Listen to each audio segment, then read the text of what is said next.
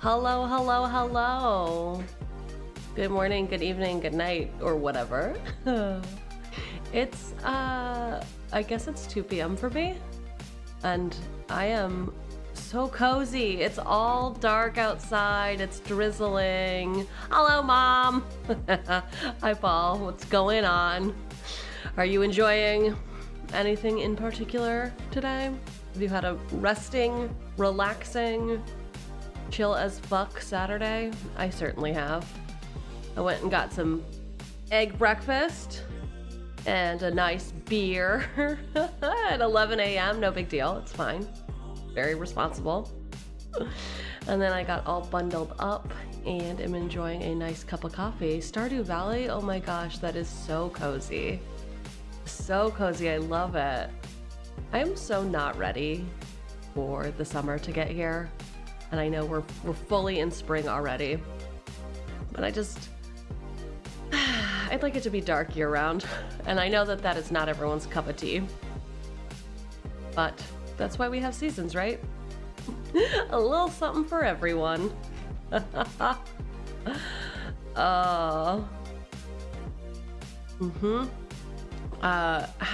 this been Cheugy, I don't know, 6 months ago, I would have been at a market selling my wares, making bank. But you know what? It's so exhausting to be in public talking to people, hawking your own stuff. But yeah, I saw advertisements while I was walking into my studio for this market that I do every year, and well, twice yearly.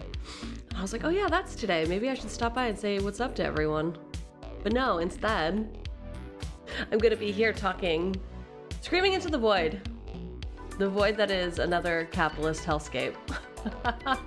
Because I'm gonna be playing a game called Vengeful Heart today, which I saw on Steam, and I was like, yeah, sign me up. Sign me the fuck up. Apparently, we've been betrayed by a calculating, cruel, evil corporation. Couldn't be me. Couldn't be. I would never, ever be betrayed by a corporation. And we're homeless, jobless, and apparently we don't have a heart. I don't know if that's literal or metaphorical. I'm guessing literal. They've stolen our heart. But it's fine, because we'll find some hot people to date. Get our heart back, apparently. While getting revenge on the evil corporation. So yeah, I saw this and was like, that seems like a great time. That seems like a great, cozy weekend game for me. And I really like the art style, too. It's sort of, what? Did I forgot words. That's cool. That's fun and cool. It's not synthwave, that's the music we're listening to. I don't know, it's pixely, there's a lot of pinks. Pinks and teals. It's not Memphis core, but it's close. Very close. Hyperwave? I want to say vaporware.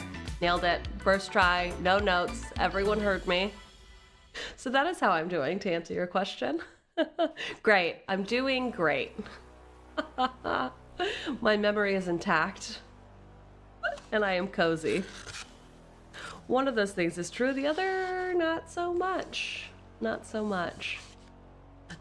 Yesterday I got to play 5 different gacha games, and I will say, I think Zenless Zone Zero hooked me a little bit, a lot of it, because when I was going home, I was thinking about it, and I was like, dang, I want to play more of that game. Uh-oh, is this how they get you? I also had a lot of fun with 𝕃𝕚𝕟𝕜𝕤, Goddess of War. That was quite fun. And then the others, honestly, a little forgettable. Your VTuber is super cool. Thanks. Thanks. I'm super cool. Let's be honest. Oh, thank you, Paul. Thank you. So, facts. Anything else going on with you aside from Stardew? Hanging out, living your best life, enjoying fine food. That's all there is to life, right? Fine food. I do. I like some fine food. I'm already eyeing some chicken parmesan when I get home. I'm gonna be like, yes, that seems like a good idea. Load up on some chicken parmesan. I got a pastry after, I don't know what, obviously food's on my brain. I got an amazing egg breakfast this morning. And then I passed a pastry shop and I was like, you know, I should get a pastry too. I took a bite of it and was like, oh yeah, I'm not hungry. I just really wanted this. You can't find the mayor's underwear for a year. Oh no.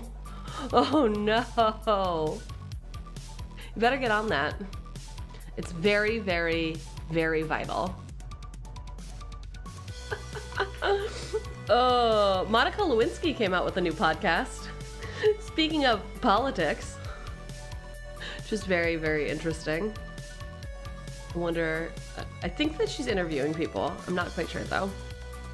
But taking back the narrative, etc., etc. I can't believe she was 24 when all that stuff happened, when it all went down.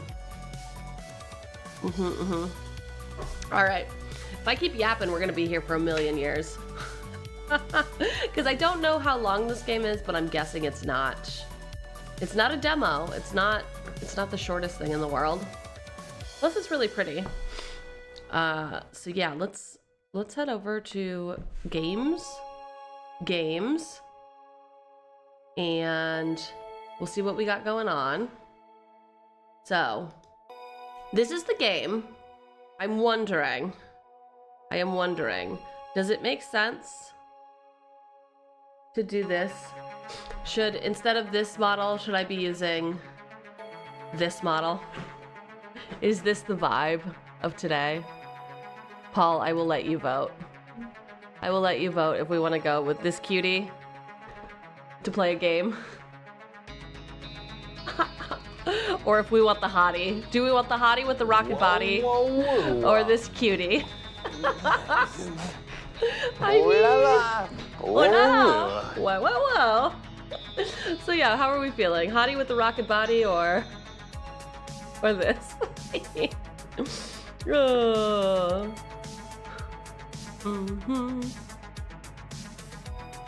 All right, I'm gonna leave it here unless you say hottie.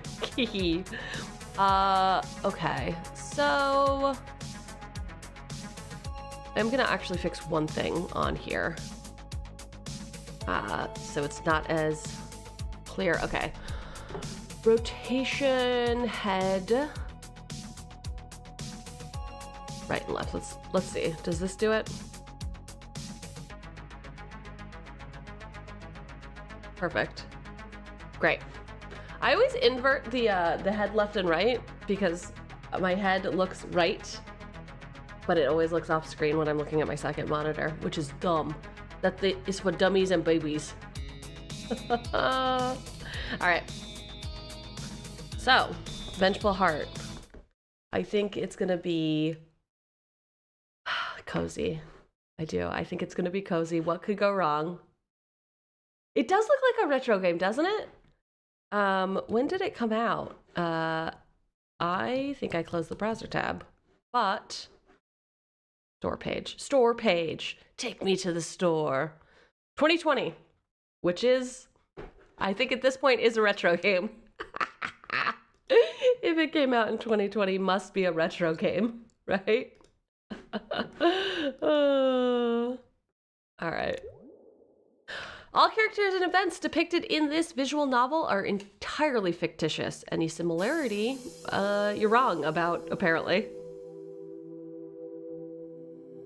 Deep in the man-made desert, one of the few remaining spots where drinkable groundwater remains, there lies a sprawling city. Dude, what did I say? It's a lot of pinks? I think it is vaporwave, is the words that I am looking for. Okay. Beginning roughly where the sands end, it rises in layers up the slopes of a great hill.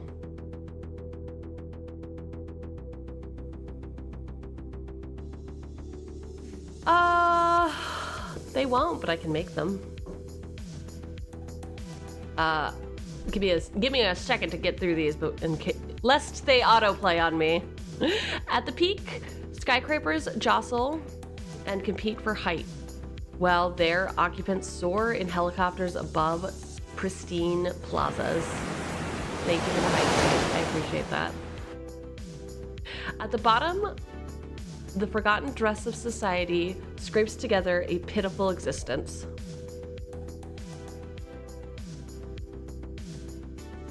And in between, millions live their mundane and precarious lives, gazing hopefully up and fearfully down. What an existence. Their days are illuminated by the steady glow of overhead pipes carrying the simple substance worth more than gold. Water!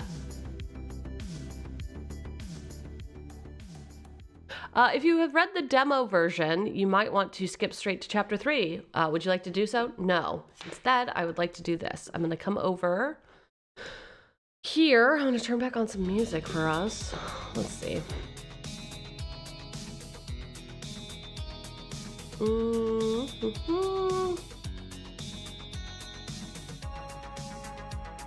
All right. So we can do... Let's see.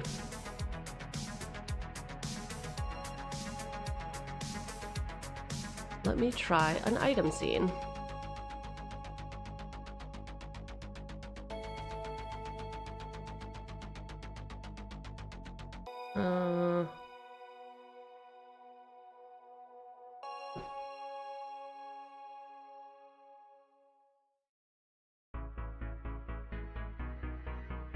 It didn't want to work. All right, let's try, are you sure you want to delete this? Yes.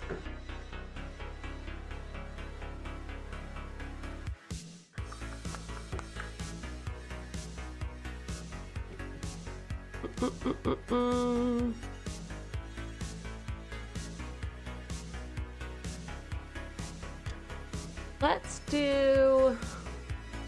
I think the tiny ones are gonna be best. Small pupil?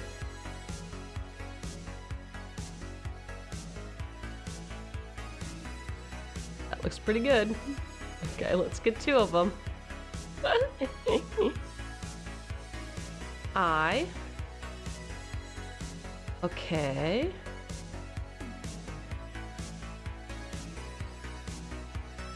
I kind of like when they're different sizes.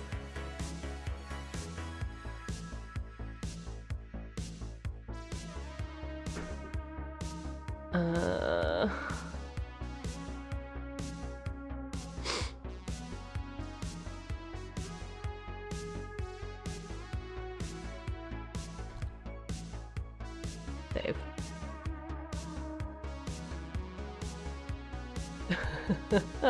Pretty good, right? Pretty good.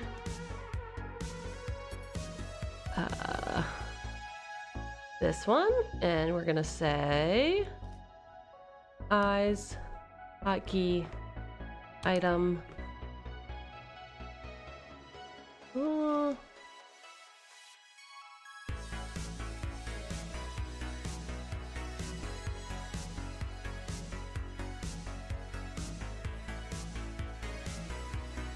And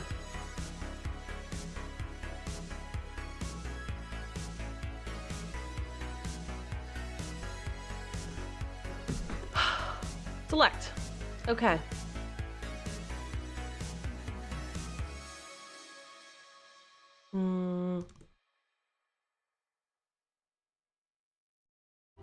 How long is 600 seconds? That seems like too much. Whatever, I guess that's fine. Okay. Googly eyes have been set as a redeem.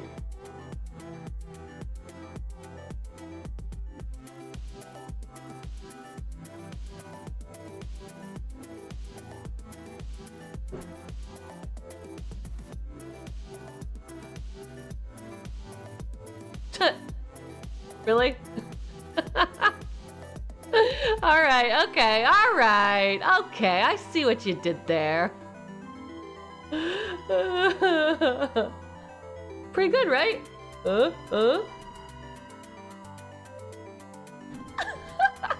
She's going crazy. Perfect. Got a nap, but leaving my PC alert. Thank you, Doc. I appreciate you.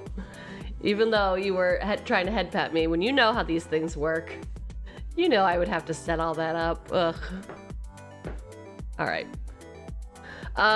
If we have read the demo version, we have not. Oh, water. No. The City of Neon Pipes, Chapter 1. Josephine Lace was late for work. Oh, damn it. Not again. Cursing, she shot out of bed like a rocket and stumbled into the bathroom. Her apartment was small. There was just enough room for a bed, a table, and a screen. The building itself was pretty old, so most functions only worked through an interface in the wall. Lights, heating, and the alarm she should have had. Well, what happened to your alarm, girl? What happened?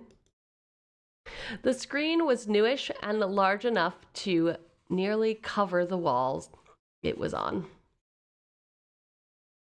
In the bathroom, there was a separate panel that dealt with her water supply and washing machine. She'd been thinking about getting one of those roofs that could display a starry sky on request, but they were so expensive. Maybe once she got a raise. She slid and slammed hard against the bathroom wall. Damn, the floor was slippery. She opened the plastic panel. The party doesn't stop until everyone's pregnant. Hi, Emmy. Welcome on in. Wow, 2 days in a row. Look at you. You are so kind. Welcome in, Emmy's community. I hope that you all get some ass, which is, you know, after stream self-care. The sea is silent. Thank you so much for your raid. We are playing a visual novel today. It is called Vengeful Heart. We are about to get betrayed by an evil corporation. So, you know how it goes. I hope that you all had a wonderful stream. It looks like you were playing Schedule 1, so you are all zooted. Understood. That makes sense for all of you. I hope that you don't crash out too hard. Get lots of water. Go for a run. Do something good for society. Was it fun? Was it the most fun? Did you all just like die about how fun it was? I bet. I never play new games.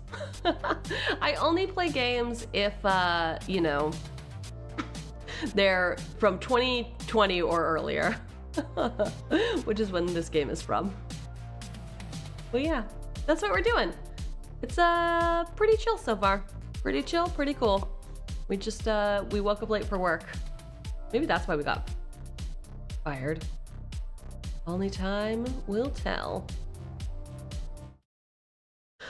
All right, she opened the plastic panel and selected soap and shampoo. All of the days, she thought. Of all the days. Soap began to pour out of the ceiling dispenser. She lathered her body with the suds. Halfway through, she realized she was still wearing her pajamas and cursed again.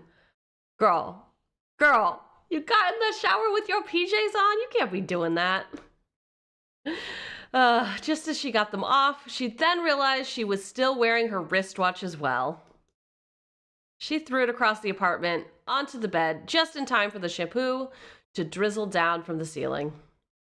Closing her eyes, she focused on working the shampoo through her hair. She had to look presentable.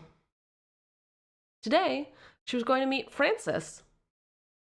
With her eyes still closed, she turned up her face to meet the cleansing stream of water about to come, and waited.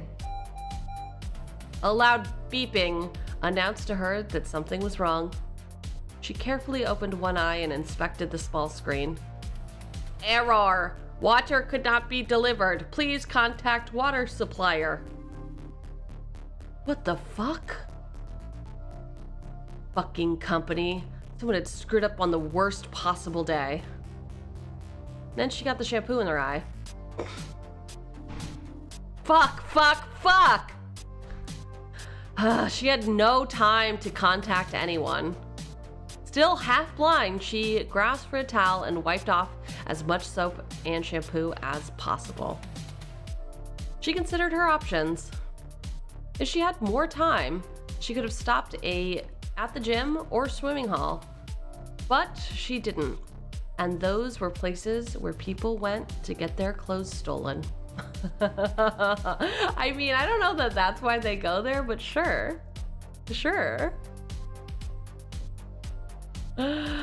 There was no way in hell she could use Mr. Kendrick's shower. Not that old man. Not that the old man wasn't perfectly nice. She just didn't know how to speak to old people.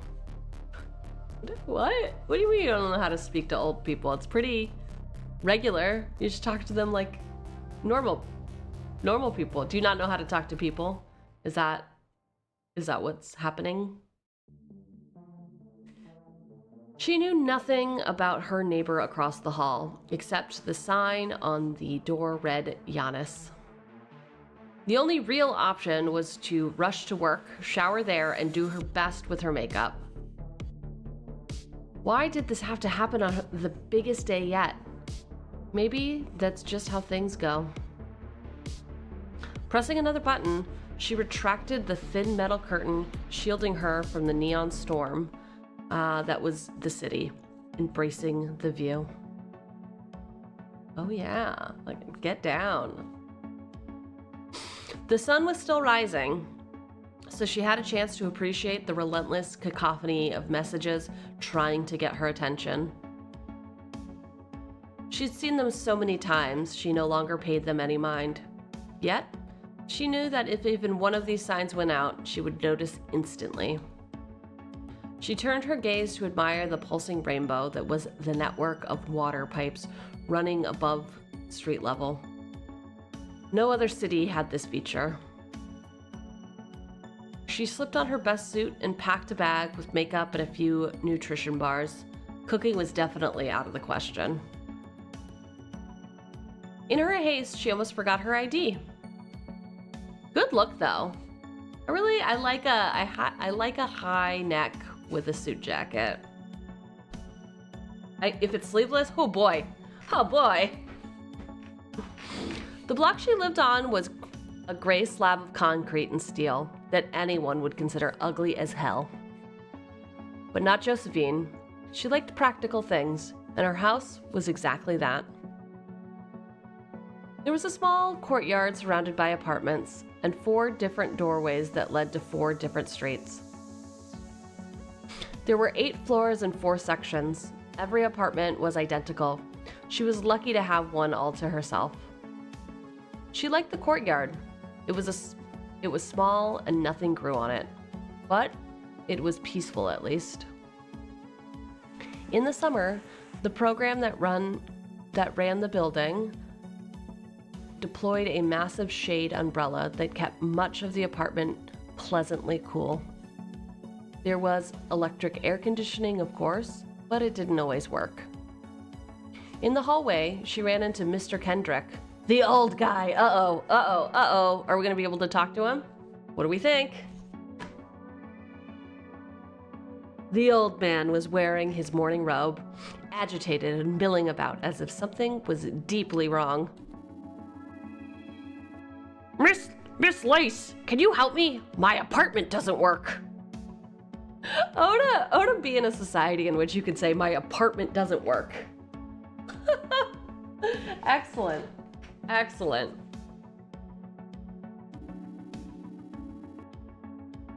What's wrong with your apartment, Mr. Kendrick?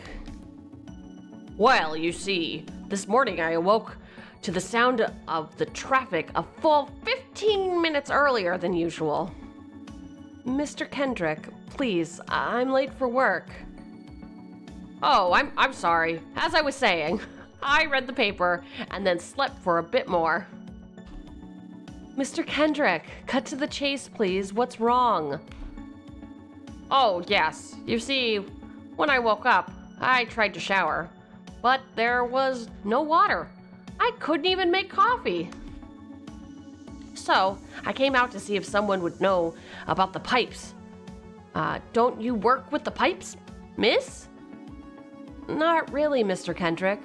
Don't worry, I'm sure they'll fix whatever the problem is soon enough. All right. Oh, one more thing, Miss Lace. Could you please help me with... I have to run now. I'm terribly sorry, Mr. Kendrick. Ask someone who cares. Like Mr. Giannis. For those of you listening in, it just said ask someone else, not ask someone who cares. Ronnie, who's a new person. Who's Mr. Jansen? A young woman came down the hallway then, a slight smile tugging at her lips. She was a bit shorter than Josephine, but clearly worked out much more. What a way to describe someone. She clearly works out more than you.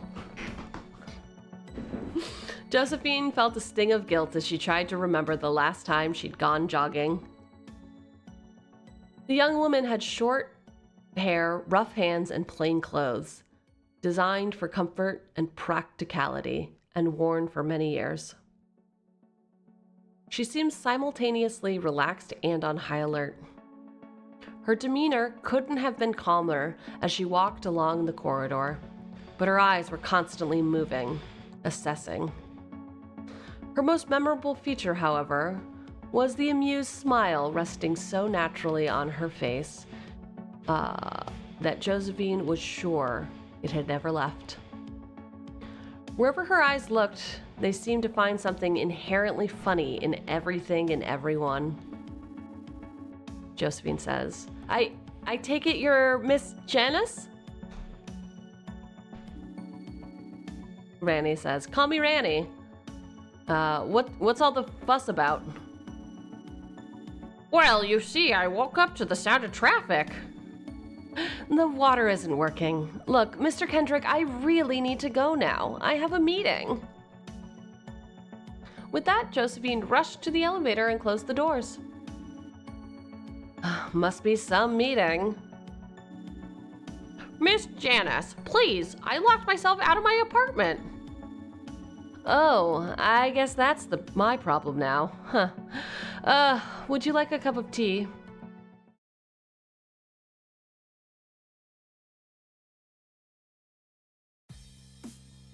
Josephine closed her eyes as the elevator descended. She found the electric hum of the machinery soothing. Her stomach grumbled. She hoped there would be a time to get a bite to eat. Outside, she took a deep breath of city air and filled her lungs with the smell of exhaust pipes and greasy street meals. Cool! Yum! Sounds great! Ooh! It was still rush hour. She joined the high tide of people flooding the streets and flowing toward the trains.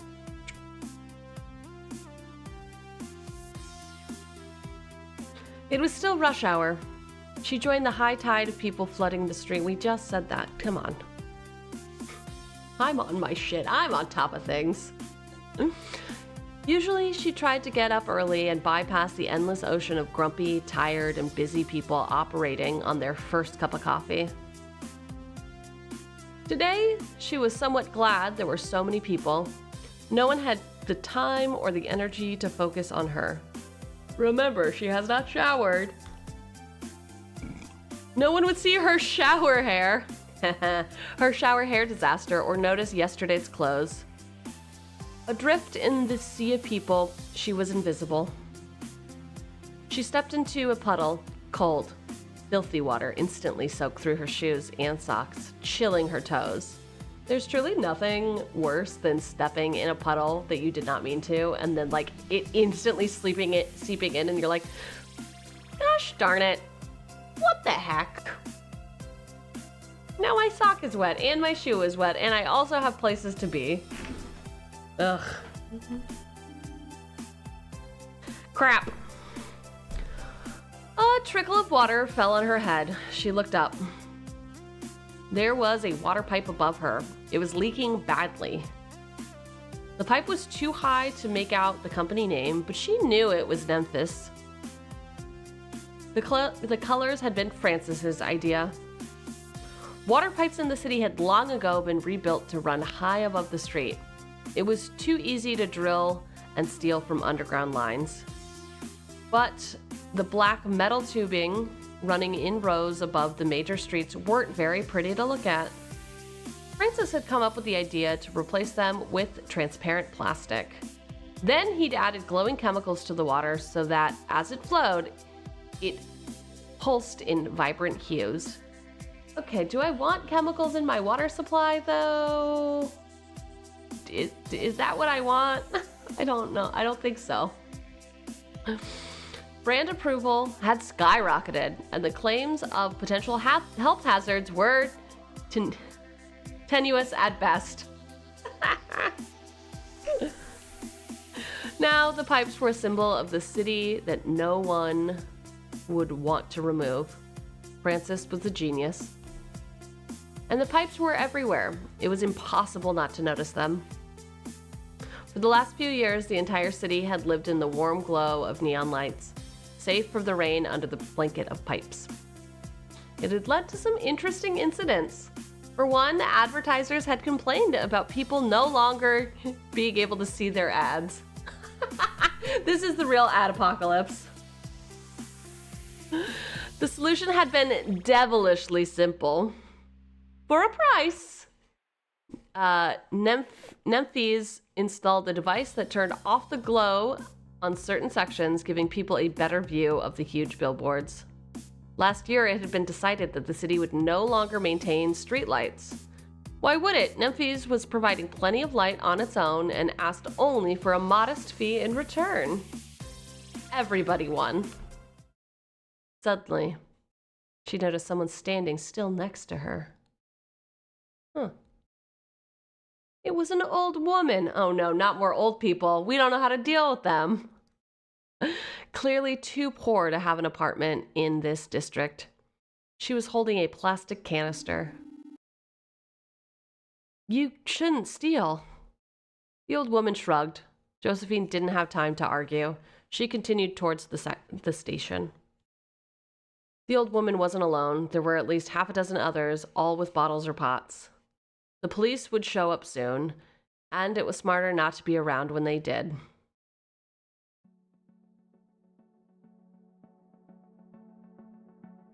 The tram station was actually 2 stations. There was the subway leading downtown and the tram leading uptown. Josephine was one of the millions who worked farther uptown than they could ever afford to live. She got in line for the trams. The trams had a security checkpoint. The subway did not. She didn't have to wait long. There were at least 20 machines, and it took less than a second to identify a passenger. There were also at least 10 security guards. Josephine nodded to the closest one, but received no response. Hidden behind their black masks, the endlessly stoic security personnel might as well have been robots. Josephine showed her ID to the machine and then looked straight into the camera. Josephine Lace, hydraulic engineer, 𝕃𝕚𝕚𝕜𝕤𝕤 Inc., cleared for passage, intoned a metallic but pleasant voice. A green light flashed and the doors opened. Josephine ran for the platform. As usual, the tram was absolutely packed with frowning people. Perfect. Very few spoke at all. Guards were pushing people in to fit as many as possible. Josephine quickly slipped her wallet under her shirt and covered her watch with the other hand. Pickpockets loved the tram. They weren't the kind of pickpockets seen in movies either. Not rugged, poor people with quick fingers. You needed to have a reason to go uptown. These were neatly dressed part-time pickpockets. She'd lost 2 watches before she learned to be careful, though generally pickpockets overwhelmingly favored tourists. There was just something about outsiders, especially countrysiders, that made them an obvious target. The tram shot forward with rush hour speed, and Josephine would have fallen if there had been space to do it. The neon lights, towering buildings flashed by. The only constant was the glowing water pipe running along the tram route. It was foggy again. Josephine checked the air quality on her watch. She should have been wearing a mask too. The air was not good, but at least it would be better at the other end. The tram route ascended at a steep angle. There were handrails above that one could grab for support. Josephine wasn't that dumb though. Holding onto the rail meant lowering your guard, which in turn meant someone would steal your stuff. She would have to maintain her own balance. At every station, the route leveled for a bit so that people could get out and a new batch could come on board. Josephine couldn't help but feel a little superior to the people who got off before her. She worked at the very center, almost as uptown as one can get. Wow. Wow. Wow. So glad we already know that you're gonna get fired. Not gonna be feeling too superior then, are ya? Are ya? The tram was almost empty when Josephine got out. She instantly noticed how the air was different here. It didn't smell.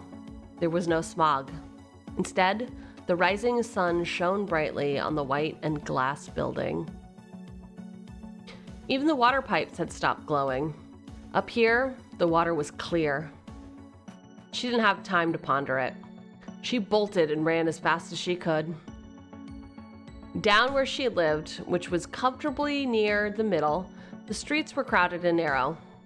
Here, there were only plazas and huge, monumental buildings. And the gardens were one of the biggest. It was impossible to miss them. The headquarters of Memphis Inc. was not just a cold giant clad in steel and glass. It was verdant and lush. It was called the Gardens because of the numerous terraces that were green with plant life of all sorts. Trees, bushes, and vines covered the outer walls.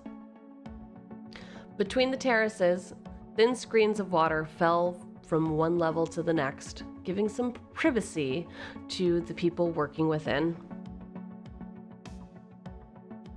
The main building itself was like a pyramid of huge steps. The higher your elevator took you, the smaller the floor, the more exclusive. Today, Josephine would go to the top for the first time, and she had shampoo in her hair. The gardens were surrounded by a plaza where more trees and bushes stood on an artificial ground, fed by artificial little streams. The streams crisscrossed the ground in a seemingly random pattern, combining into a small pond then separating again. Josephine was in a hurry, so she didn't follow the winding path around the fake garden. She hopped over the ponds and ran across the lawn, raising eyebrows among the security guarding the entrance. The guard said nothing, but their eyebrows climbed even higher as a sweaty and gasping Josephine arrived at the machine and it cleared her. Her heart was pounding like crazy. I really should work out more, she thought. Inside was calm. People were either in their offices or hadn't shown up yet. Good. Perhaps no one would see her. There was a shower attached to the gym. Josephine liked working at a place where there was a gym just for the employees. There was a certain prestige to it. Not that she ever had the time to use it. I worked at a place with a gym, and the gym looked out, when you were on the treadmills, it looked out onto the food court of the building. And it was the weirdest thing I've ever experienced. Just like working out while watching other people eat. Like, why? Why did it have to be here of all places? She looked at her watch. 9 minutes. It might be enough. There was no one else using the elevator. Good. The gym was on the 4th floor. She waited anxiously as the elevator slowly began to rise. She had a hard time standing still. She saw herself in the mirror. The shampoo had now dried on her hair, forming a white net of sorts. Her cheeks were red from running, and her eyes showed shadowed and dark from a nearly sleepless night. She'd been having those recently. Her nose was leaking like a water pipe on her home street. On the 2nd floor, the elevator stopped. She quickly adjusted her pose to look casual. Everyone had days like this. It wasn't anyone's business. The doors opened and a young man walked in. Josephine froze. It was Francis. Ah, busy morning, Miss Lace? No, sir. I mean, yes, but nothing unusual. Just ran my morning rounds. I'm going to shower now. Exercise before work is so refreshing. I go swimming every morning. Do you swim? Not very well, I'm afraid. I'm more of a sunbather. I don't blame you. The pool water is freezing. Anyway, I hope your presentation is ready. Yes, sir. I'll pop by my office and pick up the slides. You might want to hurry. It seems you have 6 minutes. Josephine was horrified. She wouldn't make it. Not through a shower, getting dressed, putting on makeup, and going by her office. Francis laughed. Worry not, Miss Lace. I'll go by your office and stall the meeting. Where are the slides? Thank you so much, sir. I left them on a drive at my desk. I'll be there on time. Thanks again. No trouble at all. You just get ready. Josephine, this is your floor. The lady showers are to the right. Francis was right. They were on the 4th floor. She rushed out, thanking him again, and blushing red as a traffic light. Oh, Miss Lace. Josephine turned around, more or less dying of embarrassment. Yes? You might want to wear sports clothes when you run. You'll be much more comfortable. Thank you, sir. The doors closed before she could finish, leaving her standing alone in the hallway. She'd made a complete fool of herself. Why today?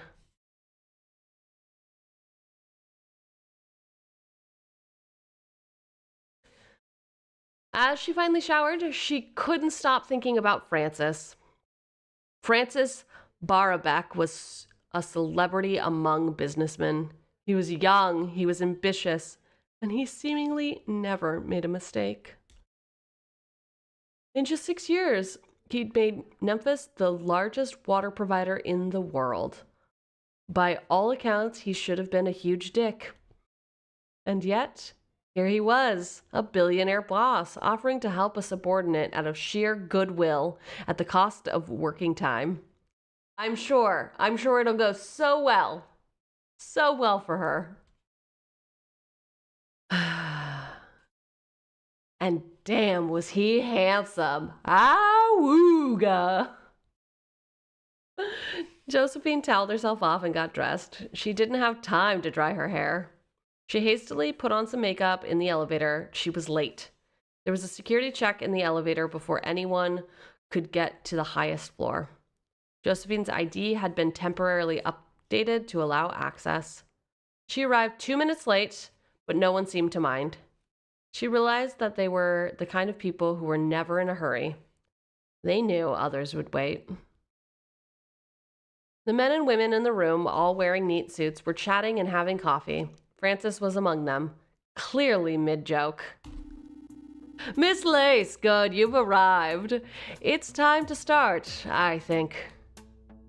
Francis gestured for Josephine to sit at the empty chair next to him. The meeting room was the highest point in the gardens, and one of the highest in the city. It was an oval and encircled by a balcony. The walls were made of clear glass. A sheet of falling water, the highest of the waterfalls in the gardens, encircled the room, slowly disappearing in one section while appearing in the next. The effect was quite hypnotic. But the most spectacular part was the view. From up here, Josephine could see the golden domes of the city hall, the luxurious Mansa Musa finance towers, and even the gray HQ of Sentinel Security. Everything was bathed in the rays of the early morning light. She was so high up now that the frost formed on the edges of the windows. Far below, she could see swarms of people traversing the plazas, each of them rushing to work in one of the magnificent structures. There were helicopters in the sky, whisking the wealthiest straight from the penthouse to the office. In the center of town, there weren't even billboards. Everything was pure. Francis's voice snapped her back to the office. Ladies and gentlemen, this is Josephine Lace. Miss Lace is one of our foremost hydraulic engineers.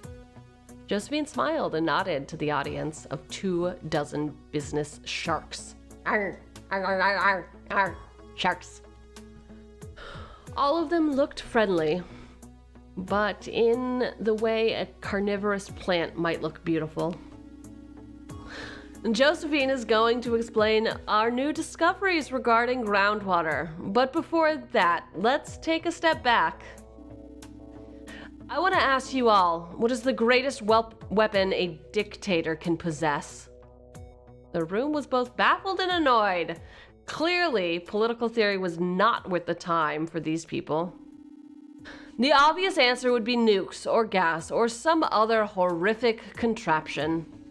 But I would argue that the mightiest weapon a tyrant can have in control of resources, namely of water.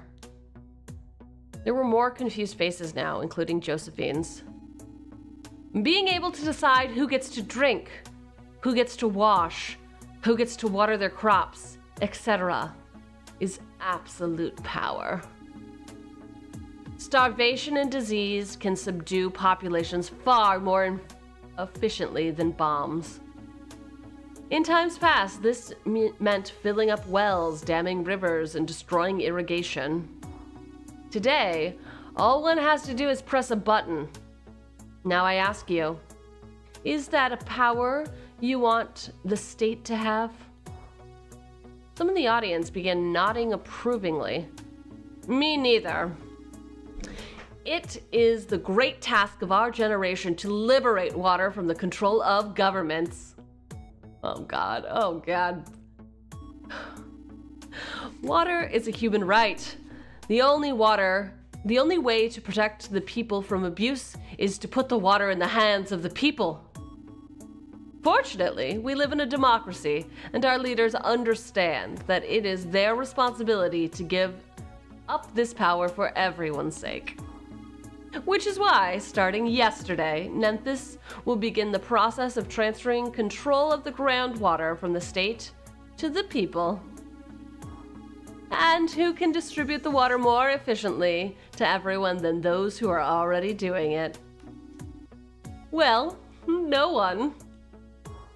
The shareholders gave a long applause for their young prophet. Clearly, they had the time for this particular brand of political theory. Francis calmed them down. Of course, there will be some initial costs. Fortunately, we will soon be responsible for far more water than you might realize. Josephine, if you would.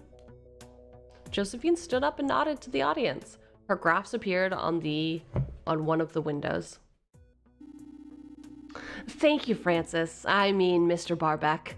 Now, as you can see here, the presentation wasn't long. Josephine delivered a very concise amount of all the things to consider with the new water resources. New reservoirs of groundwater had indeed been discovered underneath the city. With them, water shortages could be eliminated altogether. The highest cost involved was real estate. Land in the city was incredibly expensive, yet it was the most efficient way to drill there. A new central water supply would also be needed. A building that would be a drilling station, purification plant, bottling station, and the starting point of all new pipes. She knew it sounded boring, but she couldn't mask her own excitement over it.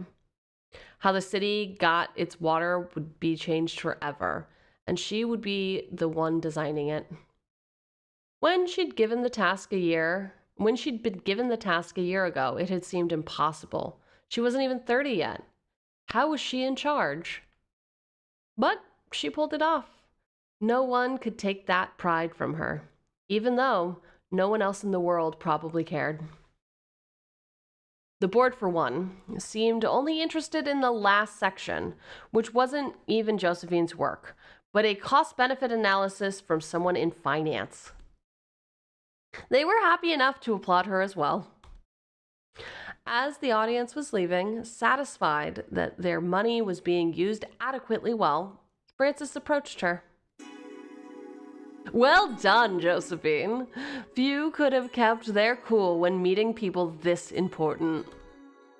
Josephine felt her cheeks heat. Thank you, Mr. Barback. I thought it was a bit dry. Probably could have used some jokes. And how many jokes are there to be made about plumbing? Not very many, but still, I couldn't captivate them the way that you do. Captivating investors is what I do for a living, but you have no reason to feel bad. What you're doing is revolutionary in our field. Within a couple of months, everyone in the city, millions of people, will get their glass of water from your pipes. I know that. That's what bothers me. Our work is going to change the city forever. We're going to erase dirty drinking water and make it accessible to everyone. They didn't seem to realize it. Investors, at least the successful ones, have a calculator for ears, brain, and heart. The only part they see is the money they'll make. I could speak of liberal ethics all day, and they would only hear numbers. Instead of art, they see price tags. Instead of food, calories to fuel the calculator. That's something that someone in your upward career trajectory would do well to remember. Their eyes only ever see dollars. You make them sound like robots. And they might hear you. Nah, they're already gone. And I mean it as a compliment of sorts. They're the best at what they do. And what they do is best suited for robots.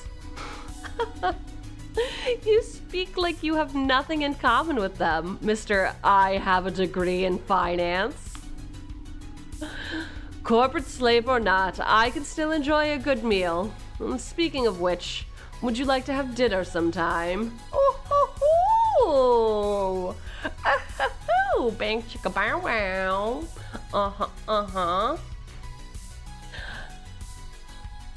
Oh my, was Frances asking her out? How is this going so well for her? Yes. Yes, I would love to. Something ridiculously expensive and low on nutrients. So we can see if we're still more than machines. I like it. How about the day after tomorrow? Sure. I mean, I'll have to check. Of course, my secretary will be in touch. May I have my chauffeur pick you up? That sounds very nice. I'll see you then. She left the room in a hurry before she could embarrass herself and ruin her good fortune. Frances asked her out. She hoped his secretary wouldn't spread the news. Half the women in the office would hate her immediately. The rest of the day flew by in a heartbeat. In fact, time passed by so quickly that Josephine found herself working much later than she was supposed to. Of course, there was plenty of work to do. The expansion had to be planned, and miles of new pipes had to be built. And as the clock struck 6, she suddenly realized how hungry she was.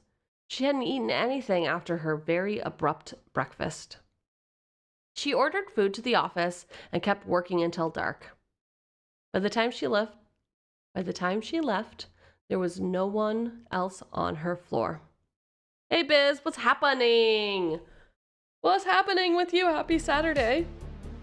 We are getting into it. Also, thanks for the head pat. I don't have retrigger event, acknowledge. I have a different model today, so not everything is working. Unfortunately. Okay, by not everything is working, I did not set everything up. Let me see if I can refund you those excellent head pat points. I know how to do things. For real. How do I That's dumb. Shit. Here we go again. Oh shit, here we go again. Oh shit. We just hit our follower goal, follower goal, follower goal. What up? What up, what up? I'm gonna go with Nicholas. Rugga. They call me Nicholas Rugga. Nichols? Let's go with Rugger. Hi, how are you doing? Happy Saturday. We are playing an excellent game called...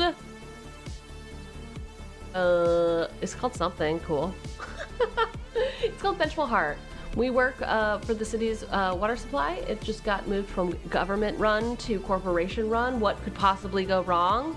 We're in a capitalist hellscape. Spoiler alert, we're probably gonna get fired, but just now we got asked out by the CEO after giving a presentation to the board. So it's looking up pretty well for us. Nickels, like the coin. Love it. Thank you for that. I am a big pile of typos and don't know how to read, so I appreciate you. And Biz, you're chilling and doing chores before you go to a show tonight? Hell yeah. I hope it's a fun show. I hope you get your mosh on. You get into that pit. That's the kind of show, right? Couldn't possibly be any other type of show. You're full hardcore, you're in the pit, knocking teeth out. So Nichols, how was your coin Saturday? Oh, wrestling! Oh my gosh, wrestling! I love that. Okay, wrestling show would be pretty fucking cool. That would be hype. That would be really, really hype. Okay, so let me do this real quick. Nothing is quick here for me. All right. Punk show in a few weeks, hell yeah.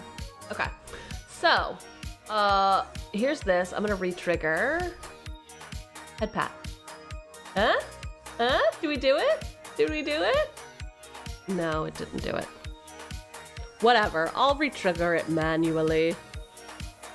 Anyway, this is my real model. The real one. I was using a little cutie patootie earlier. Here we go. Bam. There it goes. Ha! Head pat. Head pat from Biz. Ow, ow, ow, ow, ow, ow, ow. Feels good though. Yeah, I had an itch right there that you scratched. Thank you. Adulting with cute anime girls in the background. Hell fucking yeah. Do it. Do it. Yeah, the real business lady has come. She here. She here. Oh. Yes, we are on day... Can you believe it? Y'all, can you believe it that we are on day 12?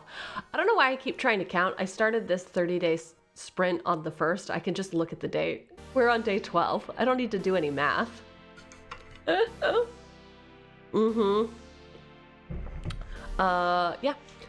Day 12 of this 30-day run.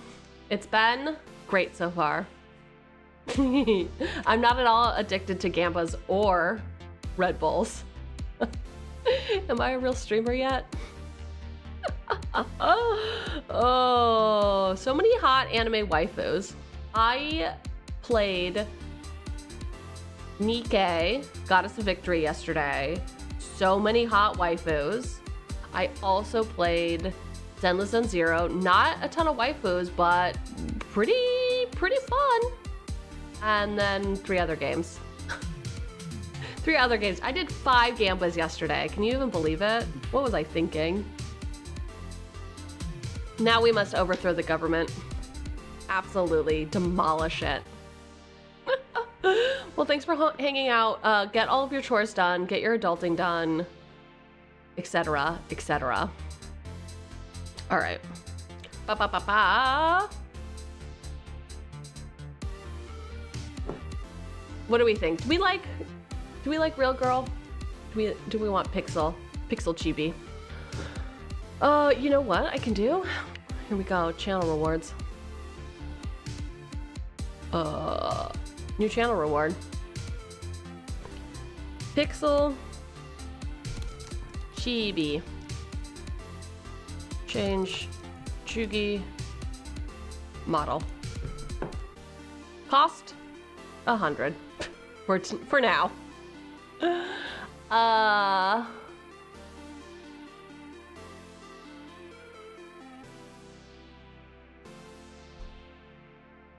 Great, save. There we go. There if we need it, which we shan't. All right. What is going on with Josephine? By the time she left, there was no one else on her floor. I used to do that. I used to be first in, last out to work and wore it like some sort of badge of honor. Sad. Sad state of affairs, for real.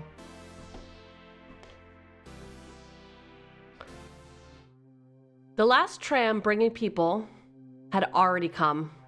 Only the subway, which only went down, ran through the night. The upper district's need for cheap labor had been satisfied for the day, and now it was time for the plebeians to leave. Normally, she hated the subway. They were dirty, noisy, and there was no security. From her seat, she could see the gardens rising above much of the city. To think she'd been on the top of that building just hours ago. The waterfalls around the tower spread out like a vertical lake, casting back the lights of the city in the sheen of the water. She could even see the reflections of the surrounding buildings. It was like a mirror that made everything seem more beautiful than it was. Josephine squinted her eyes. She was almost certain she could still see the silhouette of a man in the highest room, surrounded by a halo of neon light. Was Francis still working? The subway dove into a tunnel before she could be sure. She suddenly found herself filled with a deep dissatisfaction. Francis wouldn't have to travel downtown for the night. He would stroll just across the plaza to the luxury hotel where he permanently lived. Before that, he might catch dinner with all those investors from the meeting at some local restaurant. And in the morning, he would take the elevator back to the top, stopping only for his morning swim. What should have been a pleasant trip home suddenly felt like falling into the deepest abyss on the planet. She'd been to the top, and she wanted to get back there. What is that old adage? Something is the thief of joy? Comparison. Comparison is the thief of joy. Don't be so jealous of his dumb rich life. He kind of sucks. I know you're gonna go on a date with him or whatever, but he sucks. Her break was close. She could feel it. The new water network was going to be by her design. She was going on a date with her boss. In the crystal ball that was a subway window, she saw a promotion in her future. After all, Francis himself had spoken of her upward trajectory. She'd been dealt a good hand. Now she just had to play it well. Yeah, what could go wrong? What could go wrong when your evil boss owns the water supply for the whole city? The streets in her home district were almost empty. Food trucks and cabs and automated stores were still open, but not many customers sought out their wares. There was the occasional drunk and in the back alleys, though hardly visible, some shadier figures. They were the type that tended to show up after dark and hung out in well-guarded areas, trying hard not to be noticed. And it seemed someone had fixed their leaking water pipe. There were no thieves in line anymore. "Halt! Right there!" someone shouted suddenly. Josephine froze. She owned a taser, but had accidentally left it at home in her rush this morning. The voice said, "Name, occupation, and place of residence, please." It was cold and robotic, but a man's voice nonetheless. A tired man who'd been standing there all day. A security guard. Josephine let out a deep sigh of relief. "Josephine Lace, hydraulic engineer at 𝕃𝕚𝕟𝕜𝕤 Inc. I live right there, across the street." He gestured at her to show her papers. Josephine could now see that he was a young man, probably younger than her. He seemed nice enough. Josephine held up her ID to the small machine the man was holding. It cleared her. "All right, you can go. Sorry for the inconvenience, Miss Lace. Say, you wouldn't know what the commotion in your building was all about, would you?" Josephine said, "Commotion? No, I'm just getting back home from work." The guard shrugged. "There's been noises all evening. Probably nothing, though. Good night, then." Josephine frowned, and she hastened her steps towards home. What she found wasn't just a commotion in the courtyard. It was everyone. Mr. Kendrick was there, and so was the family from the third floor, and everyone else she'd ever seen before, as well as many she hadn't. Someone had even brought garden chairs to the yard. Obviously, this was an emergency meeting of sorts for the residents. People were talking on top of one another in angry voices, as if everyone was a manager giving instructions. Except no one was. What the hell is going on? "There hasn't been any water since last night." What? It's still off? "Yeah, it's getting suspicious. I asked around and no other building has this problem." "So the problem would have to be this building? In our pipes?" "You know something about pipes?" Ayo, you know something about pipes?" A thing or two." Josephine looked at her neighbor again. She spoke in a quiet, almost distant voice. "I didn't really introduce myself this morning. Lace, Josephine Lace." "Randy Janice, Sergeant." You're with the military?" "Was. Now I'm just grumpy, 'cause I haven't showered today." "I hear you. I had to shower at work." "And you'll have to again tomorrow if something isn't done. There's been no response from the company yet."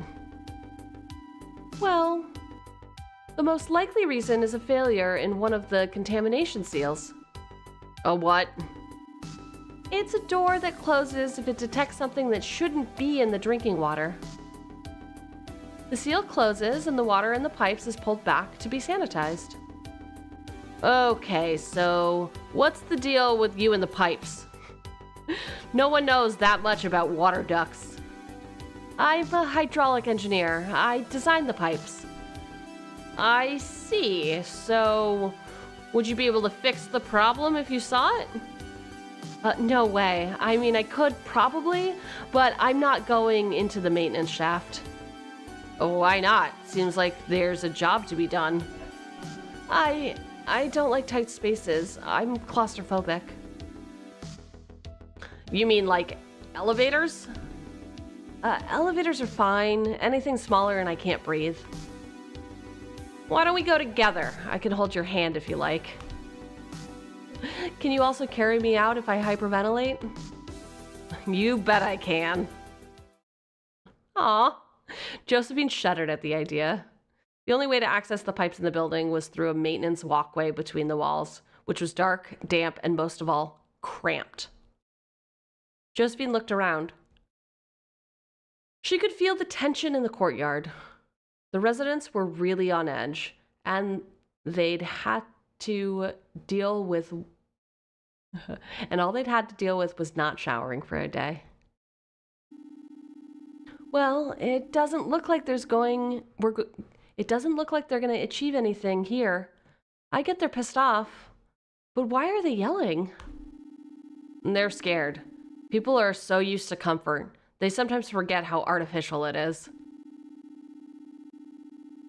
Take away any power at the net or water, and suddenly everyone realizes how close they really are to cavemen.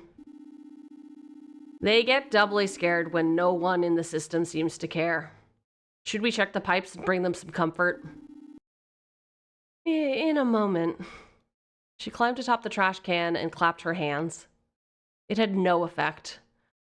One old man looked at her and then went back to arguing with his neighbor. Listen up! Ranny had a drill sergeant voice. People listened to it. Suddenly, Josephine and her neighbors had her neighbor's attention. It was frightening. Evening, I'm Josephine. I live on the 4th floor. I know we're all mad, but this is no one's fault. We need to stay calm. I'm an engineer. Sergeant Janice and I are going to the maintenance section to check the pipes. It would be great if some of you went to the store and bought as many bottles of water as you can. That way, all of us can at least get something to drink while we try and clear up this mess. A man stood up. He was in his 50s and had a belly that was obviously made of beer, mean-looking, moist eyes. Okay. I mean, was that all that necessary? The man says, "Can you fix this? I have kids who need to wash." I'll try my best, but I can't promise anything. If nothing else works, I'll call some people I know, see if they can figure it out. The man nodded approvingly. Well, then, I'll go to the shops and someone will help me carry the canisters. Mr. Kendrick stood up as well. Mr. Kendrick says, how does an old person sound? There used to be a well a block from here. Water enough for everyone. I think they covered it, but it's still there. All right.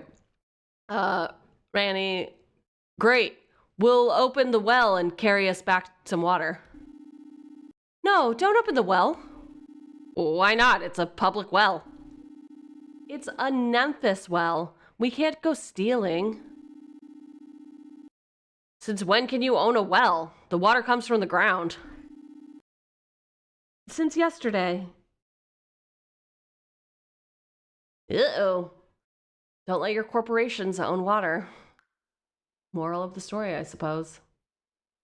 The maintenance section was just as dark as Josephine had imagined, and even more cramped. It was an empty space in the southeast corner of the building, running all the way from the ground to the roof. There was a basement in the building, but a basement was no use if all the pipes were running up at ceiling level. The downside was that some apartments no longer had windows. The air was heavy and carried a rotting smell. There were no windows. Why would there be? Only plumbers ever came here. The pipes ran high up to the 8th floor. The only way there was by ladder from the very bottom and then along a narrow bridge that was nearly the length of the building. I can't even see the pipes from down here. Don't worry, I got a light. Randy pointed her sturdy flashlight army flashlight up. They could just make out the water pipes, but only barely. Strange. What is it? The water has glowing chemicals in it. It should reflect back the light. Unless the pipe is completely empty. I guess we'll have to climb up and see, huh? Randy seemed strangely pleased with the situation. Don't we have a cleaner or something? This climb is ridiculous. It'll be fine. The ladder looks safe enough. Just come right after me. Actually, I'm gonna have to go first. Look, I know I said I would carry you, but I might not be able to catch you if you fall. I have to check the pipes, remember? Oh, yeah, well, don't worry about it. There's a ledge up there, unless you're scared of heights too. Oh, try not to look down. The climb was excruciating.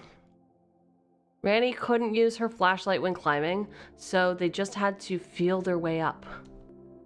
The ladders were at least built in sections at each floor. There was a small pad for resting and to catch any falling workers. The ladders themselves were made of cold steel and somehow really slippery, even though there wasn't supposed to be water anywhere in the building. Drops of water even fell on Josephine while she ascended slowly. But the height wasn't really the problem. It was the space. 4 separate times Josephine tried to lean back to see how much room there was behind her. Every time she instantly hit a wall. The wall in front of her was the only thing she could see clearly. It was slick with mold and way too close to her face. How is there so much mold here? Is our building really in this bad a shape? Do we seriously not have a cleaner? People are expensive. I think there's a program doing the rounds in all the systems, but it can't see mold. Someone should rebuild this section with an elevator. Damn right. Hey, why were you in such a rush this morning? Honestly, I was trying to impress my boss. Did it work? Well, he asked me out, so I guess it did. Whoa, he did what? No, it was in a good way. I was hoping he would. All right, good for you then. I suppose. How was Mr. Kendrick? Forgot his keys. Again? Crap, was he mad at me? Nah, just confused. I invited him for tea, which I couldn't make without water. We got the program to open his door around noon. So quickly. For me, it always takes forever, even with the identification and all. I picked up some computer tricks when I was deployed. He began to annoy me as soon as we ran out of war stories. I've hosted him too. He has good and bad days. Well, today he just went on about how immigrants steal jobs from veterans like me and him. I think he heard it on TV. I don't think he realized I'm Indian. I'm so sorry about that. I had a really important meeting and I didn't realize he'd forgotten his keys again and Watch out! There's something sharp. I found it too. And they climbed on, resting at every interval. Josephine could see that Randy could have gone much faster than her. For one, she kept hitting her behind with her head. At the 5th floor, they took a long break. So, you were in the army? Yeah, engineer corps for 3 years. Engineer? Are we in the same business? Well, I can't lay water pipes. I can blow them up, though. Oh, I guess the army has different needs. I spend most of my time protecting oil and gas pipes from insurgents. So, you just walk around with a gun? Drove. Then we laid electric fences and built launch pads for drones. At night, we would watch the fireworks. I assume that's army slang for something bad? You would be right. The rebels would sneak in at night, and if the drones caught them, well, fireworks. To be honest, we rarely caught them, though. That sounds rough. Army life isn't supposed to be rough, but that's in the past. Now I mostly do security jobs here. Doesn't that feel like a downgrade? To protect people and then be a security grunt? Never said I protected people. What I do now isn't that different from what I did then, just far less dangerous. So, what do you do again? Something with pipes? We should get going. 3 more floors to go. Working for a water company wasn't a popular job to be in today, Josephine thought. There was indeed a ledge up at the end of the ladder, a thin ledge that had a weak railing and a see-through floor. They could see the contamination seal from where the ladder ended, but it was at least 100 meters away. Josephine felt her muscles freeze as she grabbed the thin metal bars of the railing, and she knew she wouldn't fall on some rational level anyway. She couldn't care less about the rational level. Her feet would barely move, only by inches. Her breathing was so loud she could hear it echoing back at her. Down was so far away. The fact that she couldn't see all the way there just made it worse. Her intestines felt like they were doing cartwheels. I forgot how much I hate heights. Girl, get it together. You can't be claustrophobic and afraid of heights and also work for the water company. How are you gonna find a date? That's 3 strikes. 3 strikes against you. Want me to go first? No, if you try to pass by me, I'll die. Suddenly she felt a hand on her shoulder. The grip was firm and strong. You could do it. Just keep going. And Josephine did. She kept her eyes locked on the seal, a black lump with some red lights around it. This is why we invented machines. And to avoid heights. Josephine laughed. Yeah, for that specifically. First we invented pipes so that no one would have to climb up to the mountains for fresh water. And then everything else. Like airplanes and choppers and parachutes. Those we invented to weed out the stupid. You know, I was actually a paratrooper for a while. I thought you were an engineer. I had an eventful career. Randy's hand was very comforting. Chatting with her was too. By the end, Josephine almost wasn't mortified anymore. Thanks for coming up here. Thank you for taking me. I can't stand crowds. Me neither. Can you shine the light? Randy pointed her light up to the contamination vent. Josephine was stunned. It couldn't be. Not so soon. And why here? There were no plans for this area. What is it? The vent is open. There's no water on either side. There's no contamination. We've just been cut off. What? Why? Before Josephine could answer, both their watches buzzed at the same time. It was from the water company, from Memphis.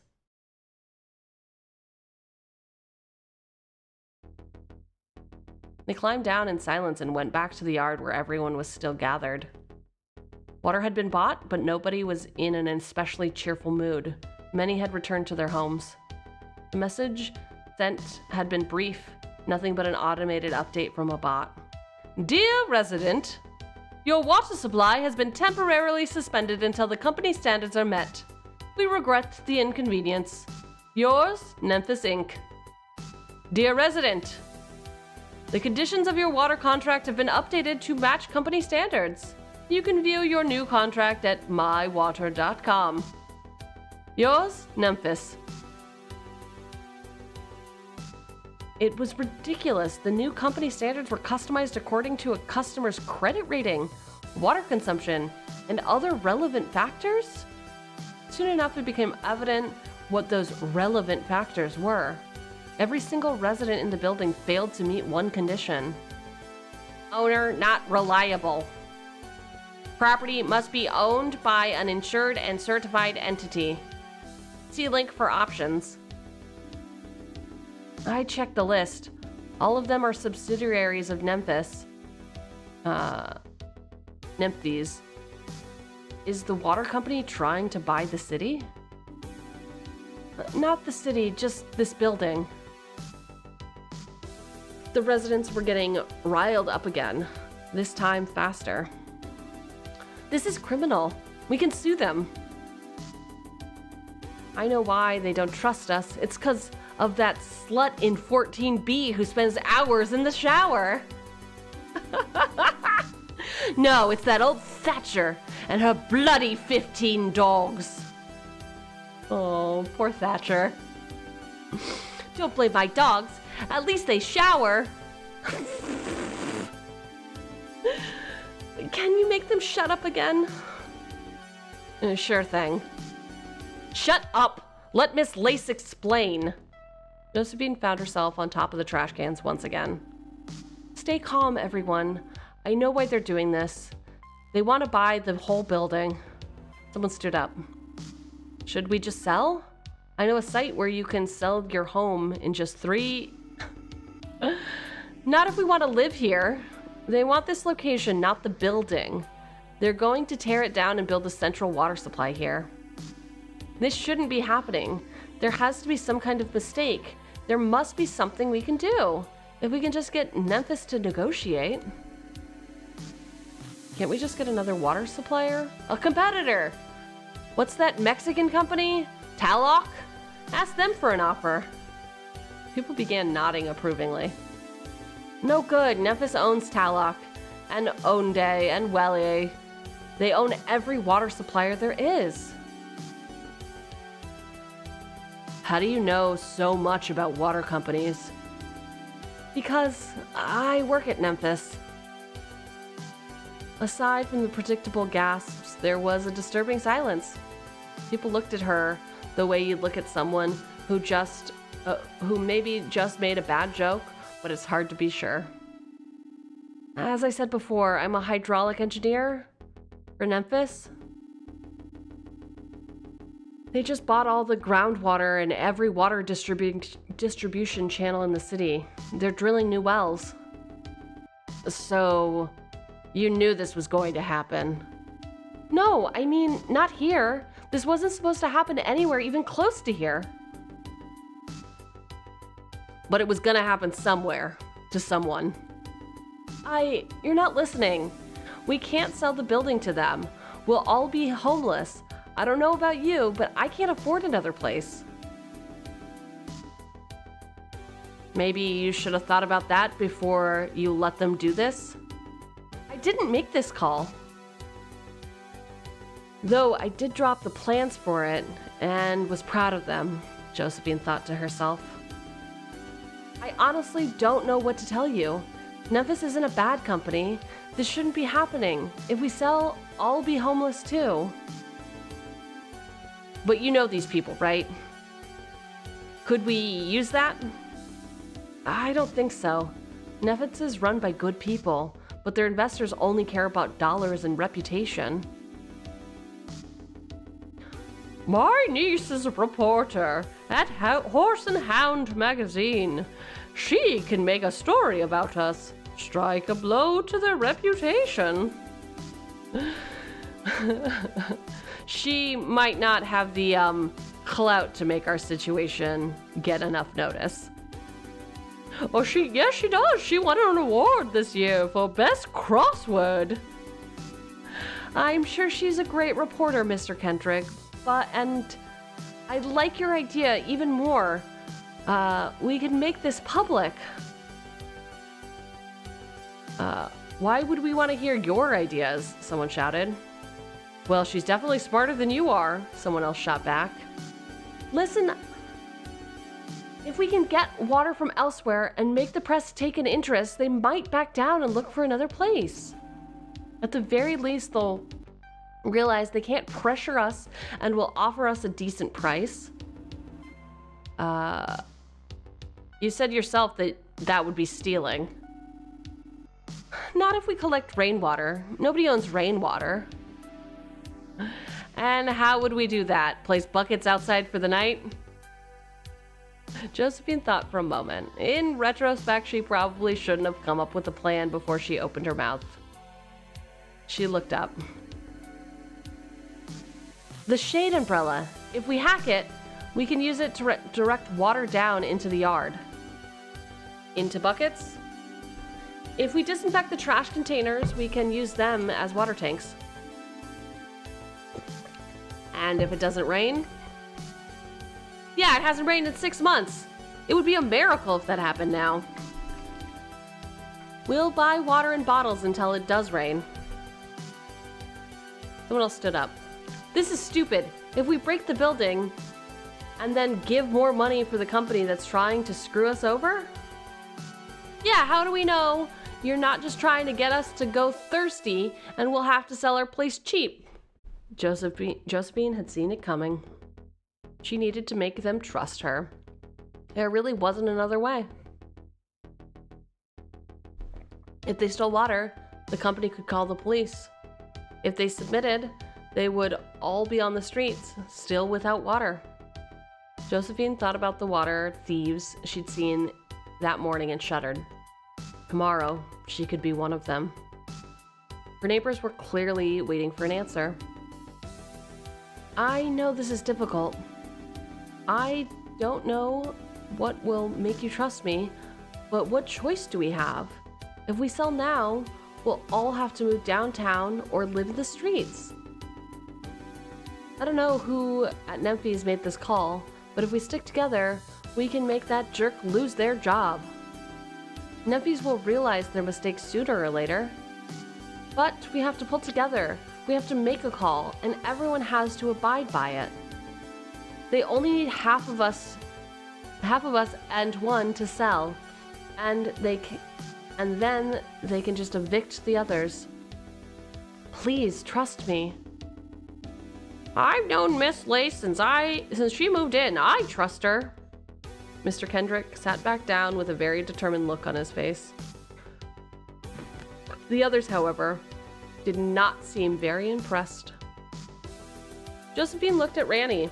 Ranny was the only other person in the building she'd never spoken to aside from Mr. Kendrick. Oh. Ranny looked back at her. Josephine realized she was being evaluated. After a few moments, Randy nodded and spoke. I went up on the maintenance section with her. She's claustrophobic and afraid of heights. She wouldn't have gone if she was a spy. I believe in her. I believe in her plan. Wow, friends! We got friends. We made some friends. We've made some enemies. We've uncovered the plot. Look at us go. Fucking look at us go. I'm gonna grab a drink. Must stay hydrated.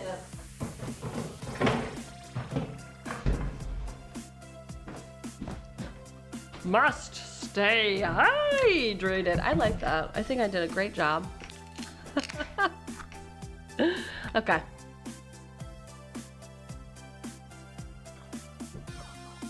The shade made a loud creaking noise as it opened.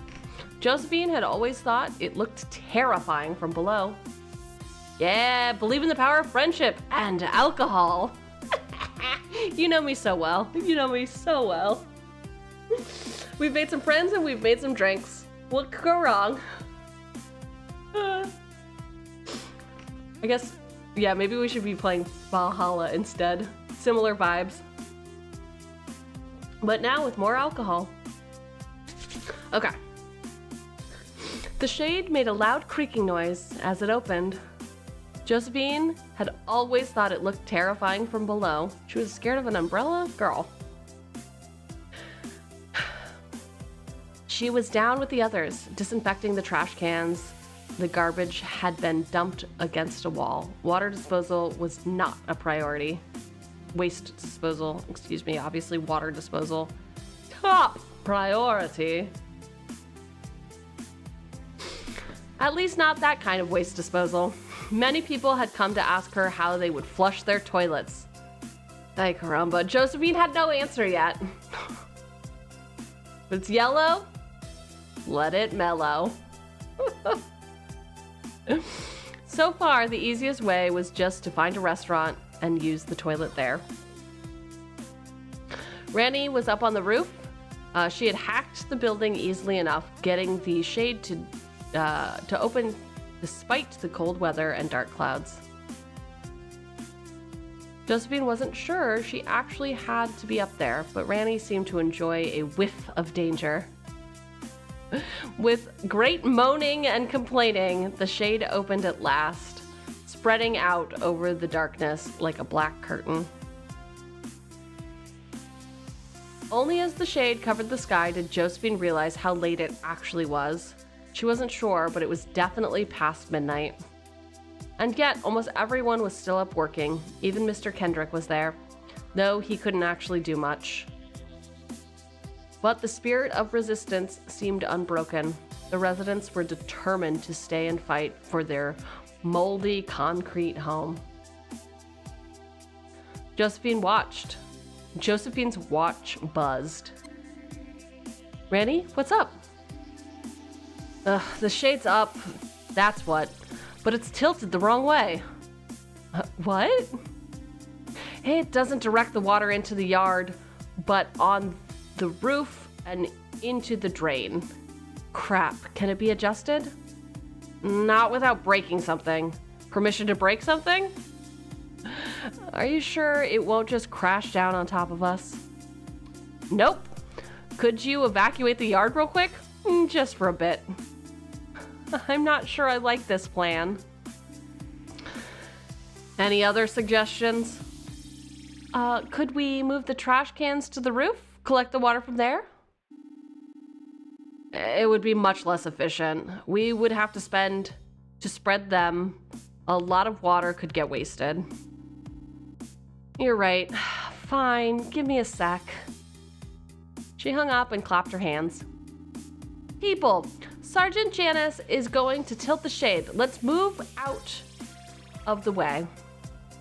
To her continued surprise, the residents did as they were told, hurrying indoors. Why are they following me? She thought. I'm the most suspicious person in the building. After helping Mr. Kendrick inside, Josephine took one last look. The shade was large and heavy. Tilting it a bit shouldn't be difficult, but not crashing it down might be. Josephine sat on the stairs next to a large family. The kids were clearly getting sleepy, but this must have been exciting for them. One little girl stared at Josephine with her big almond eyes. She was maybe like 4 or 5. Josephine smiled at her. She responded by turning away and cuddling close to her mother. What a nerd! Grow up, child. I was trying to be nice to you. I was trying to be so sweet and nice.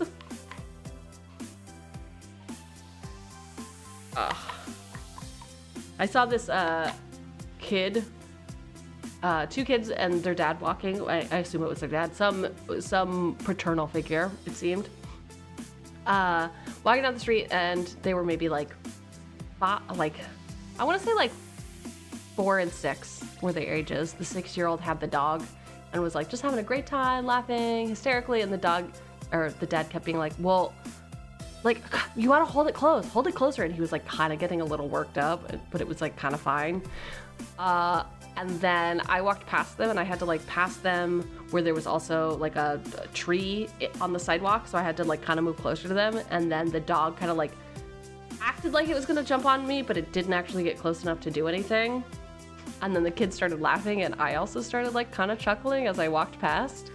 And the dad fucking flipped out and yanked the dog out of the girl's hand and then just started yelling, "What part of that was funny? What part of that was funny?" And then he smacked her in the face and I was like, bro, I don't, like, seriously? It's not that serious, dude. He was on his last nerve. I could not imagine ever. That's why I don't have kids. That exact reason. I think somebody could push me to that brink to be that like frustrated about literally nothing. Therefore, let's not put me in any of those situations. It was very quiet for a while. Josephine could hear the traffic outside. All the drama unfolding in their building. Their struggle for water. None of it concerned the outside world in any way. Just about everyone in the city was either asleep or working a night shift, and no one knew what was going on. Just like we wouldn't have known or cared if this had happened to someone else, Josephine thought. This had been her plan, she remembered, and she had never spared a thought for the people who would have lost their homes to make way for this future. Her plans had been concerned with the building, not the people. And yet, this was the way things had to be. This was progress.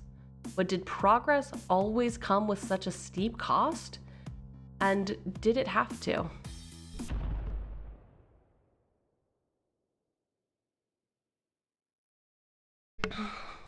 A loud noise snapped her from her musings. Was that an explosion?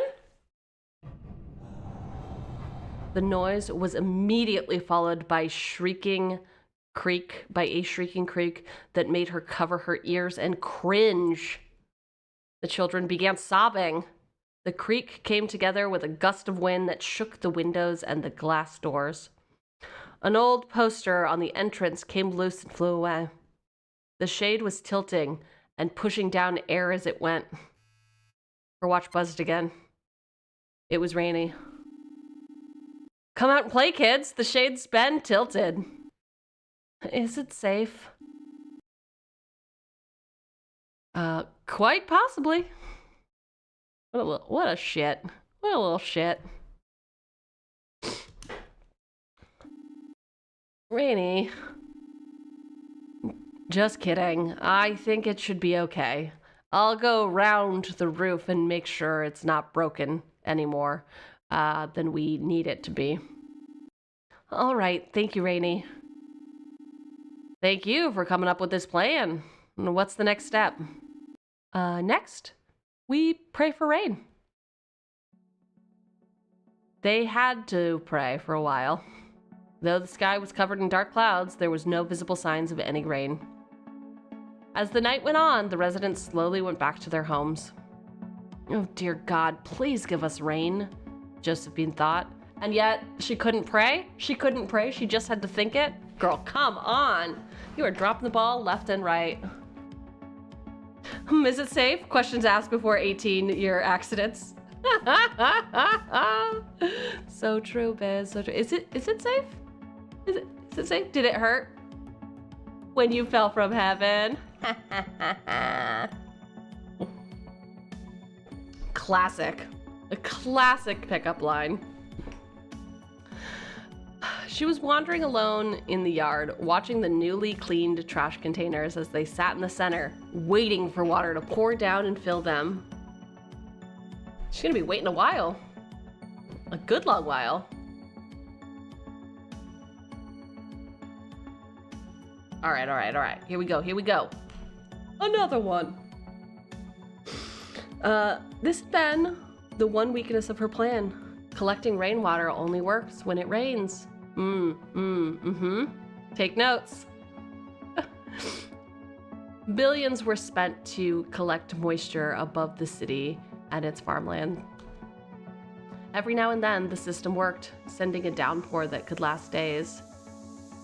Yes, and now I'm gonna lie here and wait. Honestly, I love it when a plan comes together. That's the only plan that I want. Everyone else can do the work, and then when it's done, I'll just lie here and wait. Oh, best plan. If only it worked more often. She saw Rainey by one of the gates. What are you doing?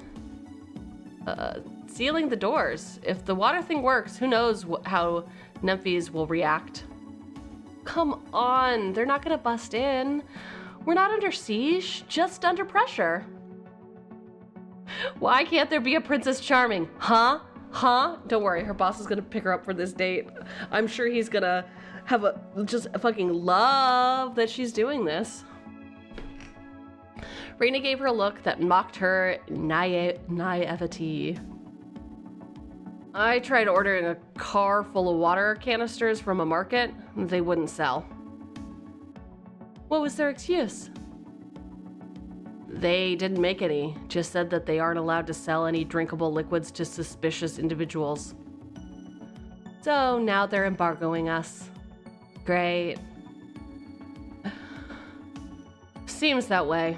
Look, I think your plan is good, but we don't know what to do next. I hadn't thought of it. I just thought building this water system would bring the people together and I don't know. You wanted to stop them from blaming you for this. Josephine sighed. Yeah, that too. Well, we might be able to outlast 𝕃𝕚𝕤𝕤𝕤, but we really need a victory. If there isn't any water in the morning, someone is going to start thinking about selling. And if one person does, another will soon follow. We need to boost morale. Yeah, wait, I have an idea. Josephine opened her watch and dug up the company messages. What are you doing? They've asked us to sell the building. I think we should reply to them. Oh no, reply to them? Okay. Career suicide, chapter 2. Uh-oh. Uh-oh, boys. Whoa. That does not look good.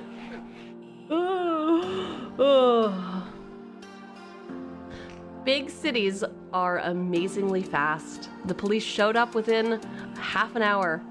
They had corporate security with them. Almost immediately afterward, the media caught the whiff of a story, and a few reporters began appearing on the scene. The police were insisting that the broken shade was a security hazard and that any water collected in the trash cans would be contaminated. Rainey wisely refused to let anyone enter the building, conducting negotiations from the gateway instead. It had begun early in the morning. The residents had worked late into the night, but were still quick to get up and see what was going on. Josephine and Rainey, having stayed up all night, gave them a simple instruction. Everyone was to reply, "We won't sell," to 𝕃𝕚𝕤𝕤𝕤, and let them know that they were all in it together. Of course, 𝕃𝕚𝕤𝕤𝕤 had already guessed that. Why else would they have put an embargo on the residents? Now, they just wanted to subdue the people quickly. But sending that message together had felt like a victory to the people. Sticking it to the enemy had raised morale. As there was still no sign of water, Josephine told the people to make their plight famous. Go into the day and make your plight famous.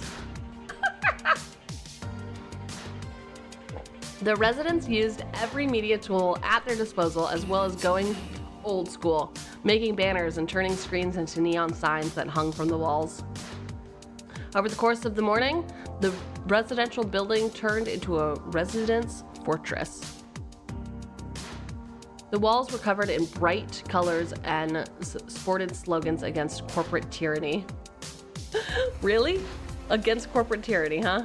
That's what we need to do here? None of it had any effect whatsoever.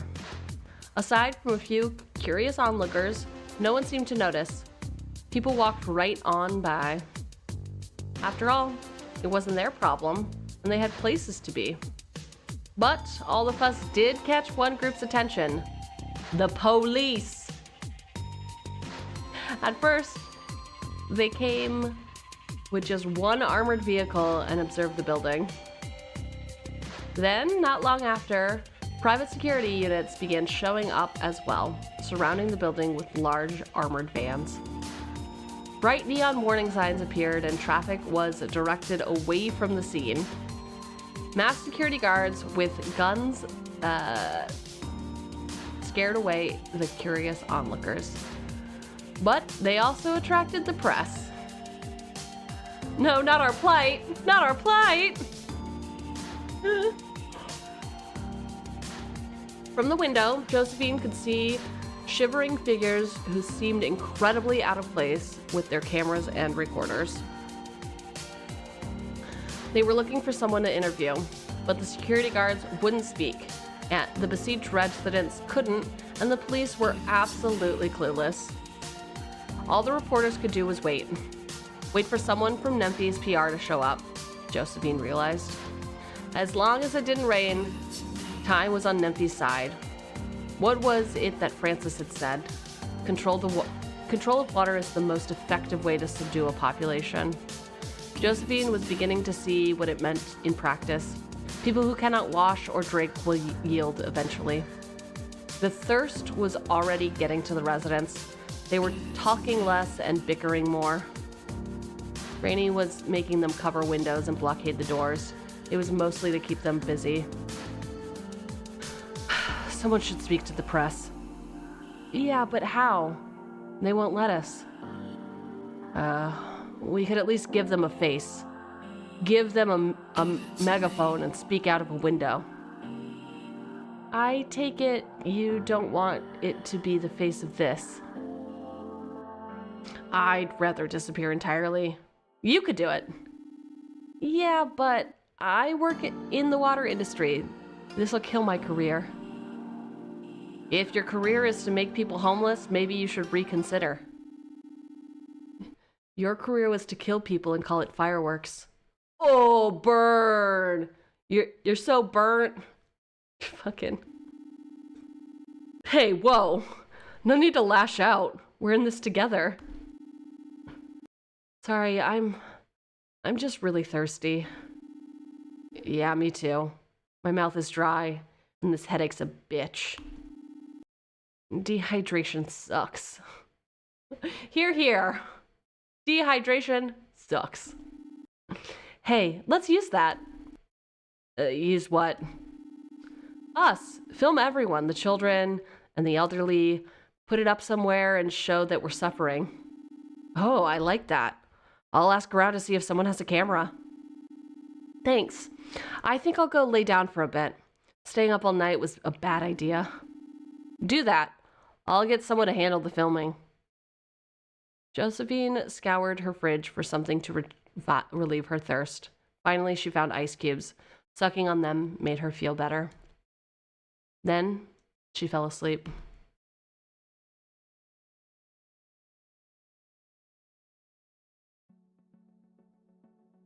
Rainey had never really gotten to know her neighbors. Why should she? Her home was just a place for her to sleep in. But, as it turns out, they were actually quite nice people. Mothers, clerks, retirees, even a couple of other vets. She always hated the couple who held huge parties just above her place every weekend. Now that she'd actually spoken to them, she realized why they had so many friends. Both the men were really friendly. One of them was playing with all the kids right now in the warm afternoon sun. I love that. I love that. You're like, fuck you for always having parties. And then you're like, oh wait, you have parties because you're just like fun and nice people. Okay. All right. I'll let it slide this time. Mr. Kendrick by far was the oldest person in the building. He was playing cards with the other old people. The yard was still full of people. Some had even brought their screens out so they could keep track of all the news channels. So far, no programs had mentioned them though. There was something comforting about it all. Rainey was making the rounds and giving orders. She felt like she was back in the force again. She kept a careful eye on the security guards. The cops were harmless, but corporate guards always had guns. I probably know some of those grunts, she thought to herself. All the exits to the building had been sealed with furniture. The makeshift barricades made her feel more secure. She knew it was stupid. If someone really wanted to break in, they would find a way. And when that happened, there was nowhere to run or hide. Sergeant Janice! What is it, Mr. Kendrick?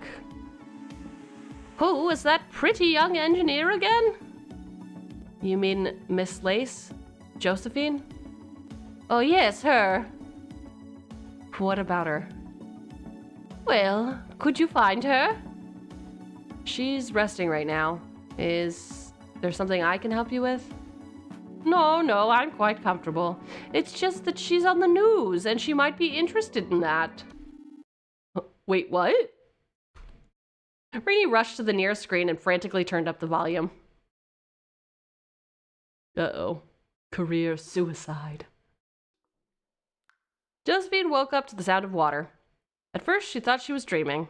But no, she was feeling dizzy, sure, but the sound was real. She got out of bed and realized that she was still wearing her shoes. She could see it. Her shower was dripping. Just absolutely dripping. Just a drop every couple of seconds, but it was there. It's going to waste, was her first thought. Have I become this desperate so fast, was her second. She scrambled to the bathroom and slammed the buttons on the wall, ordering a shower. As soon as she heard the pipes roar, she burst into laughter. A thundering jet of streaming hot water came from the roof, soaking her all over, clothes, shoes, and all. It felt so good. The warm water caressed her face, and finally she began to think clearly. Why was the water back on? Had they won? Maybe they'd gone public. She'd known Nemphis would realize their blunder and retreat. Now all they had to do was negotiate. Her next few days at work would be tense, though. She heard a loud banging at her front door, followed by frantic abuse of the doorbell. She left the shower on and went to it, not even thinking about the fact that she was soaking wet. Behind the door was Rainey. The fuck are you doing? I was in bed. Is your bed a swimming pool? Dripping water woke me up. I guess I was a little excited.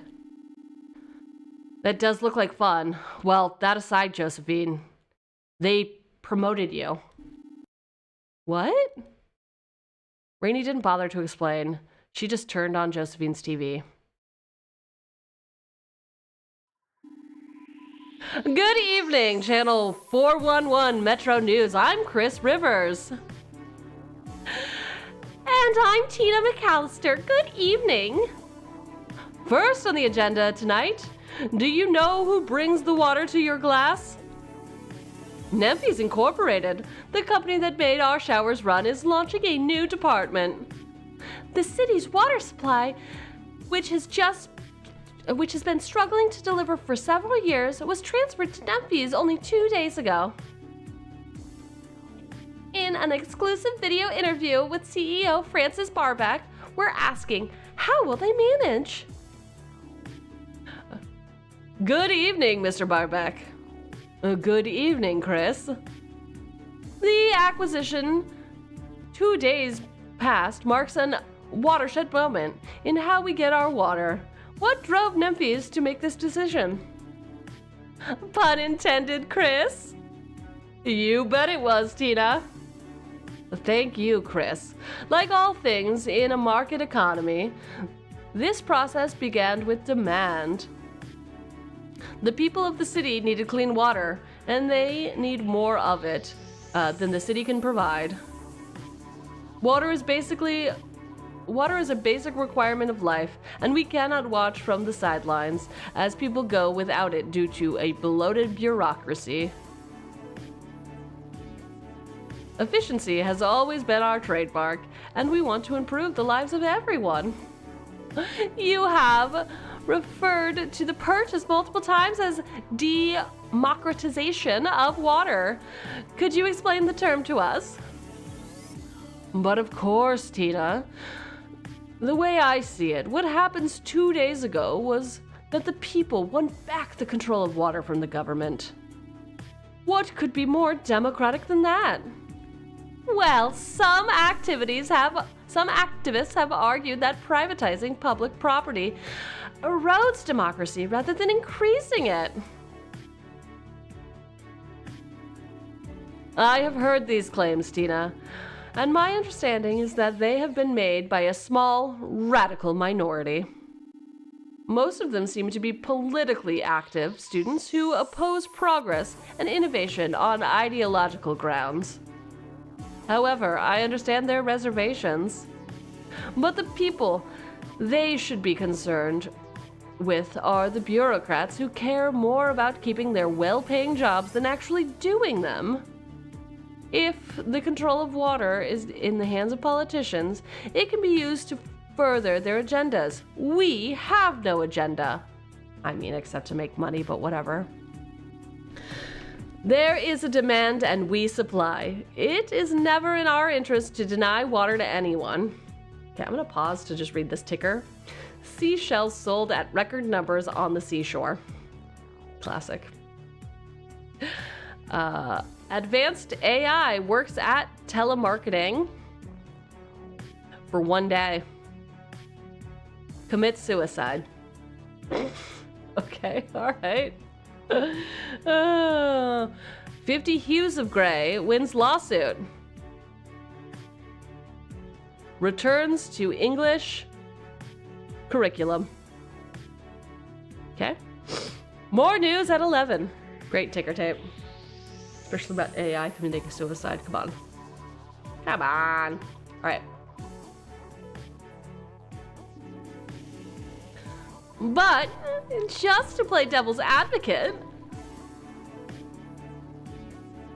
thank you for this clarification, Mr. Barbeck. The responsibility you have assumed is a huge one. Is Nephi's up to the task? I am proud to say we are. Water infrastructure is a crucial element of urban planning.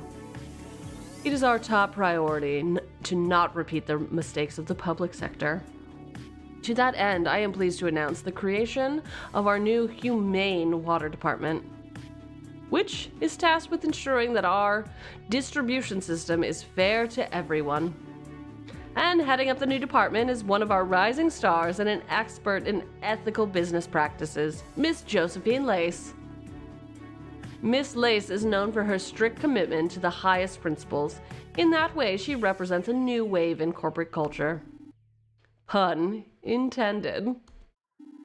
Oh, wow. Well, I know I'll be sleeping better at night now that I can be sure my shower will work in the morning.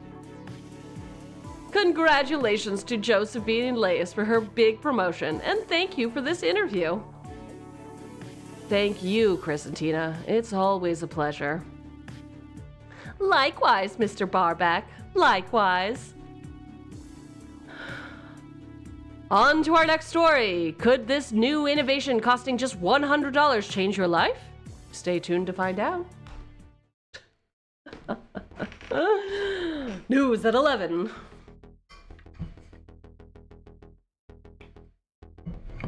She was speechless for a while. How did they get Francis there? He's too smart to not see through this. You know that guy? He's my boss, the one who what? Who asked me out yesterday. Well, it looks like your boyfriend is with the enemy, and the enemy is trying to divide us. Suddenly, it was hard for Josephine to breathe. Could Francis be in on it? Could it be that Nemphis wasn't going to back down? I'm the only one with water back on, aren't I? Haven't checked, but my guess would be a definite yes. This is bad. Is it everywhere? On every channel. You need to go out there, talk to the neighbors in dry clothes. Hilarious. That would be actually pretty fucking funny. That would be really funny.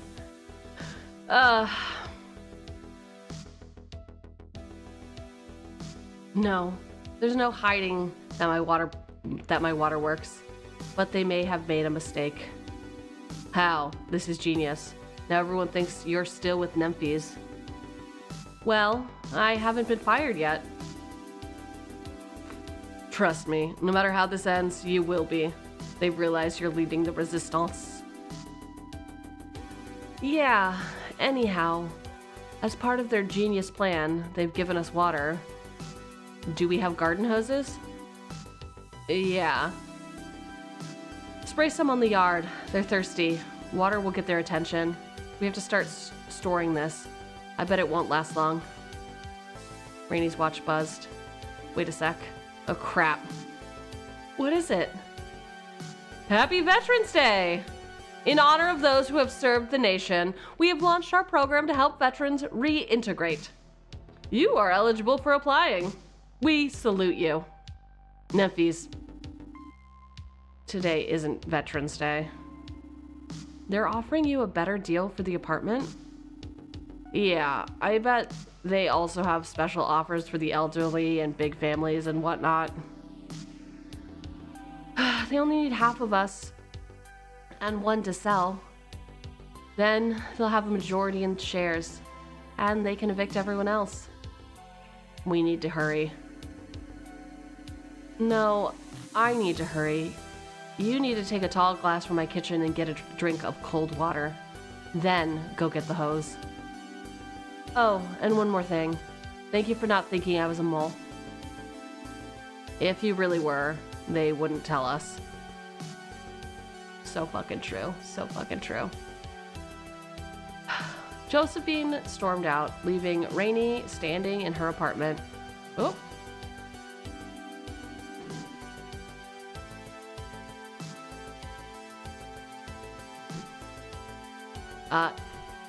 If you really were, they wouldn't tell us. Da, da, da, da. Josephine stormed out, leaving. Yep.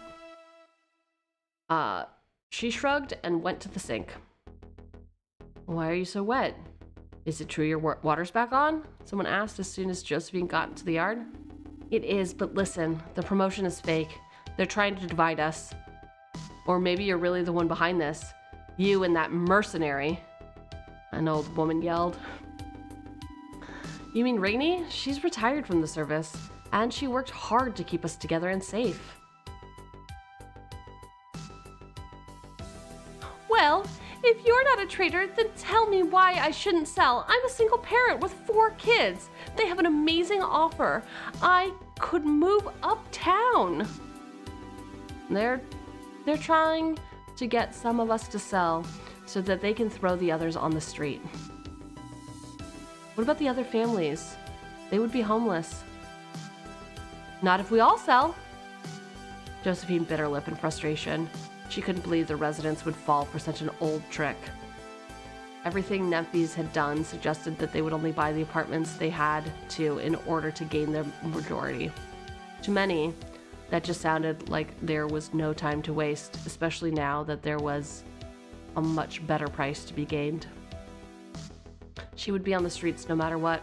Her promotion may have been on the news, but if Nemphis was playing like this, then her career was over.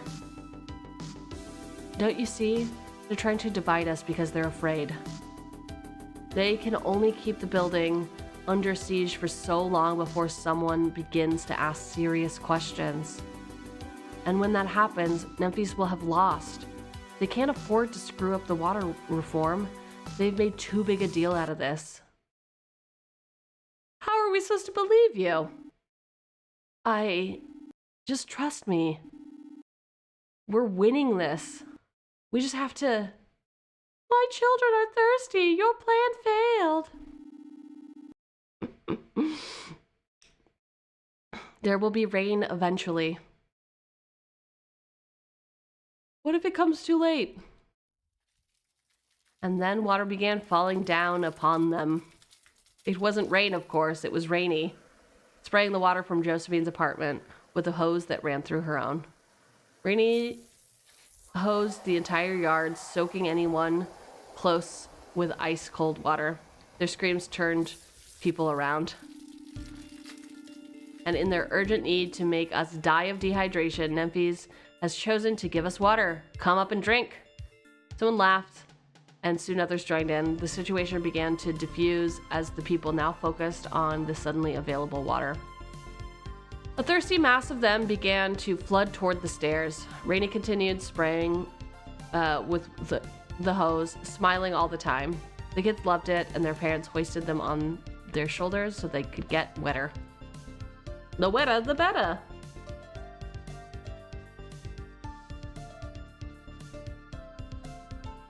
Josephine had never felt so relieved. Her heart was still pounding. Wait! As one, the mass of thirsty people turned around and glared at her with murderous wrath.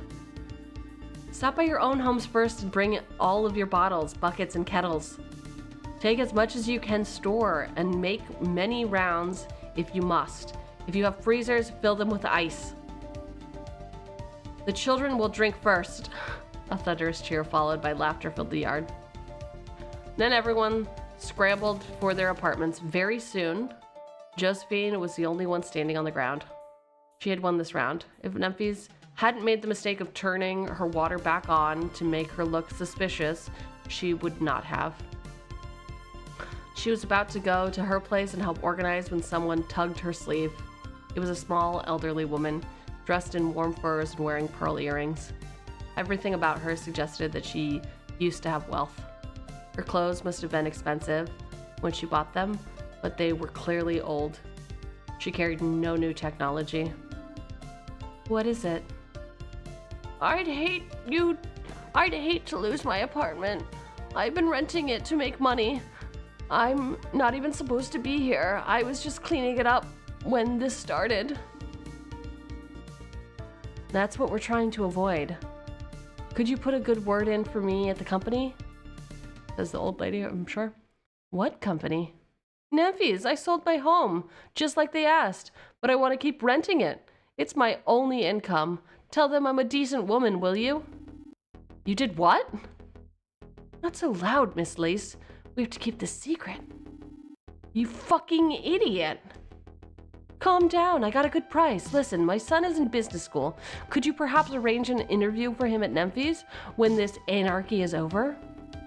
Sure, absolutely. Listen, which apartment is yours? A14. Now, my water came back on as well, but I don't really. A14 has water too. Head there if that's closer to your home. Miss Lace, that is very improper. You may do what you wish, but I will not let these people into my apartment. The empty one. Yeah, exactly. You betrayed us, you moron. You can bet we're going to pump as much water from your apartment as we can before they turn it off again. What I thought. Josephine grabbed her by the shoulder a lot harder than was necessary and stared into her eyes. You thought wrong.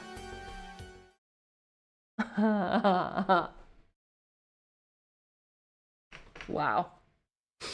The old madam from A14 did her best to protect the apartment that was no longer hers.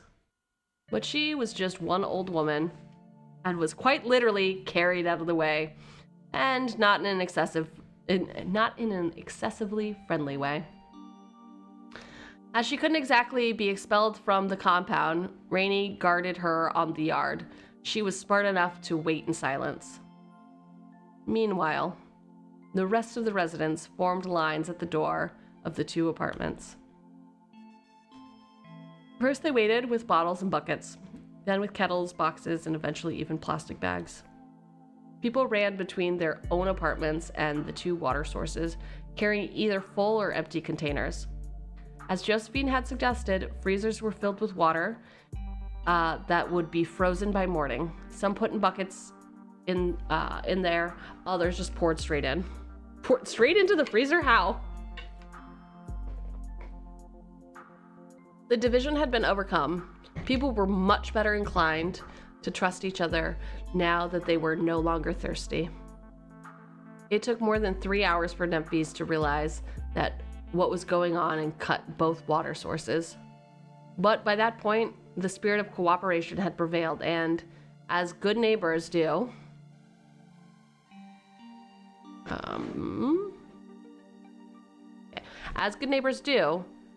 those with more freely gave to those with less.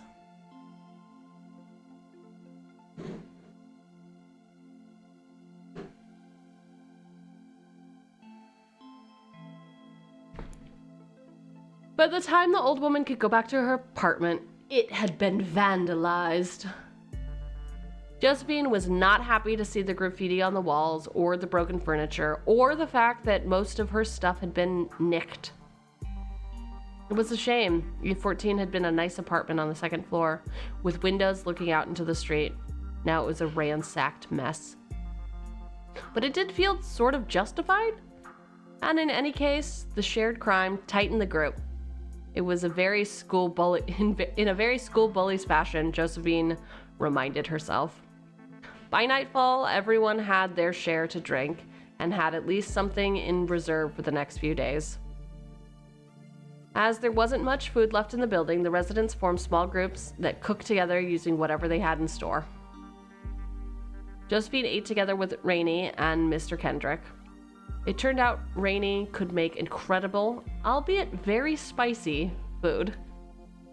The former sergeant smiled and whistled as the stir-fried rice with coconut curry, bits of tofu, and a ton of spices. Josephine watched her lower her guard for the first time. Rainey always looked like she was ready to jump at anyone with lethal intent. Seeing her relax made Josephine loosen up too. Besides, Rainey was really cute in her childish enthusiasm for cooking. Ah yes, childish enthusiasm. How I know it well. It's about ready. Josephine, would you get the plates? I have some wine in the fridge, but I think it's more appropriate if we celebrate with ice-cold water today. Every one of them was ravenous, so for a long time they ate in complete silence. The food was a heavenly wave of tastes, sweet and hot and somehow pleasantly mellow all at the same time. Rainey was a soldier, but in Josephine's mind, she should have been a chef. Mr. Kendrick was clearly not used to spicy meals and didn't complain either. The silence continued, interrupted only by the sound of chewing and drinking. From somewhere else in the building, they could hear laughter and music. This is not right. What isn't? Something wrong with the food? We won today, didn't we? When I was in the service, the only times we'd eat in silence were when we'd lost men. We did lose someone. A14, the woman there. Desertion doesn't mean losing strength. You only lose the ones you couldn't have trusted when things get rough.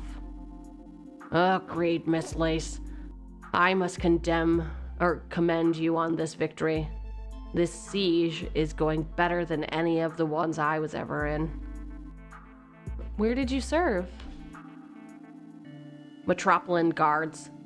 That was the first time of pure anarchy. Poor people were being pushed downtown, and some of them took up arms. We spent many nights shooting up sewers and alleys and buildings just like this one. You ever feel like you were on the wrong side? Only once. We were in the sewers trying to catch a group that was using them to sneak uptown and blow up rich folk.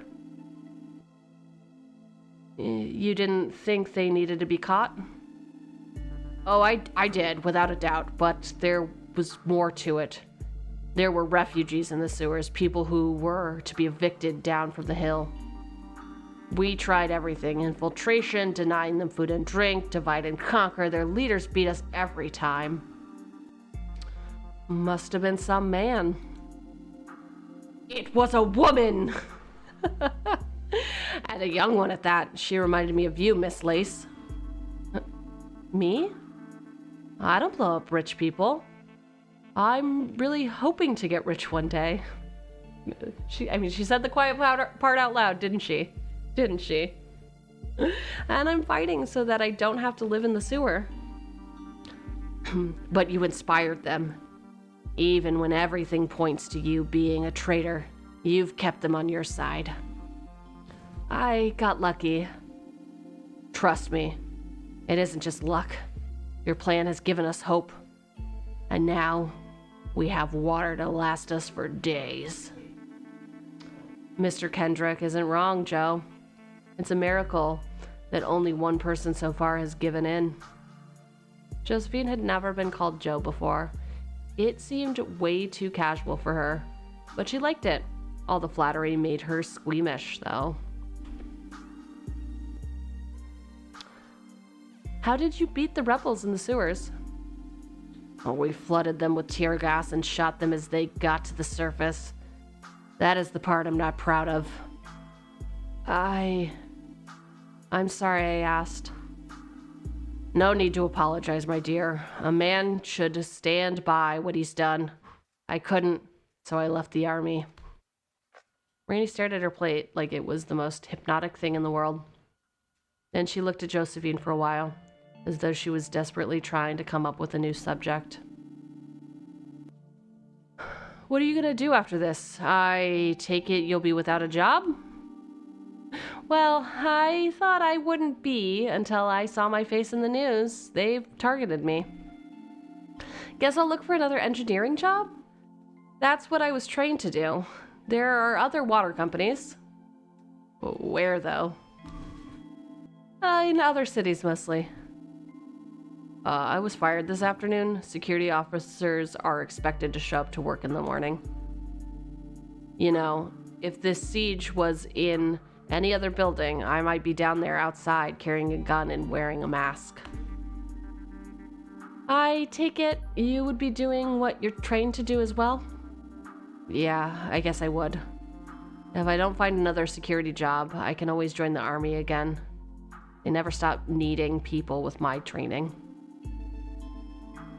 So neither of you pretty ladies will be here to keep me company afterwards. Now that's what I call a hollow victory. As Mr. Kendrick spoke, it finally began to dawn on Josephine that there was no going back. Her career was gone and Memphis had all the power. Only a very brave company would hire someone on their blacklist. She saw Rainey was having similar thoughts. The three of them sat in the grim silence, eating the food that somehow tasted less good after their realization. The only sound was rain drumming against the windows. Wait a minute, thought Josephine. It was raining. Her eyes widened and she stared at Rainey, who was much slower to realize what was going on. When she did, Rainey spat out her food. It's raining! They scrambled for the windows and opened them hastily. They were greeted by a wet gust of wind and the sound of thunder. It wasn't just raining. They'd been hit by a storm. Others were opening their windows too. On the other side of the yard, dozens of laughing and shouting faces gazed on the courtyard. The shade umbrella was directing a river of rainwater straight into the trash can containers. The yard had become a giant, square-shaped waterfall. Josephine, it's working. She and Rainey began to scream in excitement and soon found themselves hugging in their soaking clothes, all the while laughing hysterically. Mr. Kendrick approached, slowly as he always did, with the face of a puppy dog who had just discovered snow. Laughing even louder, Josephine and Rainey embraced the old man and began to laugh as well with a warm, boyish smile on his face. Josephine and Rainey rushed down to the yard to see their handiwork up close. Oh my god, she's crying! The concrete was being bombarded by the heavy downpour. The puddles were forming wherever the ground wasn't even. Many others had come down too, carrying their last empty pots and canisters, but mostly they had come to wonder at the great water tanks they had built. The umbrella brought down the rain in a smooth veil that condensed into rivers in the air, and all the rivers emptied into the tanks. It really does work. No one could tell in this weather, but Josephine was crying. I called it. I knew she was crying the whole time. I'm a genius.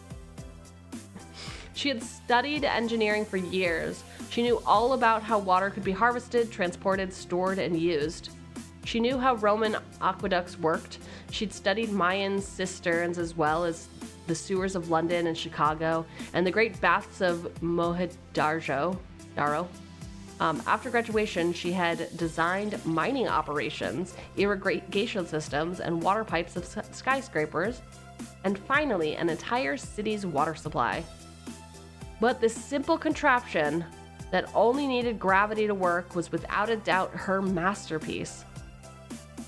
People were patting her on the back. She hardly noticed them. Then, her watch buzzed. She checked the message and frowned. Rainey was approaching, this time with a very playful look on her face. In a minute, I have to take this. Josephine rushed to the eastern gate. Aside from Rainey, no one noticed her enter the relative safety of the gateway. There was a barricade here too, made out of cardboard boxes full of bricks from the basement, sand, and even old magazines. Rainey had known what she was doing. Josephine thought before she remembered that Rainey probably had a lot of experience tearing down roadblocks.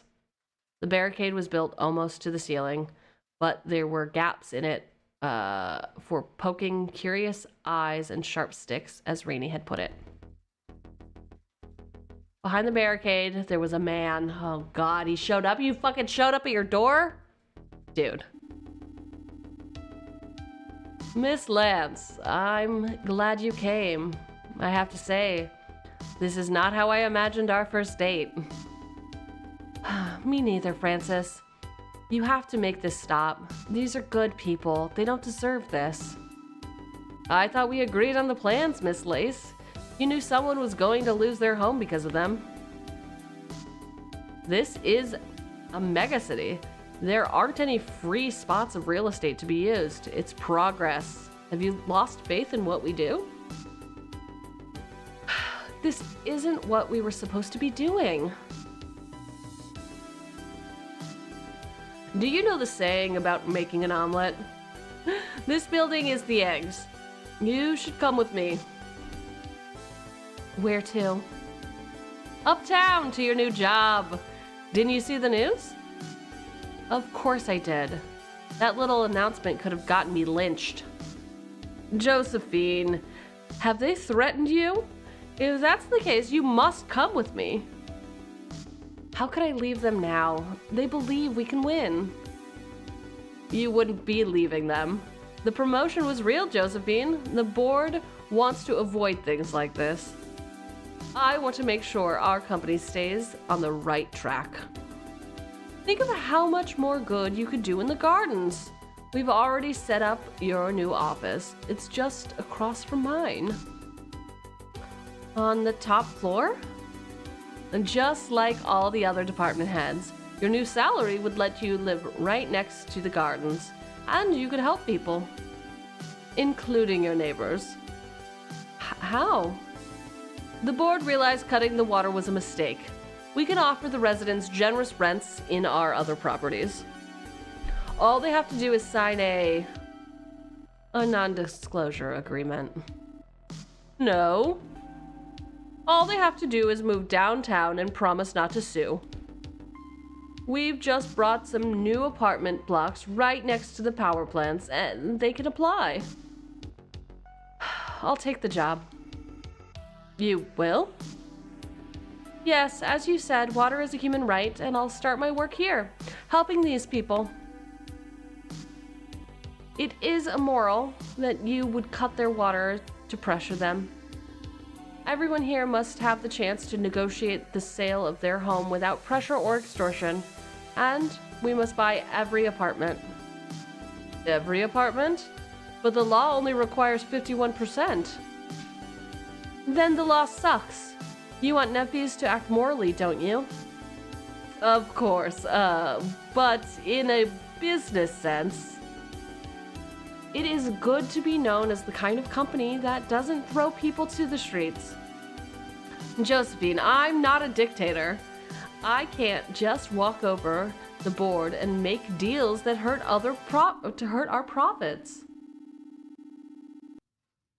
And what's the purpose of my department if anything I propose can be struck down by just yelling profits? Josephine, you must be sensible. This transition is going to hurt some people. We can only minimize that pain. Then let's minimize it. Do you hear the rain? I hear it. I see it and I feel it. Why? We just filled our water supply. If this siege goes on, Nephis is going to start looking like the villain sooner or later. Since I am your leading expert on ethical business practices and the head of the Humane Water Department, I've given you my suggestion for diffusing this standoff and maintaining our moral integrity. I recommend you take my advice and use your magic charisma on the board. Josephine, please, just come with me and meet the board yourself. We can have dinner afterward. Thanks, but I already ate.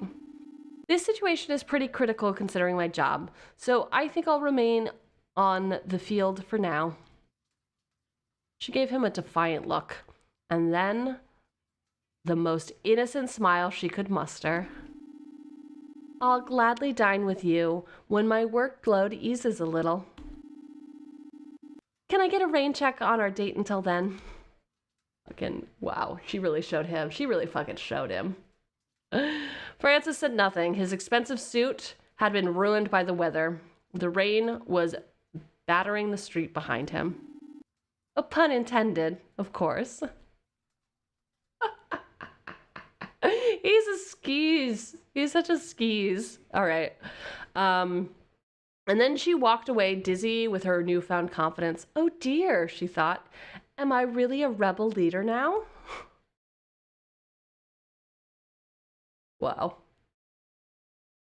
Out in the yard, many people had removed their clothes and were distributing soap. Some had brought out laundry or dishes. The news said the rain is going to last until tomorrow. Now's the best chance to shower. I already showered. I could use some champagne, though. She pointed to one of the doorways where some men were popping open bottles of wine and champagne. Some of the people were clearly already drunk. Overflowing with happiness, Josephine joined the celebration by helping an old woman wash her plates. Whatever tomorrow would bring, the community they'd built today could weather it. Aww. Aww. Foreshadowing, though, about tear gassing and shooting them coming out. That's not good. That's not what you like to see. For many residents, tomorrow brought a devastating hangover. The celebration had continued until well into the night, but mostly inside in the end. Standing outside in stormy weather is one of those things that's great fun for a while, and then very quickly really unpleasant. Josephine was among the last in, making sure all the old women got their laundry and dishes done before retiring, shivering, to her apartment. Once there, she saw Rainey and Mr. Kendrick, and a few others celebrated with wine, beer, champagne, vodka, and some dark booze that Josephine didn't quite recognize. She fell asleep shortly before dawn, happy and drunk. Aww, aww, love it. Very cute. When she woke up, everything hurt. Turning on one side made her nauseous, but lying on her back made her head spin. The headache was indescribable. With great effort, she rose to a sitting position and looked around. There were empty bottles and cans everywhere. Good. We can store water in those, she thought. Rainey was asleep on the shower floor, lacking a blanket but wrapped in several of Josephine's winter coats. Josephine laughed at the sight, but that made her nauseous again. She ran into the toilet to throw up. She was there for some time. When Rainey finally came to, they had to take turns for a while. Ho ho ho, wow. Soon enough, life won, however. The two drank water by the gallon and ate a hefty breakfast. After coffee, they felt better. The building was very quiet. Josephine wanted to check the water tanks, so she and Rainey wandered down the hallway to the elevator. Her big worry was that the tanks might not be waterproof. One little hole could undo their victory. To Josephine's great surprise, the yard was full of people, but no one would go near the tanks. The water tanks were standing full to the brim with fresh rainwater. But they were surrounded by a wall of armed security guards? Clad in gray riot gear with their faces covered by protective masks. All of them pointed assault rifles at the crowd. There wasn't a police officer or reporter in sight. The entire yard stood frozen in absolute silence. It was still raining. What is this? This building is private property. You have no right to be here. One of the security guards turned to her, then put on the mic in his helmet. We have been called here to protect the property of Memphis Inc. from any and all threats that may by any means necessary. And you may do that. Memphis Inc. owns apartment A14. I can show it to you. And you can protect it from within. You are mistaken. We have been ordered to recover all of the stolen water resources that rightfully belong to Memphis Inc. The water in those tanks is rainwater. The rainwater is no one's property. You are mistaken. Memphis Inc. has purchased all water in the city. That they cannot buy the rain. They have. No law prohibits this practice. This has to be illegal. I'm gonna call the police. You're breaking the law. You are mistaken.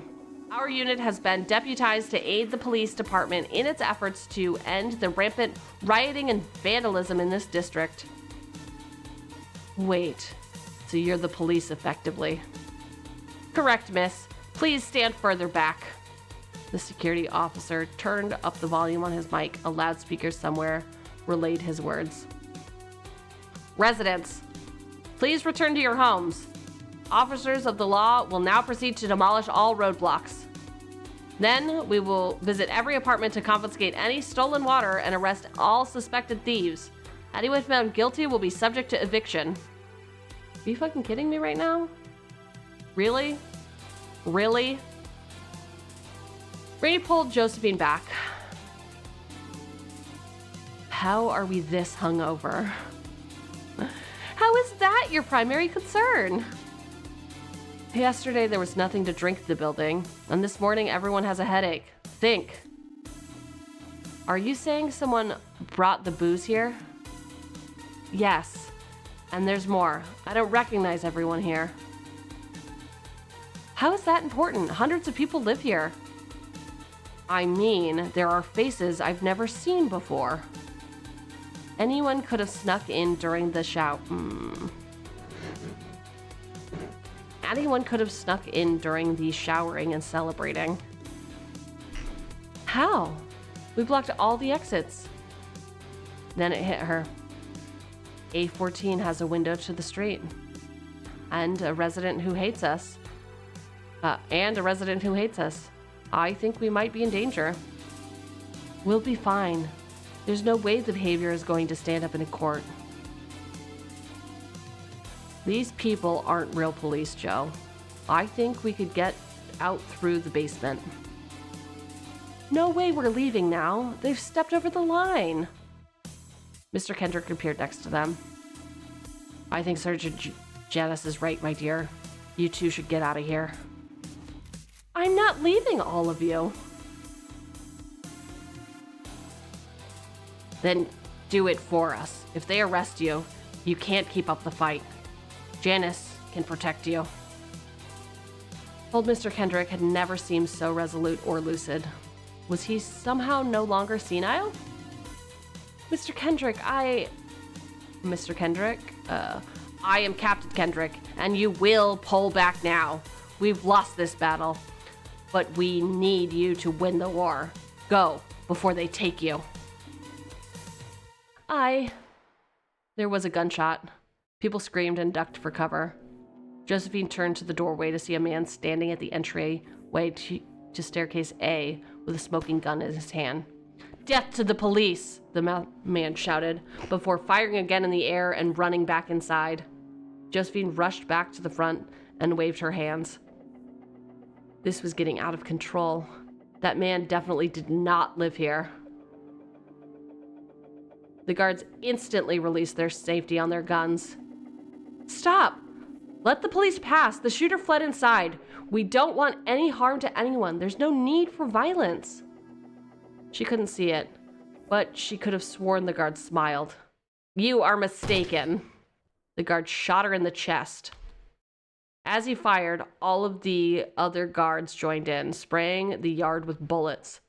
Screams and gunshots formed a deadly choir that echoed from the walls as bodies began to fall. Okay. Mr. Kendrick grabbed Josephine and dragged her towards the door.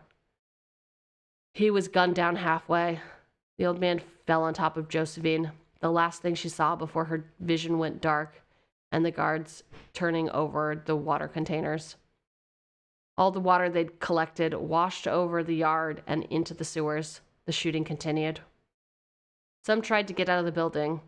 They were met at the gates by a new wave of guards shooting at them.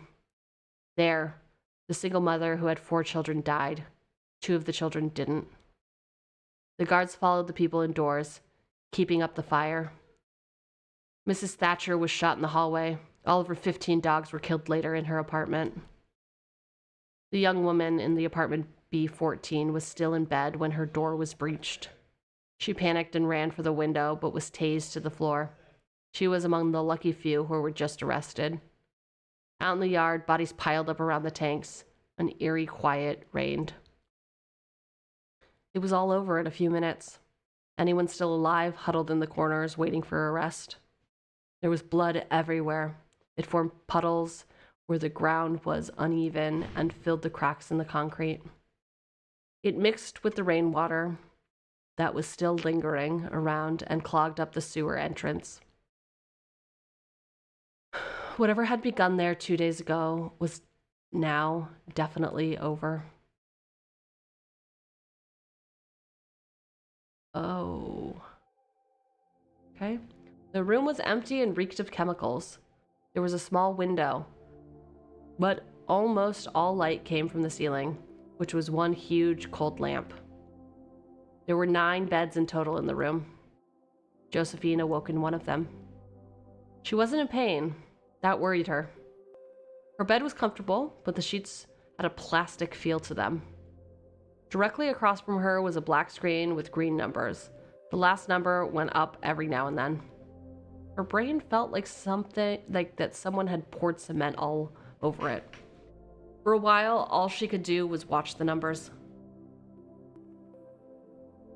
51456.89.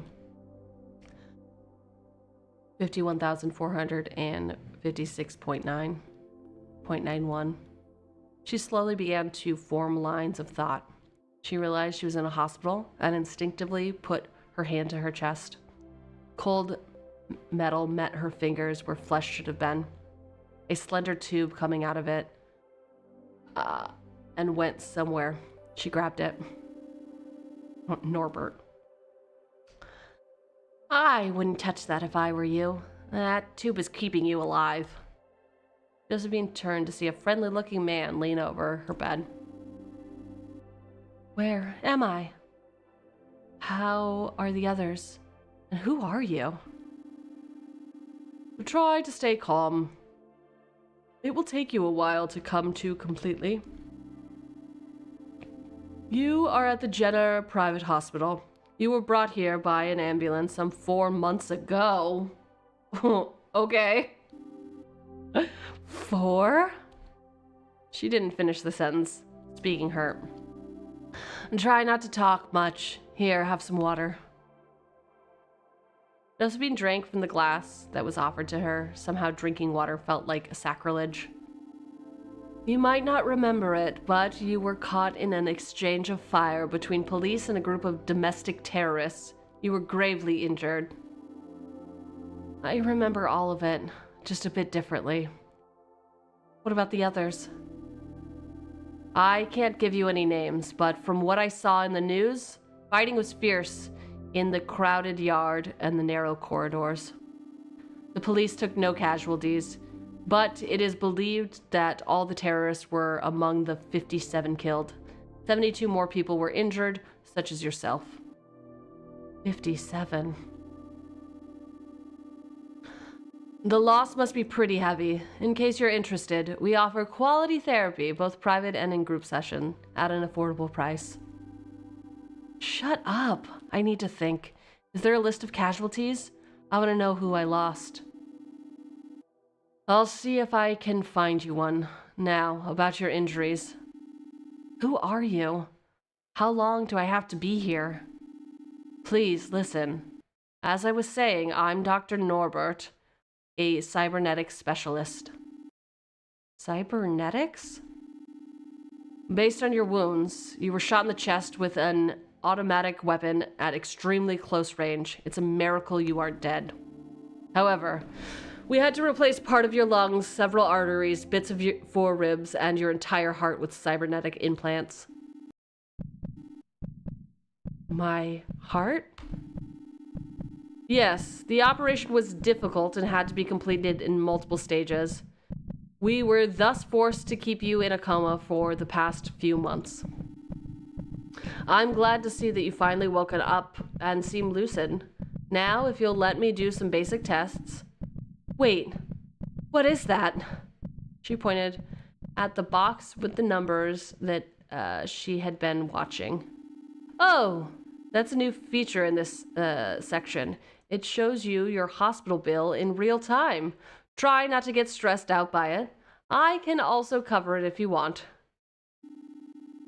No, it's fine. Do your tests. Wow. Wow. Real-time hospital bill. Cool.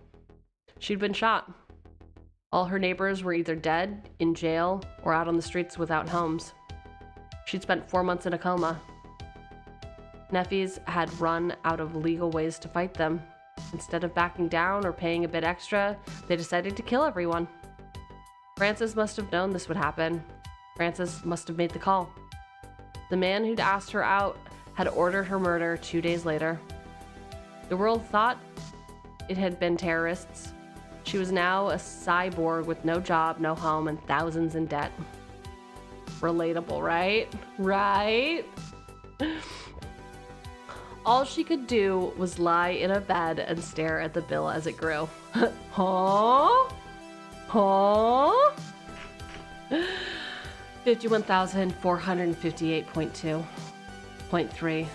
0.4. Damn. Damn right she was getting stressed. All right. We are now on chapter 3, Cybernetic Afterlife. Dun dun dun. That's a dick move. I know. We knew he was fucking garbage from the beginning. Okay, I'm gonna go piss real quick. I will be back in lickety split time. Bye.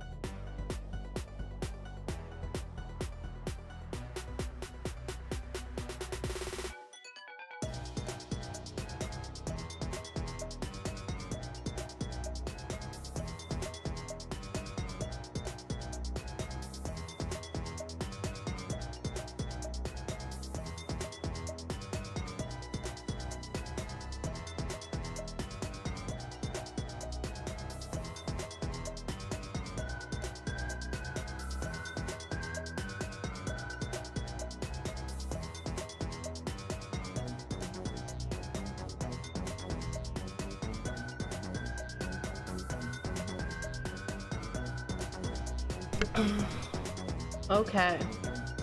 She back. She back. She hydrated. It good. It good. It good. All right. So, chapter 1, we were a corporate baddie on the grindset. We were looking down on people who were not as uptown as us. Got asked out by our boss. It was all looking up. Act 2. We started a revolution against our company because they want to buy out the building. And then, when things are going great, when the plan came together, they murdered us all. Now I woke up in a hospital room with a cybernetic heart. What's next? I think that was a fantastic recap of what happened. It took Josephine hours to fully wake up.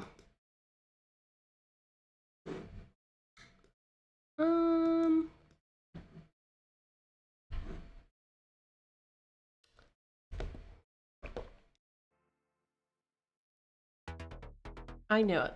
My headphones are not connected. Un momento.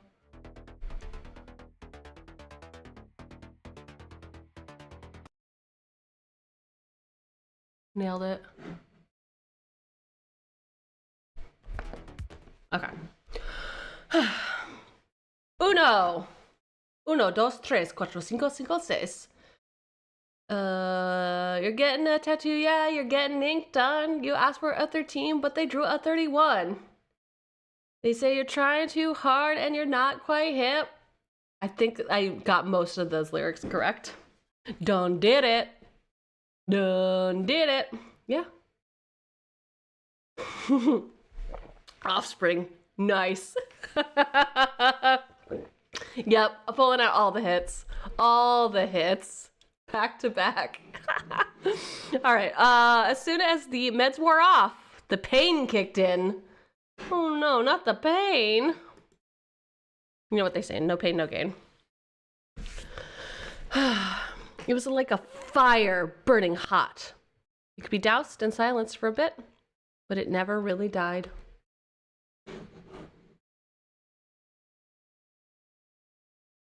There we go. At times, it would erupt and burst and tear through her body, roaring into her limbs, causing her to spasm, shiver, sweat, and scream. Sounds like a good Friday night. Am I right, boys? God. I hate myself too, don't worry. The only alternative was to be so high on opiates that she thought she was on a date with Francis. Ugh, you're still thinking about boning your boss? Get a life. And every time she asked for pills, her bill went up. Oh no. What's gonna happen? The hospital was sterile. A sterile, dead place. Not bad or unpleasant, but not exactly comfortable. I like the idea that the hospital is green. It's very sterile. And it was never really quiet. There were always beeps from machines, people walking in the hallways, someone crying. Her bill counter added its own steady contribution by making a soft noise every time it jumped. It was never really dark either. The lights were dimmed for the night, but never turned off. She was always either a little too cold or a little too hot. There were two kinds of sheets. Those that were so plastic and smooth she thought she might slip off her bed, and those that were so rough they left marks on her skin. Those are exactly hospital sheets. That is a great definition of hospital sheets, the two modes. Spending every day just laying there left her plenty of time to think about the sheets. Not that night and day really mattered all that much to someone tied to a bed and a dozen wires for every hour of the day. At least she'd been moved to a new room. It had a small window, and it was all hers. They'd cut her hair. It made sense, of course, but she couldn't shake the feeling that something was off. She no longer looked like herself. It was as if the body she woke up in wasn't her own anymore. The new heart was the worst part. It never ceased to glow, and just looking at it made her sick. It was like someone had placed an intricate lava lamp inside of her, or a game console. I think you're describing everyone's perfect woman. Come on. Is this what her life would be like now? Forever? Living only by the grace of a delicate machine? Having to come by the hospital for weekly checkups, assuming she ever got out? And what would she do? There was no way she wasn't on every big corporation's blacklist. They were all owned by the same people anyway. And without a job, her never-ending medical bills would crush her. Seems like you got a great life going on. You've really... Talk about a 5-year plan.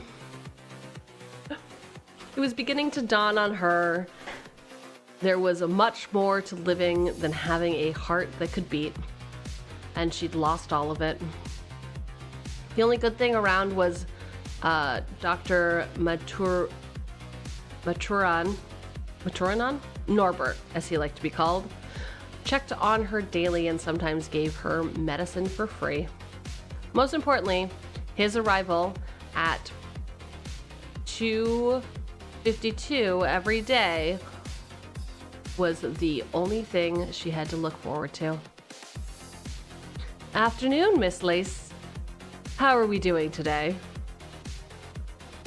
I haven't moved an inch since you last saw me. How do you think I'm doing?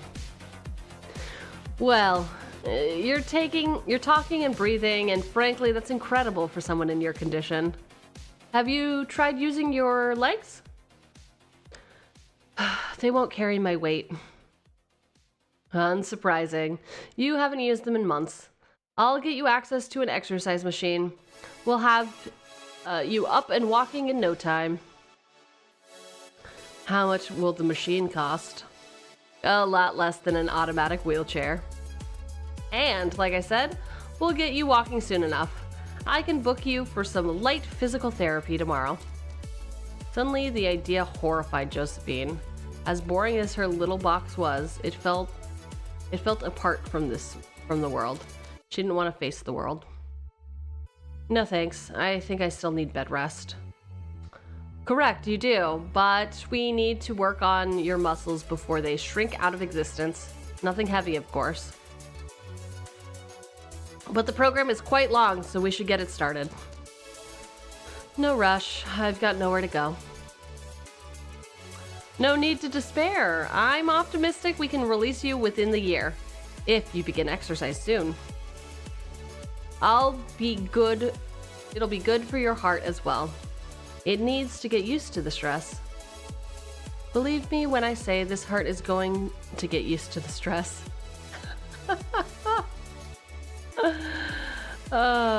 Within the year, huh? Wait. I slept over New Year's Eve, didn't I? Yes. What I meant to say is in about 10 months. I can't be here that long. I'm already more in debt than I can ever pay. I'm sorry, but we can't let you go until your injuries have healed and your muscle strength is back. Do you ever bring people news that isn't terrible? Norbert suddenly turned very serious. Not very often. Look, I want to help you, but you have to want to be cured. For what?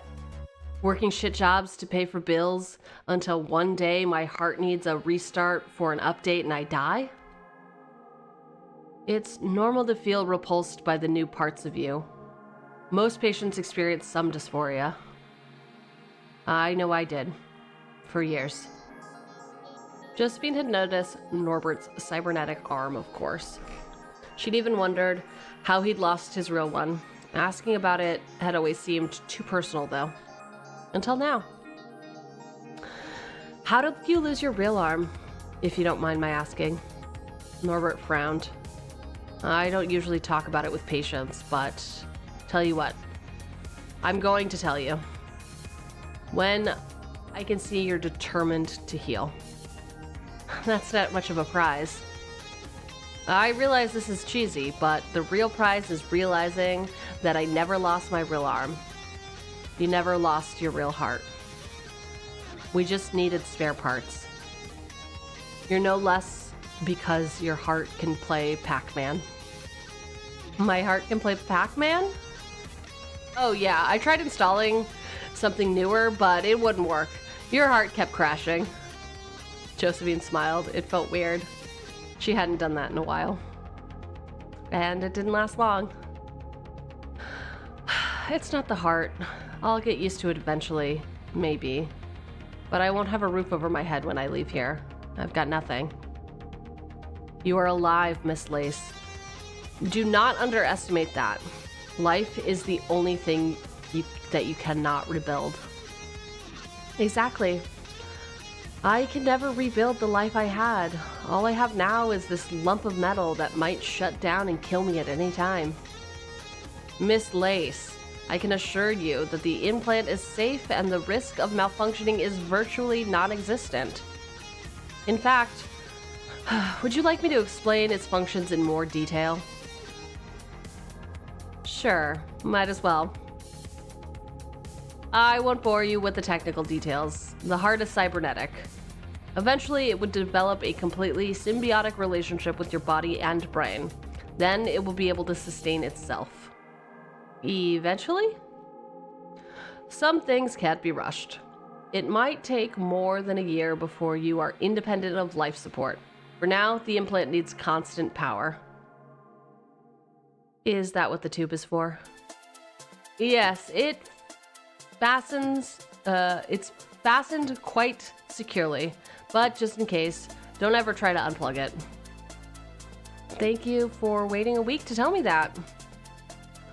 In my defense, it was the first thing I told you, though in retrospect, you were barely conscious. My apologies. But you said I could be out within a year. Will I have to buy one of these life support machines? Preferably yes, though we can't force you. But you don't have to be tied to one of them at all times. See that glowy bit? All of it? The really bright spot right where the tube goes? That is the power core, a battery, if you will. It can store power? For how long? Depends on what you're doing. If you put it to hard use, then a few hours. Any chance you could be more specific with this ticking clock that controls my life? I'd say 6 hours, even if you jog the entire time. If you're lying down and sleeping, then easily twice that. We also offer more durable cores at very affordable prices. Norbert gave her a dry smile. Yes, one more thing, Miss Lace. The core is very powerful, even this temporary one.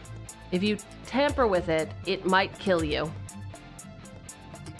It's under my skin. Tampering with it would mean that I'm a doctor.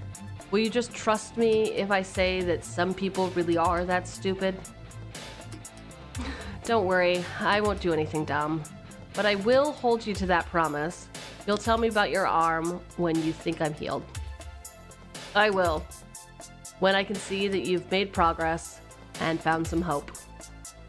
You know, it's not that inspiring to realize your how my hand got cut off story is the only thing I have to look forward to. It's hardly the only thing. That's the other thing I'm here about. You're getting a roommate, Miss Lace, today. But this room is so small. It's about to feel a lot smaller, isn't it? Most definitely. Mr. Larson will only be here for a few months, but this is the only room with space. I think you'll get along just fine. Without saying anything more, Norbert opened the door and gestured to the nurse.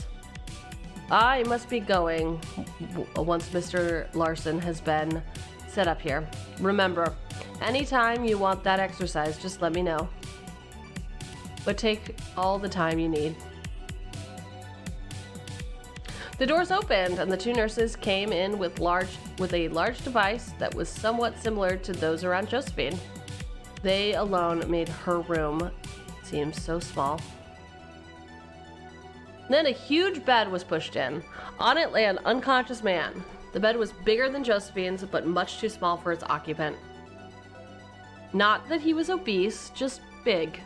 The man's shoulders were broad, his arms like tree trunks. He was 2 or 3 heads taller than Josephine. His face was wrinkled and angry. His nose had clearly been broken a number of times. Josephine was almost certain that his knuckles were bloody right now. Hello, Tyda. How you doing? Welcome on in. How was barbecue? Potluck.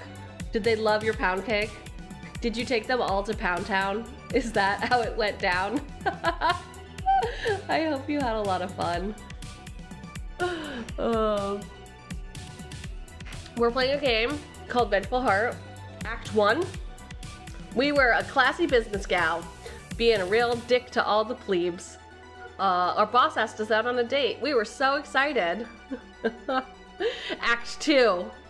The evil corporation that we work for shut down the water in our building, and then we decided to form a rebel group, and I told my boss I could go on a date with him later after this is solved, and then they hired some mercenaries to murder everyone.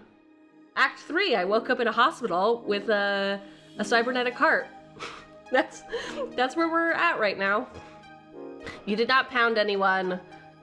It just means more cake for you. Okay. Oh, well, I'm glad. I am glad. We raided into Peach Mallow last night, and it seems like she's having fun with her 24-hour stream.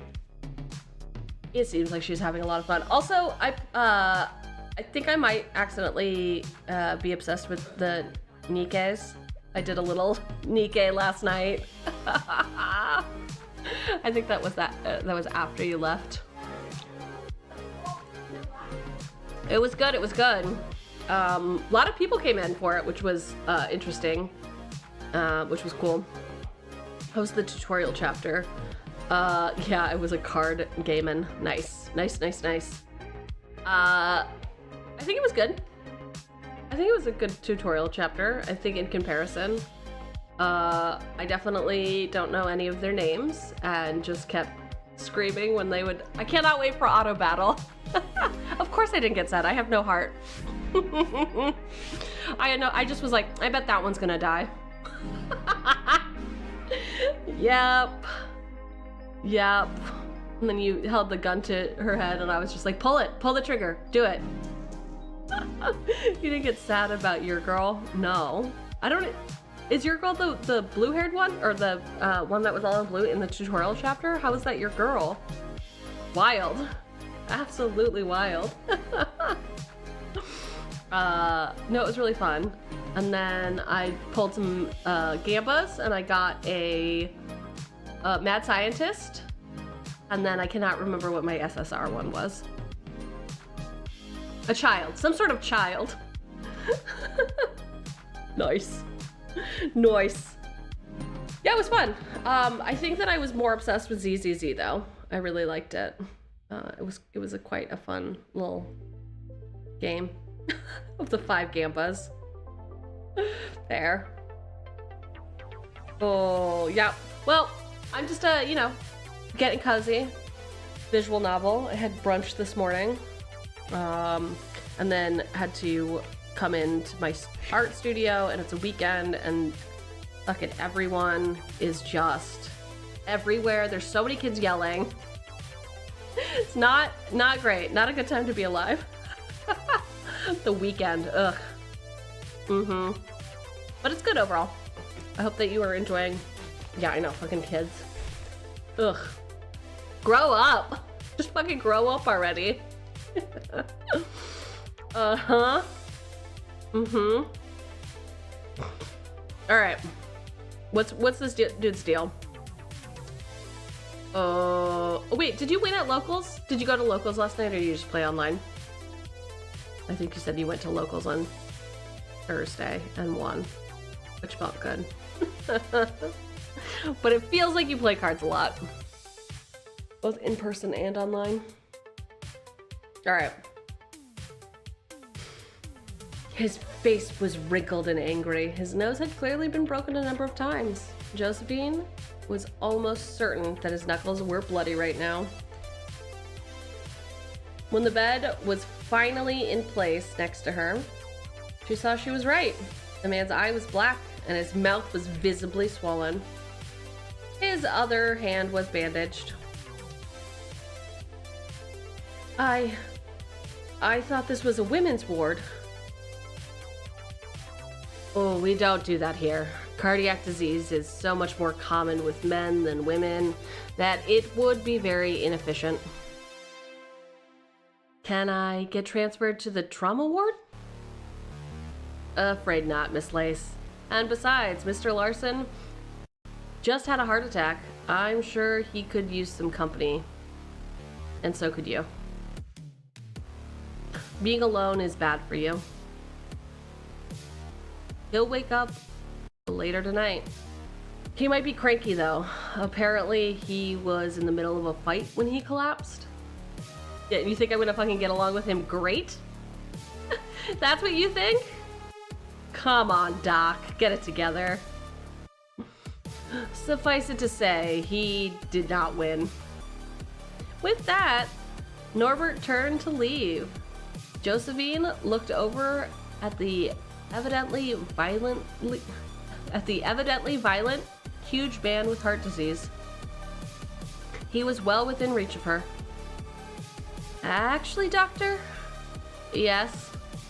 The doctor was smiling, his most innocent smile.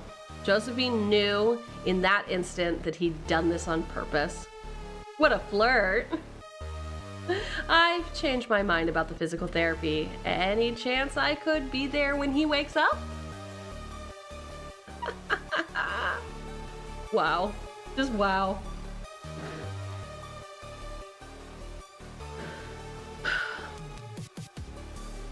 Another set of doors opened as her bed was pushed through.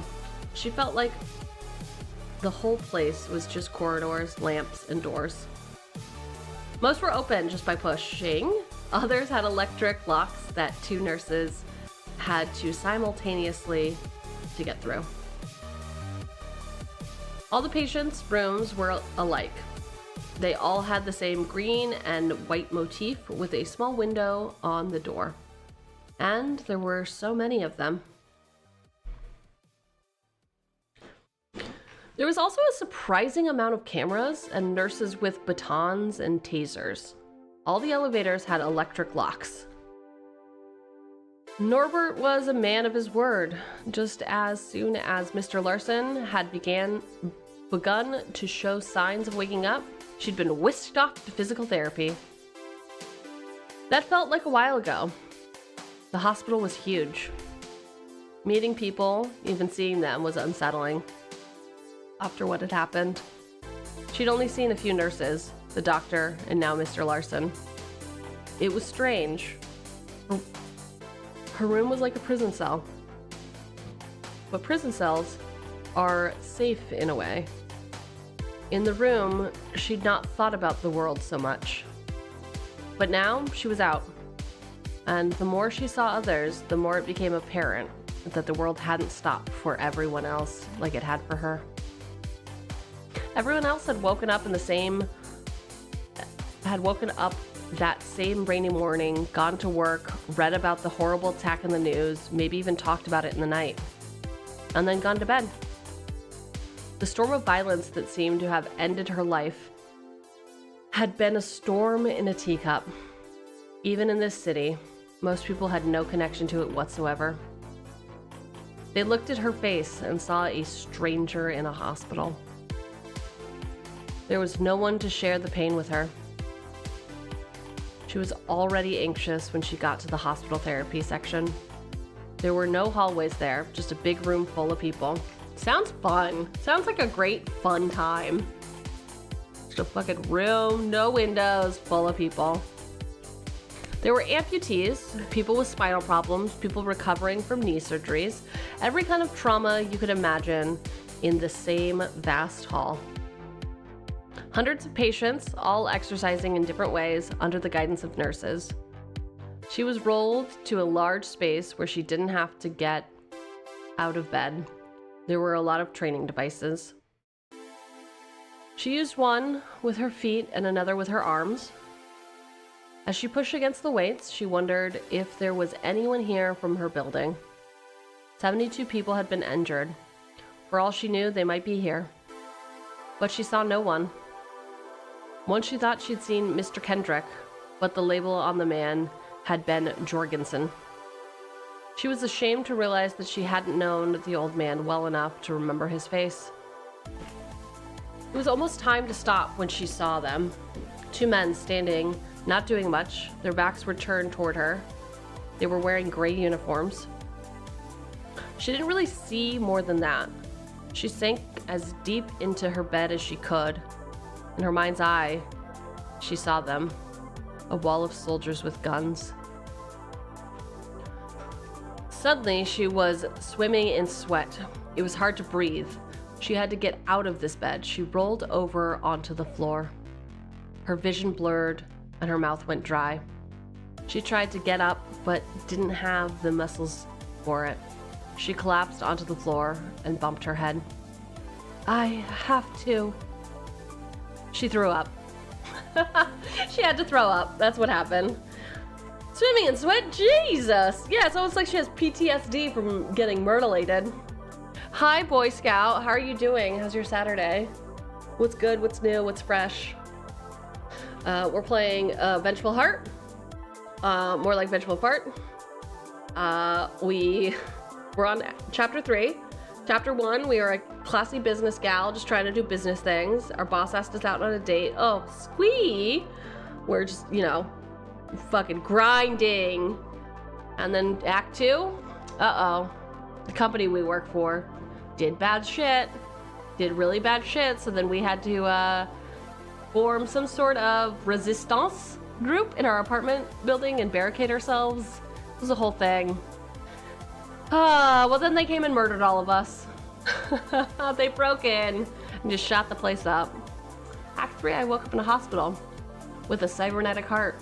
And now I'm doing physical therapy. So that's fun.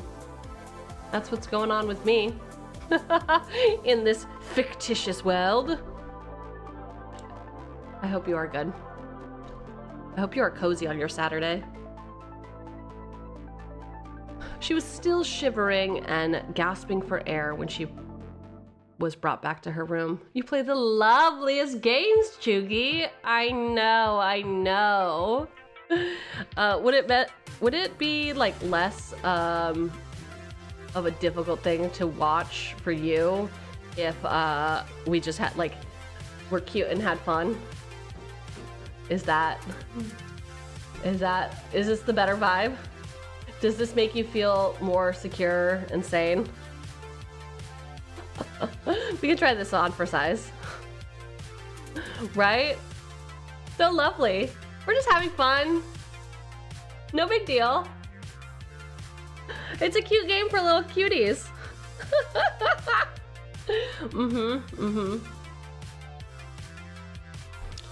And then somebody, I just got this model, clearly, for Pixel Games. And earlier somebody made me add this. Bam. You know, it's important. It's important to have the small things. It's very important.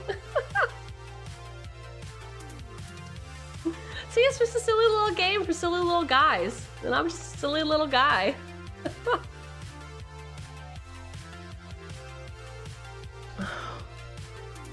It took a long time for her to calm down enough to breathe normally. Even after the sedative.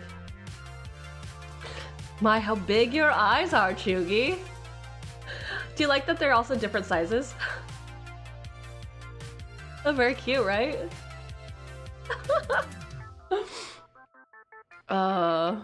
And when she finally could, she cried. She hadn't done that yet. She could see all of it again. The climb in the maintenance shaft, the line to get water from her place, the rain, the googly eyes. The way Rainey looked in an apron. The way Francis had smiled on the news. That's her boss. That's the boss who ordered her murder and also asked her out on a date.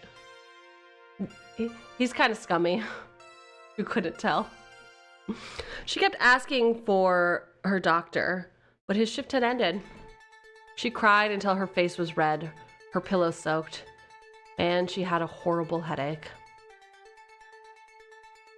Everything all right, girl? Josephine turned her head and saw a towel.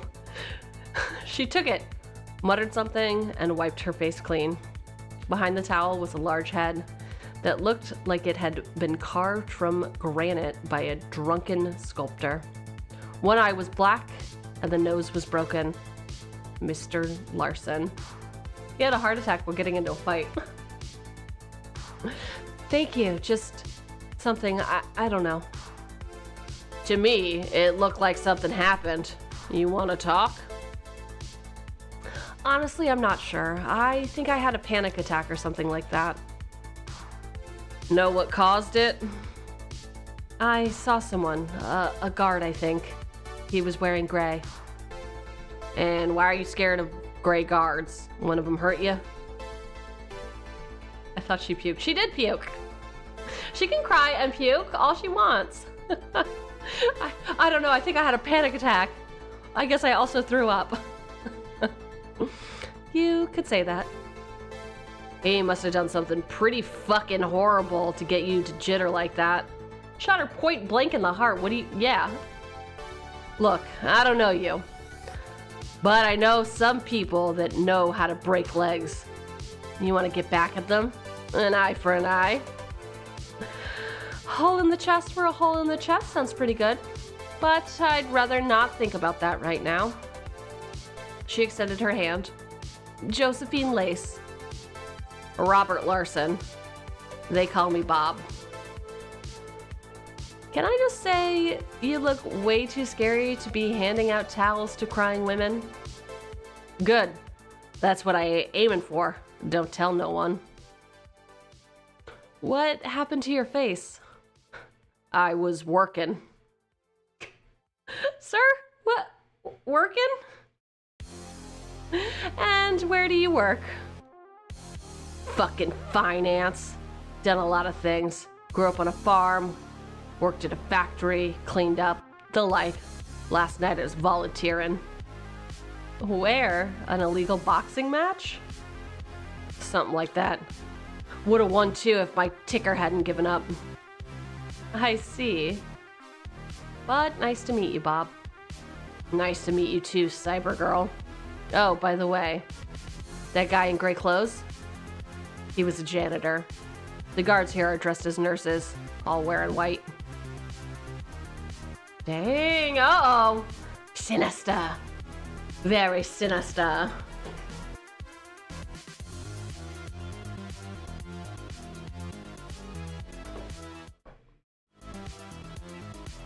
The next 2 days. Ooh! Yeah, you like my look, maiden? We're just goofy little guy playing a goofy little game. No big deal. No big deal. How's your Saturday going? Is it still raining and miserable? Up north? Up north where you is? Yeah, we've definitely been kidnapped after somebody tried to murder us, and I think we're being held hostage in a hospital. Only time will tell, though. Only time will tell. The next 2 days weren't that bad. Bob was much better company than he looked, and Dr. M arranged her exercise to take place in a private room. But she couldn't shake the feeling that she wasn't safe. She was back in the world now, and the world was dangerous. Another week went by. Slowly, her muscles rebuilt themselves, and eventually, she could walk again for short distances. Most of the time, she lay in bed, of course. Relatable, right? It me. Fucking laying in bed for fun. Dr. M still came by every day to check on her, clearly worried by the incident. Josephine stubbornly refused therapy. It was too dangerous to talk to anyone about what happened. As a consequence, she often woke up at night screaming. One night she was startled awake by a loud, monotone sound. It started out quiet, but then it got louder. It seemed to be approaching her.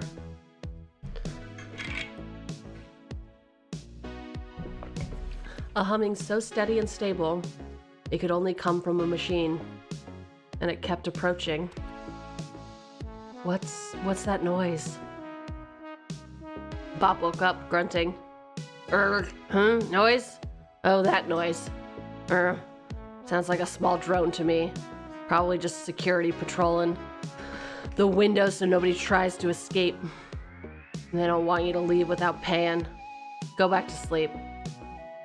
It'll pass by the window and then go on. Josephine got up with great effort, took the necessary slow steps, and peeked from the window. Then she scurried back to bed, so fast, her emaciated legs almost collapsed. Bob? There isn't a single drone outside. Suddenly Bob was wide awake. They can't fly one of those things inside the fucking building. No, but someone else might. We might be in danger. The noise was getting closer now. Bob lowered his voice. What do you mean? What's the best way to kill someone in a place like this without getting caught? Not getting spotted by the cams. But there are cameras everywhere. So how do you avoid being spotted? You stay out and remote fly a fucking toaster inside. Look, I get it. And I like you, but you're talking crazy. Nobody wants you dead. That might not be true. To me, it sounds like you need help. It's getting closer. We have to go. And without waiting, Josephine leapt out of her bed and fell on her face. Fuck! The cursing was followed by a violent burst of pain that radiated through her body right down to the bones and made her ears ring. She screamed in pain, her vision blurred for a moment. The cord was feeding her heart with power that came out. Jeez, what did she do to her boss? Didn't go on a date with him. He's all about profits. The cord that was feeding her heart with the power had come out. Norbert knew how to unplug it without pain. This clearly wasn't the prescribed method. And so he wants to kill her? She doesn't know that it's him or that anyone's trying to kill her. She just had some PTSD and I think is on high alert. I mean, they very well could be trying to kill her, but we don't know yet. We do not know. It could even be a rescue mission, you know? She could see Bob slamming the emergency button and hear him calling for help. She was still on the ground, spasming when Dr. M rushed in. He gestured to Bob and together they lifted Josephine back onto the bed. Bob held her in place while Dr. M reattached her cord. Panting, Dr. M pressed the buttons to administer a mild sedative. Miss Lace, can you hear me? Yeah, she's not going anywhere, right? Yeah, she's got a cybernetic heart that needs to stay constantly charged. It's a real Tony Stark situation. Yes, I can. Can you breathe normally? Do you have chest pains? Yes and yes, it's getting better though. Dr. M was feeling her chest above the heart. Lame. It looks to be in order. What happened? She thought some robot wanted her dead and what? Bob, I had a bad dream, Doctor.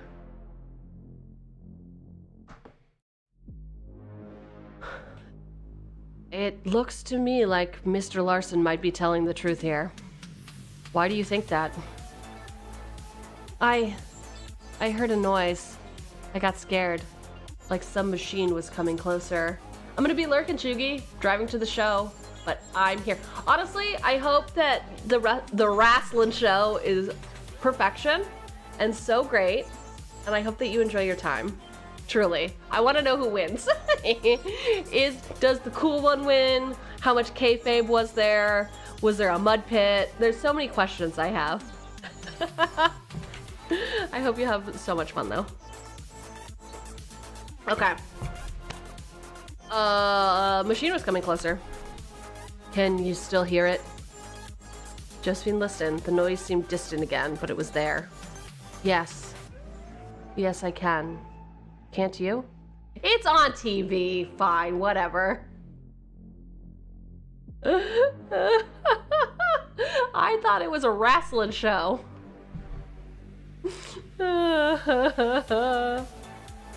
like a live one. Whatever, have fun. Go live your life, man. Do you mean the humming? Wait a second. Norbert left the room for a while. When he came back, he was holding a small black device. It was most definitely not a drone. Nice. Oh, I get it. All of my questions can just be answered if I watch a television. I see. I see my faux pas. I see what happened there. I shan't be partaking though.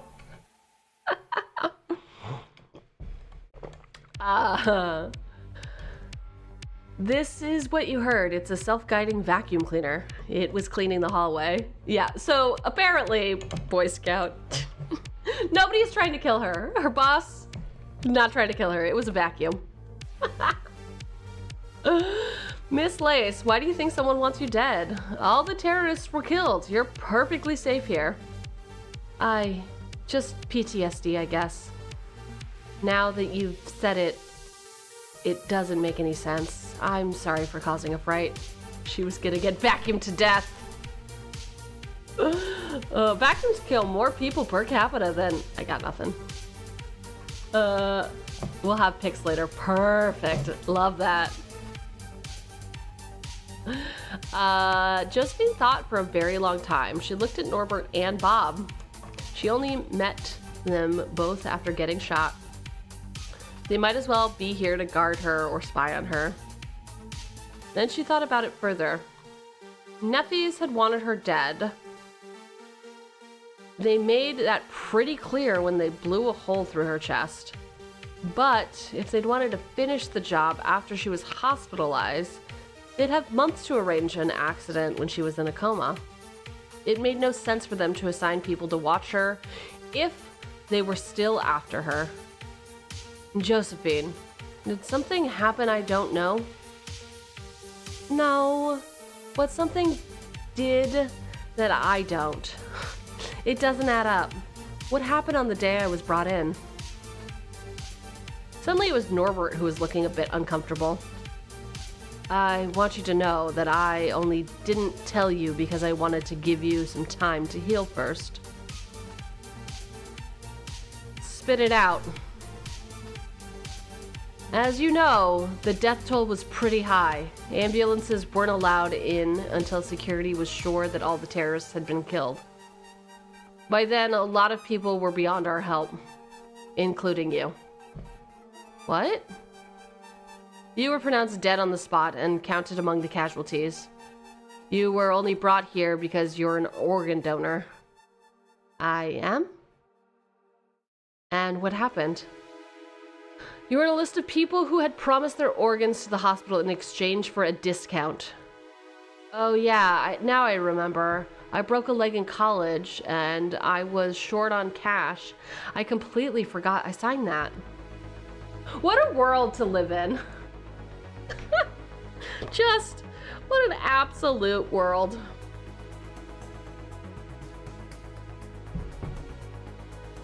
All right. These look fun. Either way, I saw you in an emergency ward, and we realized that you weren't beyond saving. So, I was dead for a while. Only about 5 minutes, and only in a legal sense. Yeah, they also think she's dead, so maybe they are they would, right? They would try to murder her. I just can't believe they cut her hair while she was in a coma. That seems weird to me. You were restored among living... Wait. You were restored among living customers the moment we started treating you. Got a hospital calling patients customers is wild. Is absolutely wild. What a good writing choice. So, the initial casualties records. You're among the dead, not the hospitalized. They must think I'm dead. Who? What happened to you? She was dead to them. Francis was sleeping soundly in his huge loft, thinking she was just one problem he'd solved long ago. She was safe. The terrorists weren't killed in the shootout. They drove away in a police vehicle to collect their paychecks. Would you put on the TV? I don't want us to be overheard. And Josephine explained what had happened, starting with Neffy's, cutting the water flow. It took a while, and left the two men sitting in quiet contemplation for quite some time. It felt so good to have told someone, to know that at least these two strangers knew what had happened. That is just all kinds of messed up. I knew they did that to striking workers, but fuck. He said butt fuck. He did it. He said butt fuck. You all heard it. You all heard it. Indeed, Josephine. You have my word that your secret stays in this room. Now, there's something I meant to give you. I'll go pick it up. And Norbert left. Josephine could see that he was about to puke. I always knew the smug fuckers in their fancy pool party towers were rotten dicks. But that's something else. Something else. I used to be one of those smug fuckers. I'm guessing that particular career path is now closed? Most definitely. I wouldn't go back even if they made me chief executive and let me hang all of the old bosses. But you'd still hang them, right? Definitely. If I ever get out of here, I might just make it my life goal to redecorate the gardens with dead stock owners. And when I find Francis, I'll cut out his heart and take it for myself. They say it's good to have dreams and aspirations. Francis seems like the king of smug fuckers. I'd rather have a machine heart than his. Norbert returned. He was holding a slip of paper. I was going to give this to you, but then you had the panic attack and I figured it was smarter to wait. What is it? It's the casualty count from that day. Remember, if there's the slightest chance that you think this will make you revisit memories you don't want. Josephine grabbed the paper. So fast, she tore it. She began reading. Anderson, Adam, 24, killed. Armstrong, Kim, 22, killed. Armstrong, Levi, 4, died in hospital. Josephine took care to read and savor every name. She'd owed it to them. And she was scared of what she might see. The list was as monotonous as it was horrifying. Only occasionally did the names carry with them additional information. Gonzalez Bungelio, 42, survived. Resisted evacuation. Hospitalized. Ito Akiri, 13, wounded, hospitalized. Kendrick Charles, 88, killed. Mr. Kendrick. Josephine remembered dimly that she'd seen him fall, but knowing for sure that he was gone hurt more than it should have. Dude was 100 years old. It's about that time. Almost the entire time she'd known him, he'd been slightly racist. Almost the entire time that she'd known him, he'd been the slightly racist grandpa who kept locking himself out of his apartment. But then again, she'd only really known Kendrick for a few days, and he had died trying to save her. Thatcher, Gisela, 56, killed. Janice, Ranny, 28, missing. Ooh, Rainey got away. Josephine's heart skipped a beat. Missing? No other name said that. What did that mean? If she was dead, they would have found her. So she wasn't. Rainey was alive. Josephine dropped the list and burst into tears. She felt arms around her. Dr. M. His presence was comforting. Do you want to talk about it? Josephine shook her head. She wasn't crying because of those who died. She'd known that they were dead and that it was her fault. All in all, she was surprised at how coolly she'd reacted. Maybe it was because she'd had the time to deal with it, but it didn't matter. Rainey was alive. Josephine was weeping with joy. All right, future girlfriend unlocked, potentially.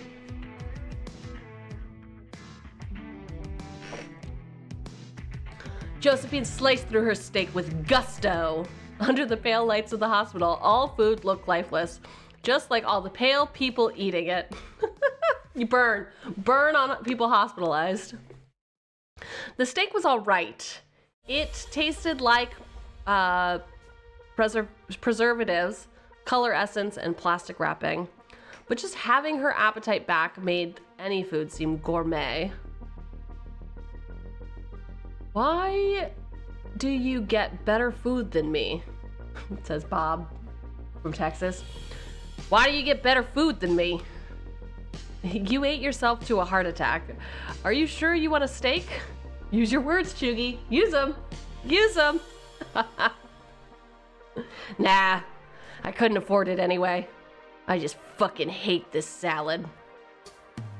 I thought your insurance covered your bill. Yeah, well, my insurance is fickle. Just because they haven't let me down yet doesn't mean they won't. This just in to evolve the current macro. Oh my goodness. Core values update to evolve with the current macroeconomic headwinds. Our company values have been updated to include world domination as a core strategic objective. Are you kidding me? It didn't already have world domination in it? What kind of corporation do I work for? Ugh, finally. What up, Blue? How you do? How you do? Boo. Blue boo. I've been lobbying for this for decades. That makes sense. You can't get shit done. Oi, oi, oi! No more nicknames. You feel personally attacked? Okay, so you missed a lot, and I'm sure you are itching to know, now that you have arisen from your nap, what's going on. Chapter 1. We're a classy business lady just trying to date our boss and have it all. Act 2. We form a resistance against the company. Barricade ourselves in our apartment building. They won't be getting the best of us. What's this? The corporation hired some goons to murder us all? And they shot me directly in the heart at point blank range? Dang. Act 3. I woke up in a hospital with a cybernetic heart, and I think everyone's trying to murder me, but I just found out they think I'm dead. So, great, I lived. That's what's going on so far. Seems like I've gotten nowhere in 4 hours. Could it be a skill issue? I mean, knowing me, yes? Yes? It's always a skill issue with me. Head empty, I don't know what to tell you. I really don't know what to tell you. All right. Are you streaming again later tonight? Or was that just Emmy? I forget. I forget what's happening. Okay.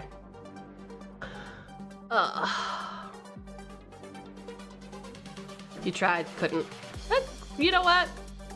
Valid and fair. I need brain off. Good. I'm glad that you know how to say no, how to set boundaries, how to just take a not a very political debate, okay?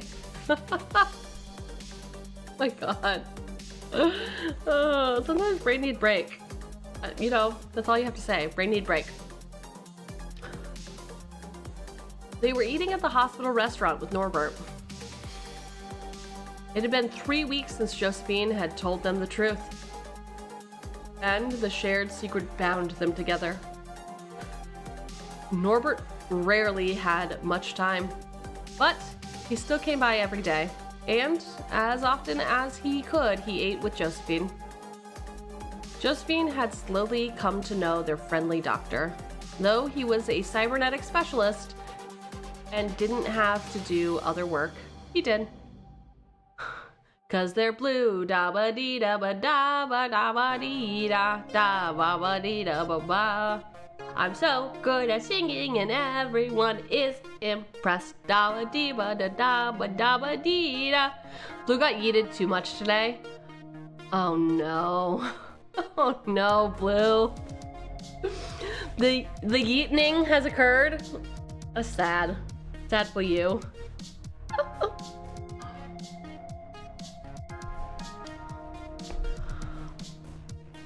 Often, long after his shift was over, Norbert lived for healing.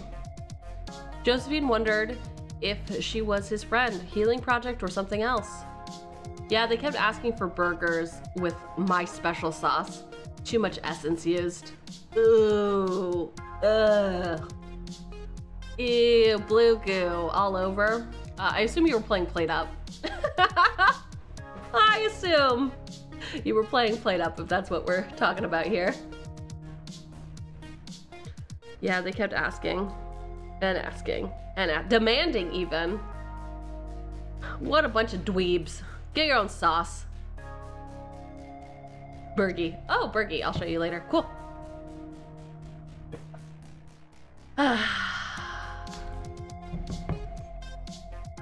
Blue is being investigated by the health inspector, like sexually, or for like safety reasons, or what kind of investigation? Did he murder someone? Was he under that different kind of investigation? How else do they make the sauce? Oh my God. You know, Bob, Josephine has a point. Quitting meat will prolong your life. Help with your eurythmia? How? Yeah, we all know what it is. The thing in your heart. Irregular heartbeat. And it's good for the environment. Hurl. Just fucking comes in. Hurl. Oh. I don't buy it. They're just cows.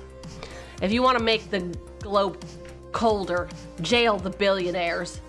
I'll be damned if I let some hippie tell me what to eat. Sir, you work in finance? Are you? Okay. All right, sir. Pretty high and mighty of you. What about your doctor who is concerned for your health? Yeah, you want me to live longer so you can bill me more. But if you're healthy, I can't bill you. Actually, now that I think of it, do you want your steak stuffed with bacon or just butter? Fucking got his ass. Josephine let them argue. She'd been feeling a lot better since that night. Rainey thought she was dead, but she knew Rainey wasn't. Knowing that gave her strength to work out every day. 2 days ago, she'd gotten an electric wheelchair that still required her to exercise in order to move. It was Norbert's idea. It was good for her to be able to get out of her room for places other than the nearest bathroom. actually, just being able to go to the bathroom by herself was heavenly. She would get better. She knew it. And then she would go after nymphies. But she just wasn't in a hurry. They ate unhurriedly. And then she and Bob took a small tour of the hospital in their little wheelchairs. Norbert had to go to work. We call her Wheels now. So true. Every time someone stopped to ask them where they were going, they just said they'd gotten lost. They were given directions on how to get to their own ward at least 7 times. They never followed instructions. In one very long and empty hallway, they even tried to have a race. Unfortunately, the wheelchairs had a fixed speed, so whoever was faster on the joystick won almost automatically. But even then, since Josephine's wheelchair had to carry the weight of her life support machine, she lost almost automatically.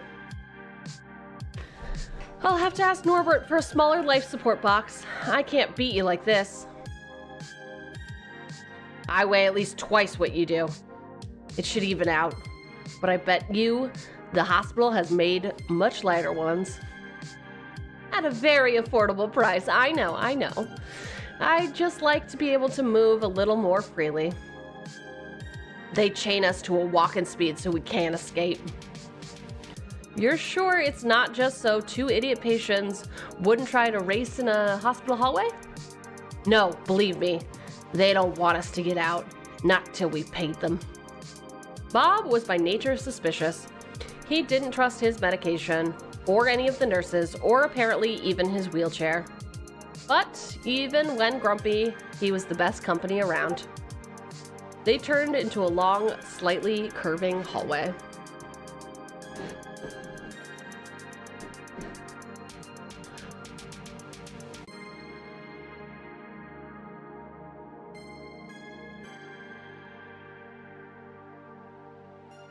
We haven't been here before.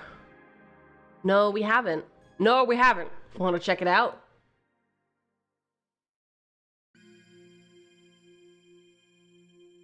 Sure. Maybe we'll find all of Norbert's dark secrets. I don't get him. He's a stand-up guy. Why work for these corporate bloodsuckers? Maybe they're the only ones who can pay for his research. He's supposed to be some kind of cybernetics genius. Well, he made you a shiny new ticker, didn't he? Yeah, and this one actually ticks. And it glows. The bloody thing keeps me awake at night.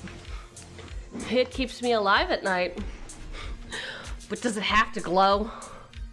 Anyway, Dr. M's too nice for this place. He has a heart where it should be. You could tell he hates charging people so much. Yeah, he gave me free medicine in the beginning. So why are you working somewhere where you don't have to suck on people's savings like a fucking vampire? Because clearly, I cannot leave you two unsupervised. So she's the female Tony Stark. Exactly. I don't think she has the smarts for it, though, if I'm gonna be honest. If we can be honest. These two patients slammed the buttons on their wheelchairs until they turned around to see Dr. M standing behind them, arms folded. How long have you been following us? Since the last time you didn't follow directions on your own ward. This is a restricted area, you know. So you do keep your dark secrets here. Absolutely. The giant freezer where I keep all the organs is just around the corner. Sounds like we definitely have to check it out. Do you think seeing your own liver would help your healing process? Seriously though, this place is where we store donated organs. The place where we store the donated organs is down this hallway. I'm gonna have to take you back now. You're a visitor. Oh? You have a visitor. Duh. So much anti-capitalism, truly, truly. Yeah, some young woman. Josephine's eyes lit up. We have to go.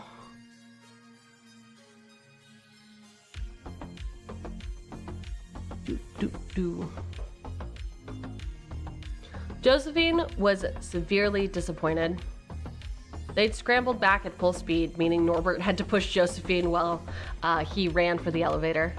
Bob had been abandoned, and everyone else had been forced to make way. Norbert had spent the elevator ride catching his breath and gasping loudly. I thought you exercised. I do. Sometimes. As soon as the elevator stopped and its doors slid open, Norbert grabbed her and flew through the hallway. He didn't come in, though. I'll give you some privacy, but I'll be waiting here. Just holler if you need me. In the room, there was indeed a young woman waiting, but it definitely wasn't Rainey. Who dis? For one, she was much younger. Josephine thought that she had to be under 25. She was tall and had the conventional beauty of a catalog model. Her posture was that of someone who expected to be taken seriously. Her clothes, laptop, and demeanor all screamed upper middle class. There was a sticker on her computer. The university. Suddenly it struck Josephine why she looked so familiar. Not that they'd ever met, but she was one of those girls from the student unions who had really wanted Josephine to join them when she was studying. She never had. She'd gone to college to study, not to write think pieces and cozy up with local politicians. The woman had been sitting on the other chair in the room, but now got up and offered her a hand while smiling, a well-practiced smile. Hi, Amy Sierra, Vice Chairperson of Student United Against Oppression. Hi, how can I help you? We're doing a piece on police brutality and how its victims are left without protection, and I would like to interview you. How did you find me? The young woman smiled. Oh, it's very simple, really.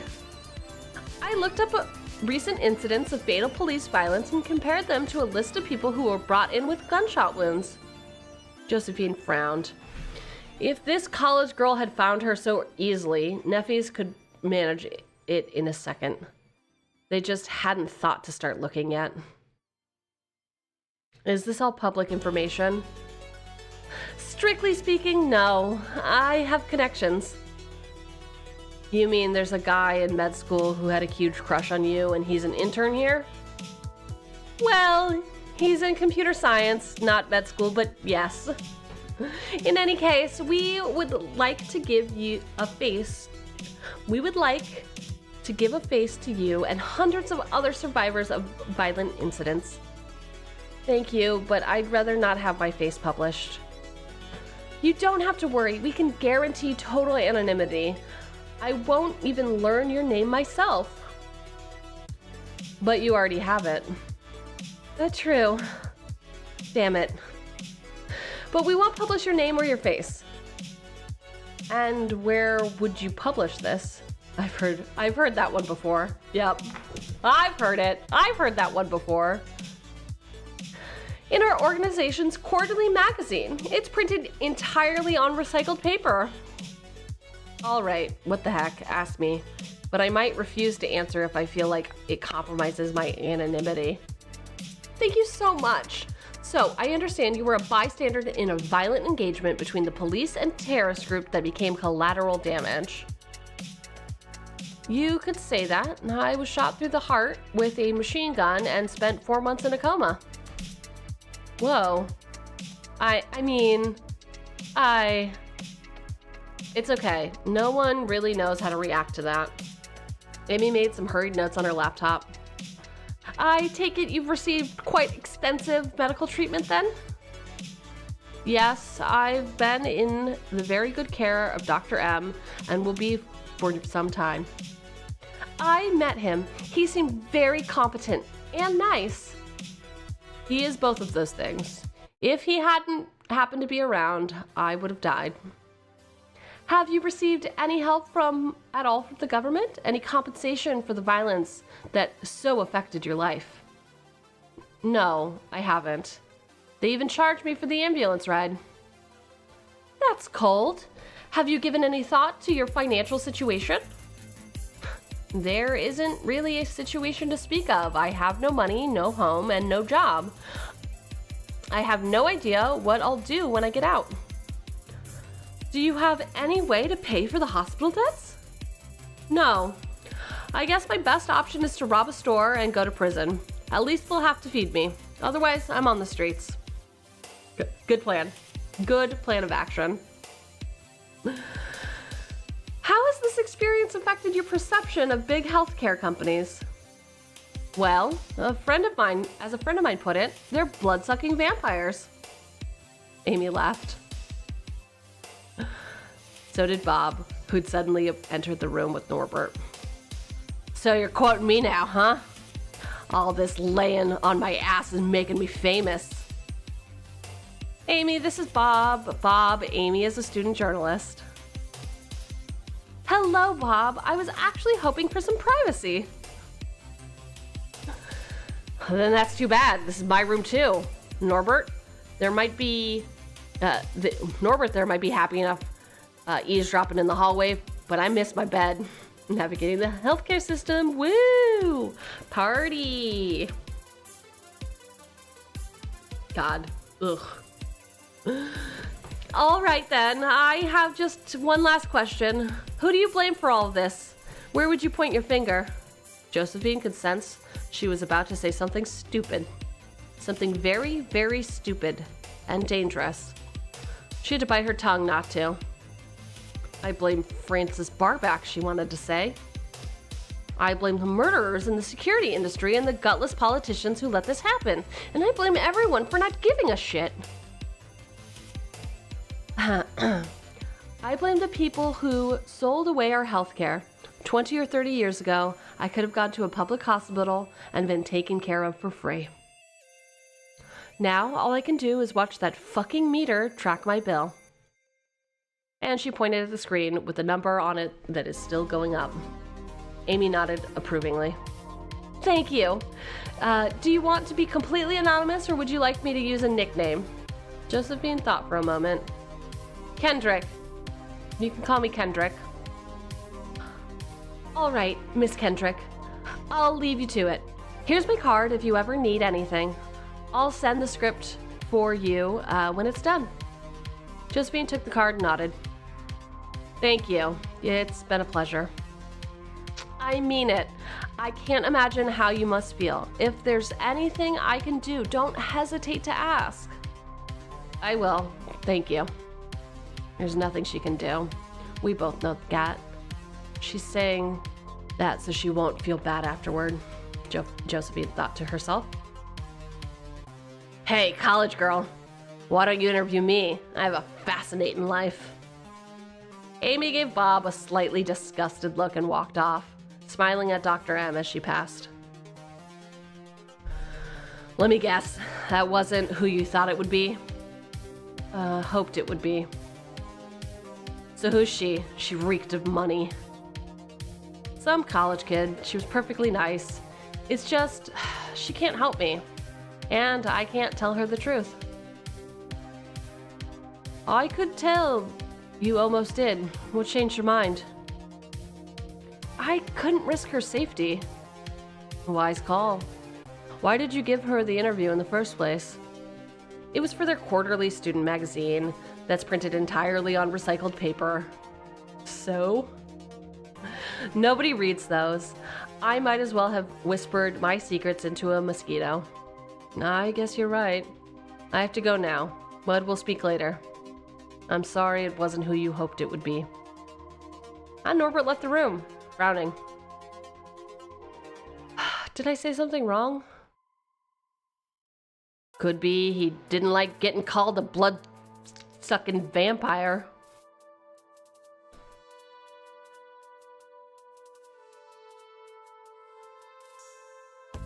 Over the next few days, it seemed like Bob was right. Norbert still came every day, but now he was less cheerful. Watch someone will read it and she'll be screwed. Oh, of course, of course. She used the name Kendrick to hopefully signal to her friend who's been missing, aka went underground. So maybe she'll come rescue her, huh? I'd love to be called a vampire. What do you mean? Yeah, what do you fucking mean?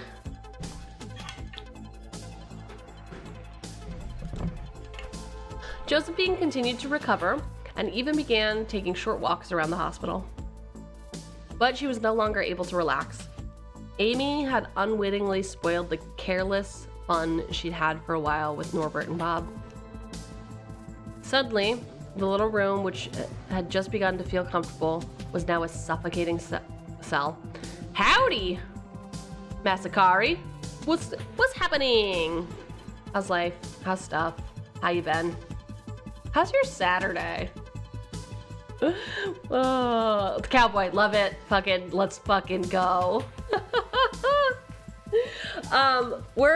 Today we're playing Vengeful Heart, and we're on Act 3. Act 1, we were a rising star in the corporate world.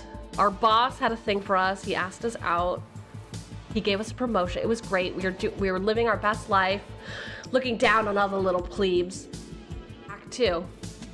Uh-oh, what's this? Our corporation did something naughty, and then I had to start like a little resistance. Get my whole apartment building involved. Yeah, we're gonna hold out. I'm gonna tell the company they need to be more moral, etc. Company, how did they respond? Well, they hired a bunch of goons to just murder everyone, as one does. So, yeah, I got shot at point blank range right in the heart. Act 3, woke up in a hospital with a cybernetic heart. But they think I'm dead. So, living my best life, trying to recover in a hospital. Same thing, very relatable content. You've experienced all of these things and more. Sounds like your typical corpo. Hell yeah. Hell yeah. She lay awake at night. When she closed her eyes, she could see the names on the list scrolling like movie credits. The names of all the people who died. It always stopped at Rainey. She never read further than that. She began to take walks at night after Bob had fallen asleep. On the top floor, there was a small terrace. It was dull, gray, and encircled by steel netting to prevent anyone from jumping. But it was the only place with fresh air. Standing there and looking at the city was also a grim reminder that the world remained utterly indifferent to what was happening. She could have held up a sign asking for help and people would have driven right on by. Deep down, Josephine knew she herself would have done the same thing. Over a week had passed since Amy's visit. Josephine had gotten bad at counting the days. Her life was nothing but an endless routine that repeated itself constantly. That was the worst part of the hospital life. The only change was in her slow but steady recovery. As on the previous nights, Josephine waited until Bob began snoring and then got up, trailing her life support behind her. The machine rattled very loudly. Fortunately, Bob was a sound sleeper. Quietly, she left the room and walked the empty hallways. She tried taking the stairs, but that proved impossible with her machine. In the elevator, she thought about her last elevator trip with Francis, her boss that murdered her. She'd run half a mile and gotten all red and sweaty, and thought that was embarrassing. Compared to being so helpless, she couldn't take the stairs if she wanted to. That no longer seemed so bad. On the top floor, Josephine passed by a group of nurses rushing off somewhere. Norbert had told her that there was a separate terrace there where the staff could go smoke. She stopped at the fortified door to the terrace and flashed her bracelet. Fresh air wasn't free. Are you kidding me? You have to pay to go outside?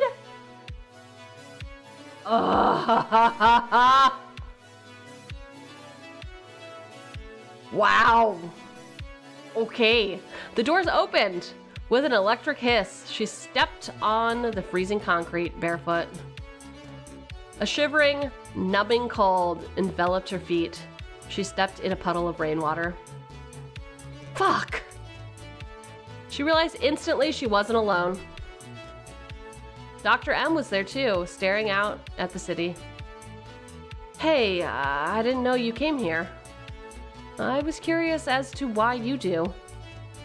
Are you tracking my movements? It's an unfortunate part of my job to keep track of your purchases. I like the fresh air.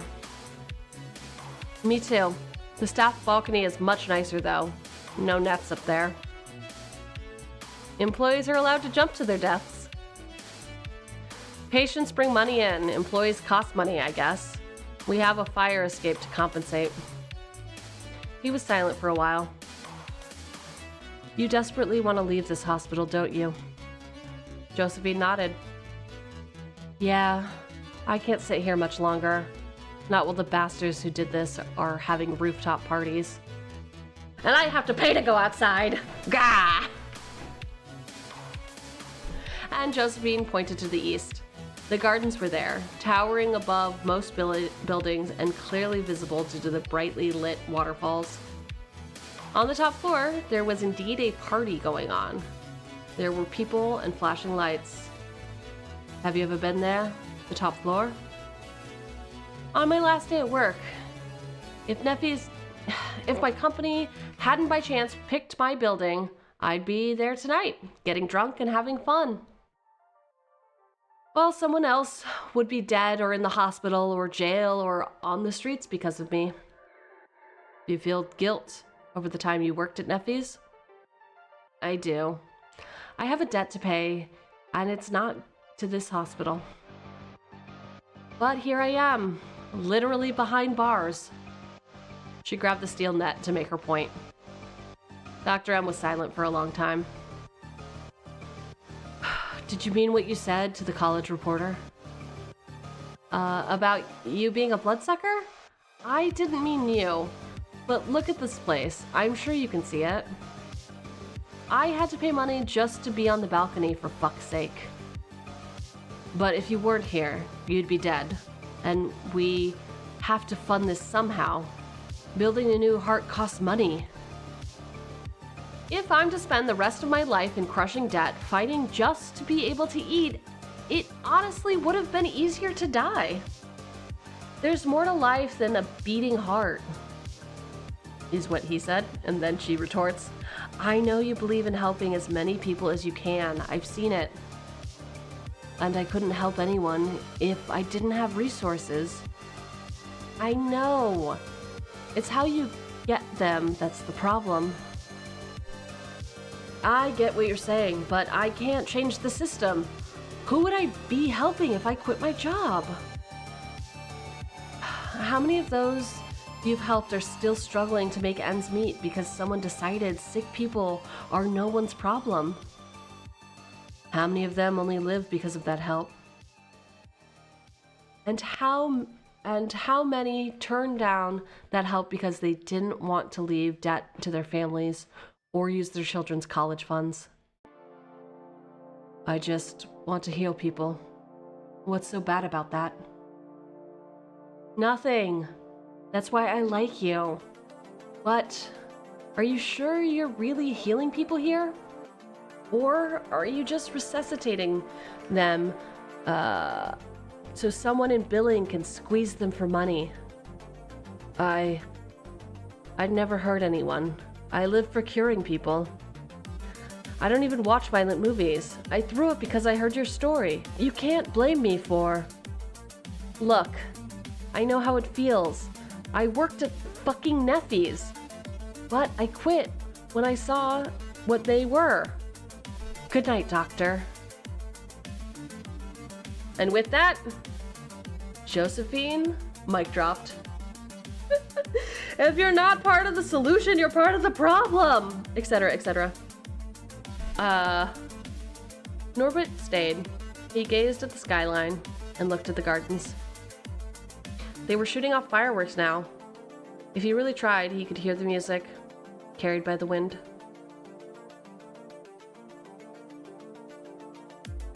Fade to black. The next day, Josephine woke up, still angry at Norbert. She thought about going to the gym, but changed her mind at the last second. She just wanted to lie down. Bob was gone. That was strange. Bob barely went to the gym at all. He only ever left the room for a meal or with Josephine.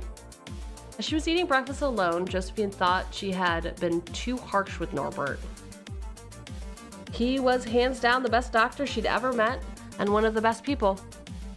Suddenly Bob burst in, red in the face and cursing. Fucking fuck. Before Josephine could even respond, the older man grabbed his debt calculator, ripped it out of the plug and threw it against the wall. The device shattered with a mighty crack, sending sparks flying all around the room. Josephine ducked under her blanket. Jesus, Bob, what's wrong? My insurance company turned me down. I told you they would. Now I can't fucking afford a pack of cigarettes ever again. I should have never fucking trusted those slimy bloodsuckers. Full coverage, my ass. Bob punched the wall so hard, Josephine's calculator nearly fell from the desk it sat on. Bastards. What are you going to do? Please don't punch anything else. Nah. I'll find something to punch. I'll find someone to punch. And I'll break their fucking spine. Another wall punch caused the lights in the room to flicker. Good. I'll help you. Bob turned to her. You will? Absolutely. And then you'll help me with redecorating the gardens like we talked about. Deal? I don't have time for fantasies anymore. I have to get out of here and go underground before they realize I won't be able to pay them. Let's go together.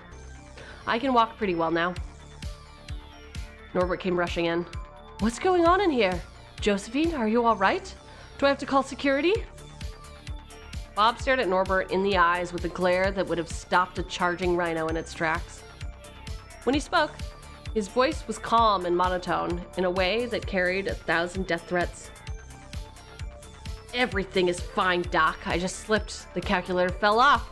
I think it's broken, though. Norbert looked at Josephine. And you're all right, too?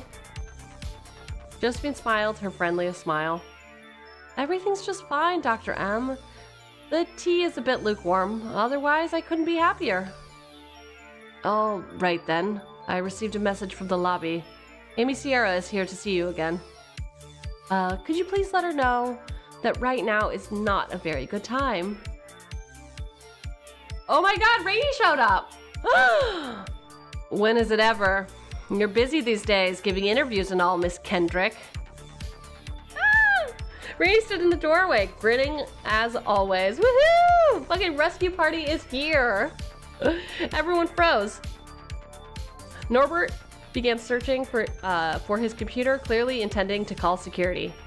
Excuse me, but who are you and who gave you access to this ward?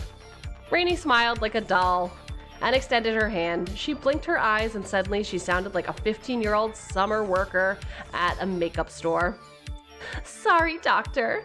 I didn't see you there. Amy Sierra, vice chairperson of Students United Against Depression. I'm here to follow up on my interview with one of your patients. Look, I don't know who you are, but if you don't leave right now, I'll have no choice but to... Amy, so good to see you again. Come inside. And she gave Norbert a look that said, do not screw this up. All the while smiling her broadest smile. Norbert nodded very slowly. He looked at Josephine and at Rainey and finally at Bob. Bob, would you like it if I put on the TV? I still don't know who you're meant to be. Me, I'm the one with the white hair. That's me. I'm Josephine. I'd like it if someone told me what the fuck's going on. Bob, you remember Miss Sierra? She interviewed me a while ago. Yeah, that ain't... Norbert put on the TV, turned the volume way up. Josephine walked over to Bob, showed him the casualty list, and pointed at Rainie's name. Nah, she don't have siren ears. Somebody stole them. Sorry. Sorry, somebody took them. Bob finally understood. Unlike Doc. Ugh. Unlike Blue. Blue ain't never gonna understand. Miss Sierra, what is it? Miss Sierra, been a long time. Good to see ya. Good to see you too, Mr. Larson, Robert Larson. It's okay if you don't remember. We didn't really speak last time. All right, I'll leave you to it, but I'll be just outside to give you privacy. Sorry about the misunderstanding, Miss Sierra. As soon as Norbert left and locked the door behind him, Josephine jumped from the bed and rushed to squeeze Rainie as hard as she could.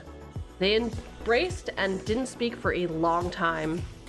When Josephine finally let go and wiped the tears from her face, she could see that Rainie was crying too.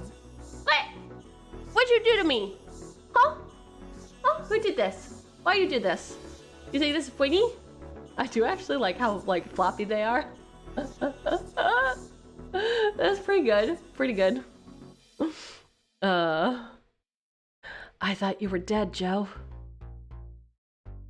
We need to do some eye tracking tests for sure. So does Neffy's... How did you find me? I read an article about the fascinating incident of one Miss Kendrick.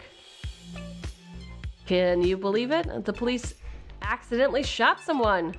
She didn't get any financial aid whatsoever. How did you find it? It was just some dumb student paper. Get this. I was underground with a fake name, but I had to get some job, so I became a security guard at a university parking lot. I've never been so bored in my life, so I began reading whatever I could just get my hands on. Even Amy's Activist magazine? What are the odds, huh? The girl's a decent writer, too. Did you ever read the article? Not even this place is that boring. Rainie laughed. Her voice was warm and as sweet as ever, but there was a dark hint to it now, like she was no longer used to laughing.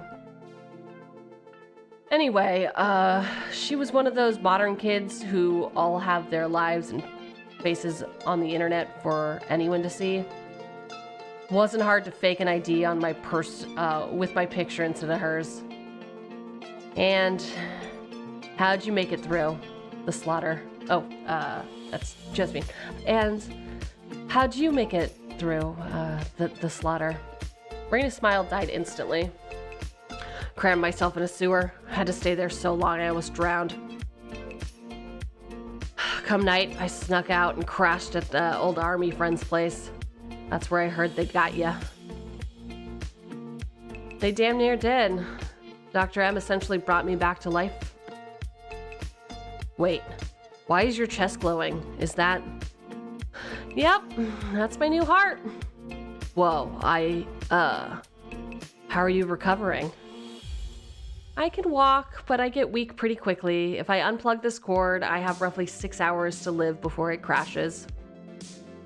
So we're not going to hit the bars and celebrate that we made it. No, but only because my meds don't mix with drinks. But we need to leave this place. We have unfinished business with Neffy's. You think we should go after them? Don't get me wrong, I want to, but we're kind of outnumbered. And outgunned. There's also the fact that I have to use a charger to survive. But we'll think about that later. Maybe our best chance is to run. Neffy's must think you're dead. And as soon as I burst out of here, it'll be reported to the police and Neffy's will find out I'm alive. And you're dead set on escaping, not just recovering and then checking out like a normal person. See that screen? It tracks my hospital bill. Holy crap, cybernetics are expensive. They'll never let me leave with that much debt without putting a tracker on me. I see. Well, Looks like we're staging a breakout. Then, when? I can't ask you to help. It's a risk. They could be hunting you already. I'm doing it alone. And that's too bad. You're obviously not in any shape to do this alone. And that I don't abandon old comrades. Well, thanks. I was hoping to hear that. We're going to have to go soon. On the weekend, maybe. When it's quiet? I think we should go tomorrow. Checking in with a false name might not have been enough for me to get undetected. Fine. Do we have a plan? It's just a hospital. Getting out of here should be easy. I'll wait outside with an escape vehicle. What about after that? Or are we gonna go? I ain't staying here. These fuckers are gonna bleed me dry. I'm coming with ya. Bob's all right. He knows. I trust him, and we could use some muscle. Well, if you trust him. I do. But we don't have a place to go to. Where do you live now, Rainey? At the barracks at the security company I work for. Not the best hiding place. And you, Bob? Bob the finance bro. That's why I asked. I live downtown. The police and the security raid those apartments all the time looking for drugs or guns or whatnot. Not an option then. This is crazy, but should we call the real Amy Sierra? What? She promised to help if I ever needed anything, and she has to live uptown. We can scare her into compliance, just for one night. It's risky. I don't trust her either. Well, nonetheless, Norbert wants to invite us over. We don't have much of a choice. I don't have any relatives in the city. I have family. We could ask them. That would put them in danger. But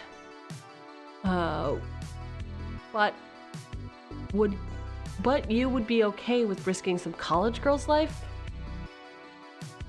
No, you're right. Amy is out of the question. Fuck it. We'll just get in the sewers if we have to. Now, we just have to get out. I vote for a kitchen or service exit. Could we just hijack an ambulance? There was a sudden knock at the door. Yes? Norbert came back and shut the door in a hurry. We have a problem. I think your friend needs to go. Brady folded her arms. And why is that? Amy Sierra just tried to check in. She's being interrogated right now. Josephine's new heart skipped a beat. Wow. No, I refuse to use words. I've used too many words today. How dare you, Boy Scout? How dare you? How long have we got? I'd say you have 5 minutes before they figure out which Amy is real. No time to sit around, then. Let's go. Toot sweet. Go where? Yeah, your mouth must be getting tired from all that fucking yapping. It is. It's I'm probably gonna wrap up when we hit the next chapter. I just wanted to make it to the next chapter. We're leaving, Doc. Don't try to stop us. This is insane. Randy pretending to be Amy will be reported to the police. If the police know, Neffy might find out. Our lives are in danger. You're safe here. I can protect you while you're within these walls. Out there, you're on your own. At least they'll have to find me. Here, I'm bound to a bed. For a reason. You can't run around with that device. In that case, you'll have to tell me where I can get a lighter one. And it has to be cheaper than affordable. Why are you standing directly behind him? I'm so scared. While they argue, Rainey slipped behind Norbert. She grabbed him by the neck so suddenly that he almost fell to his knees. Damn, I hear that all the fucking time. I found the syringe laying around earlier. I wonder what's in it. She presses the needle against Norbert's back.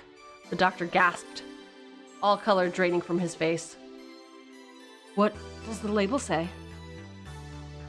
Nothing, but the liquid glows. I don't think your body would like this very much. There's no need for this. I'll escort all of you to the elevator and open the electric lock, willingly. I know you will, Doc. Shall we go? Josephine? You can put the syringe down. Norbert's a good man. I like him. I'm just being cautious. Come on. Norbert unplugged Josephine's cord from the life support device, but left it in her heart. Trust me, you don't want that to come off. They left the room as a tight-knit pack, with Josephine holding Norbert by the arm, and Rainey keeping the syringe at his back. Bob followed behind, towering above the three. Slowly, they made their way to the elevator, as close to each other as penguins in midwinter. Josephine was exhilarated. Hospital life was boring. This was almost fun. Of course, every passing second meant that her sudden death became more likely. But right now, she felt more alive than she had in months. If all went well, they'd be out of trouble by tomorrow. Trouble found them before they found the elevator. It was Amy. She was panting. She'd clearly been running since the lobby as she caught them in the hallway. Miss Kendrick, there you are. Can you believe it? There's apparently another Amy Sierra visiting right now. They made a huge fuss in the lobby.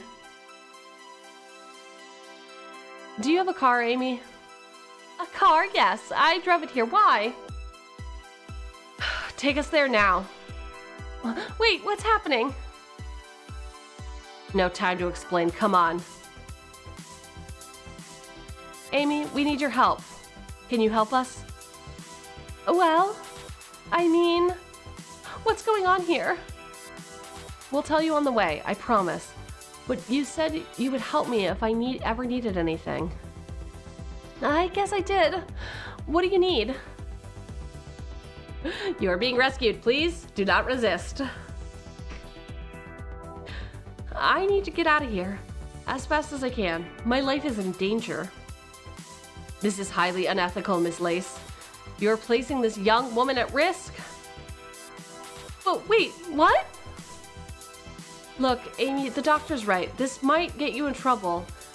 But if you don't help, it might kill me. If it comes to it, I promise we'll say we forced you to do this. But we need you to drive us out of here. And we need to stay at your place, just for tonight. And since we're kind of in a hurry, if you don't cooperate, I'll knock you unconscious and we'll just steal your car. Rainey, not helpful. Fine. I made a promise. Last time, I'll make that mistake. Great, let's go. Rainey pushed Amy forward, Josephine following closely behind, and they picked up their speed again. They could hear voices in the hallway. Security was closing in. They reached the elevator safely. Norbert fumbled until his key opened the lock.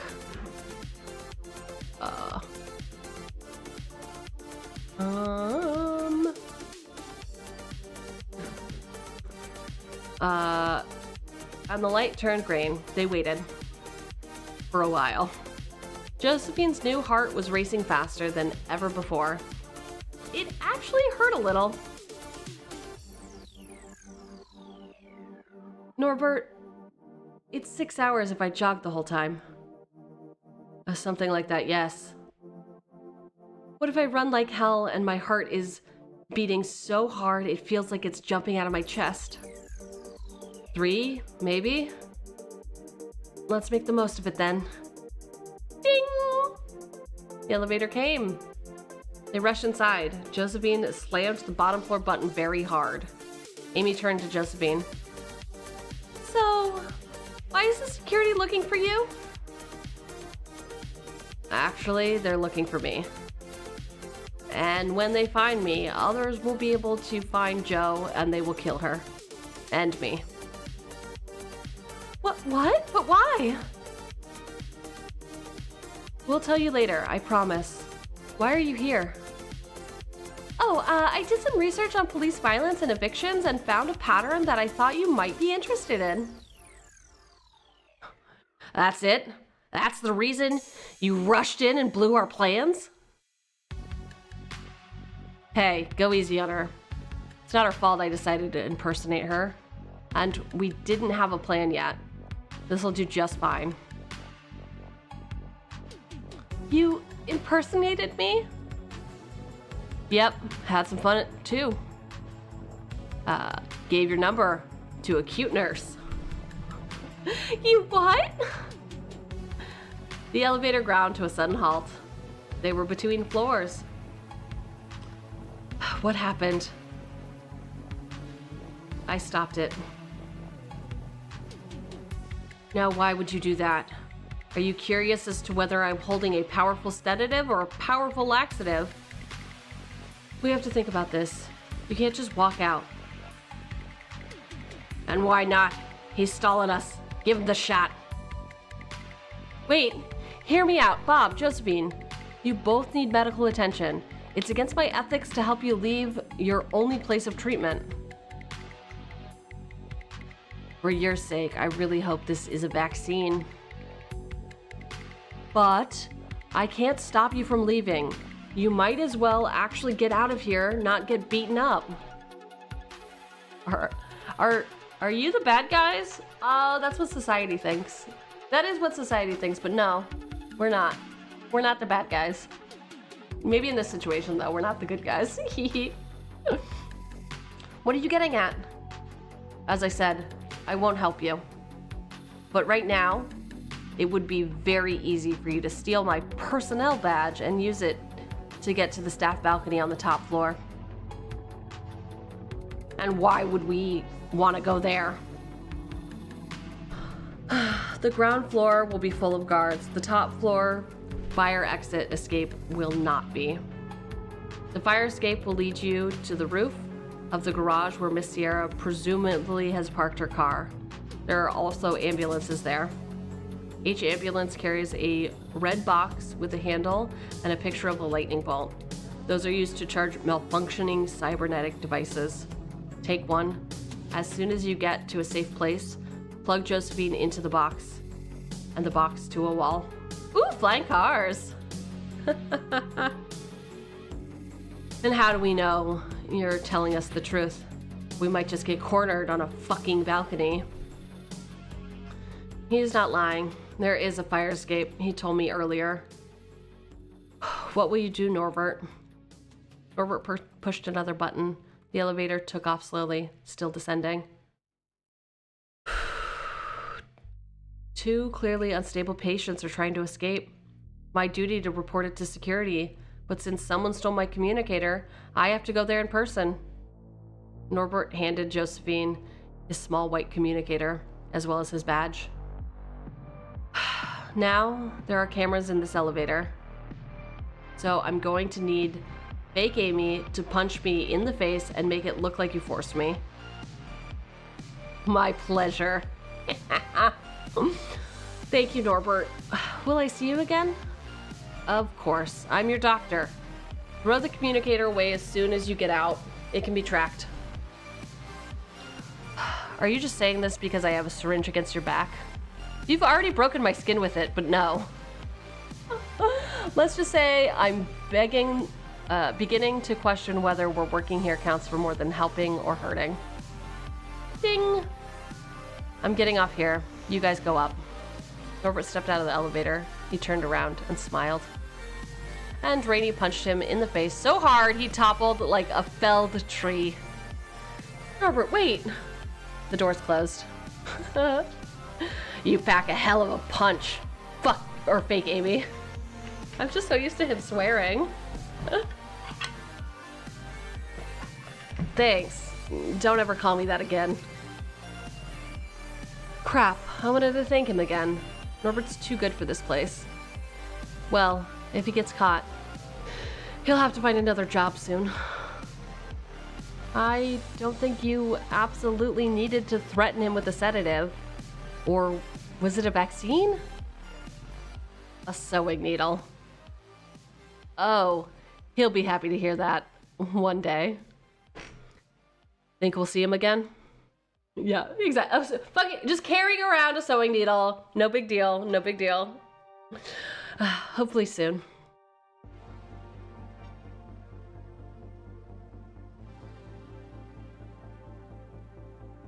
Let's fucking go. The top floor was completely empty. All the staff were on alert somewhere else. Whatever you guys are doing seems to be going well. I'm sorry we dragged you into this, Amy. We have to leave the city soon. Neffy's Inc. wants us dead. The water company? Why? What did you do? I'll explain later. There's the staff balcony. They ran to the closed electric door. There was no one there, except a guard in a white uniform. Guard, halt! The hospital is in lockdown. No one can enter the balcony. Had they really been in such a hurry that none of them noticed a guard? Apparently. Fuck! What's going on? Why? What ward are you from? Which one of you is the doctor? Amy stepped forward. I am. Dr. Sierra, psychiatrist. Miss Kendrick here is my patient. So you're from the weirdo ward? It's great, okay. Excuse me? What did you just call my patient? She's right there.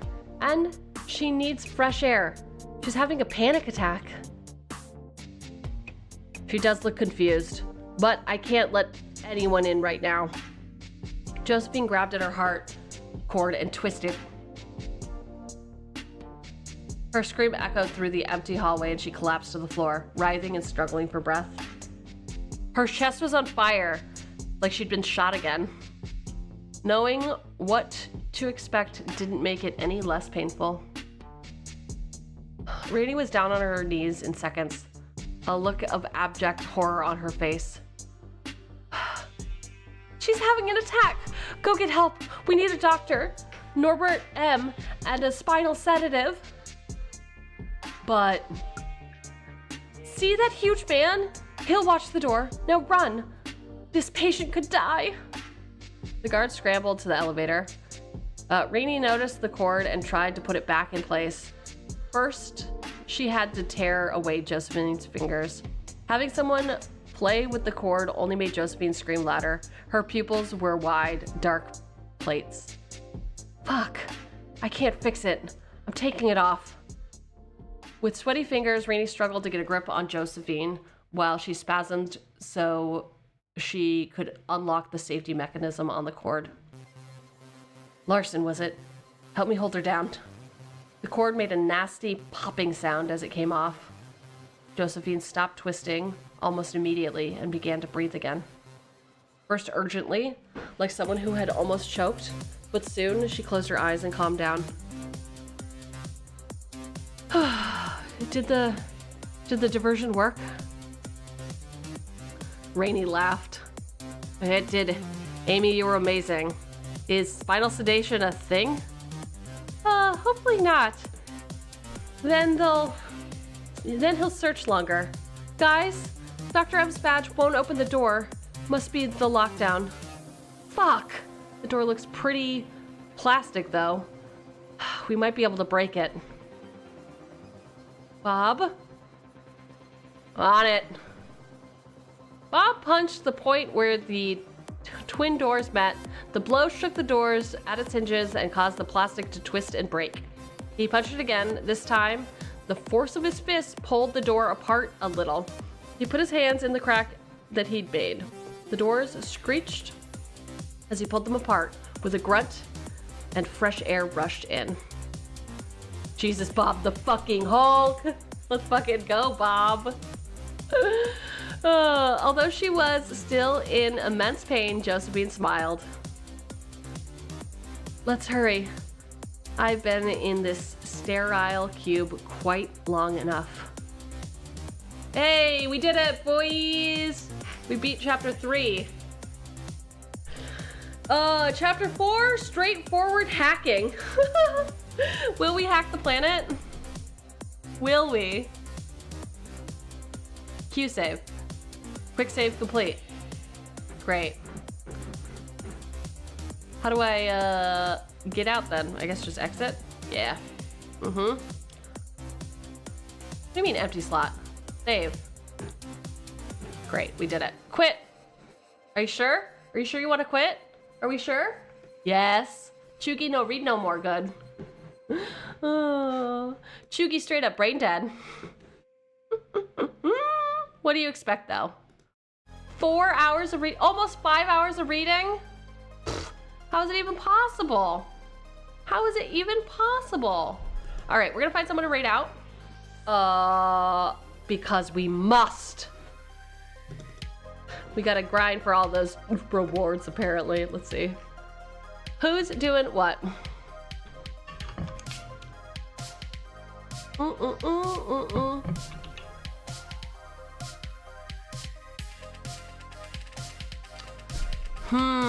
Oh yay, okay. We're gonna raid out to Sunny's 3-year stream anniversary. On HR offense, you can't you can't do that here. You think you can do that here? Fine, let's this one, this one, this one, this one.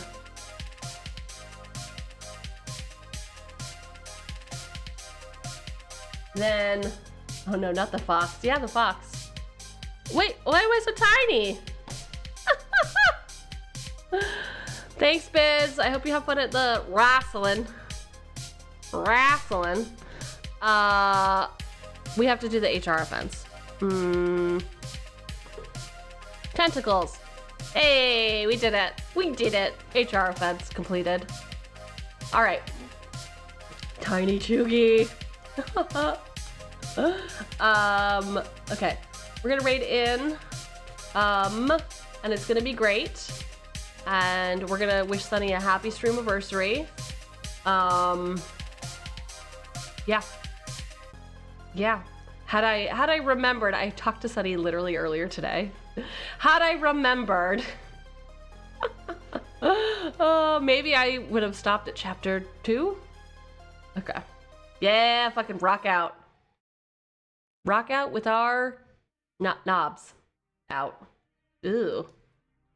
All right, thanks for hanging out. Tomorrow we will be playing Qualia.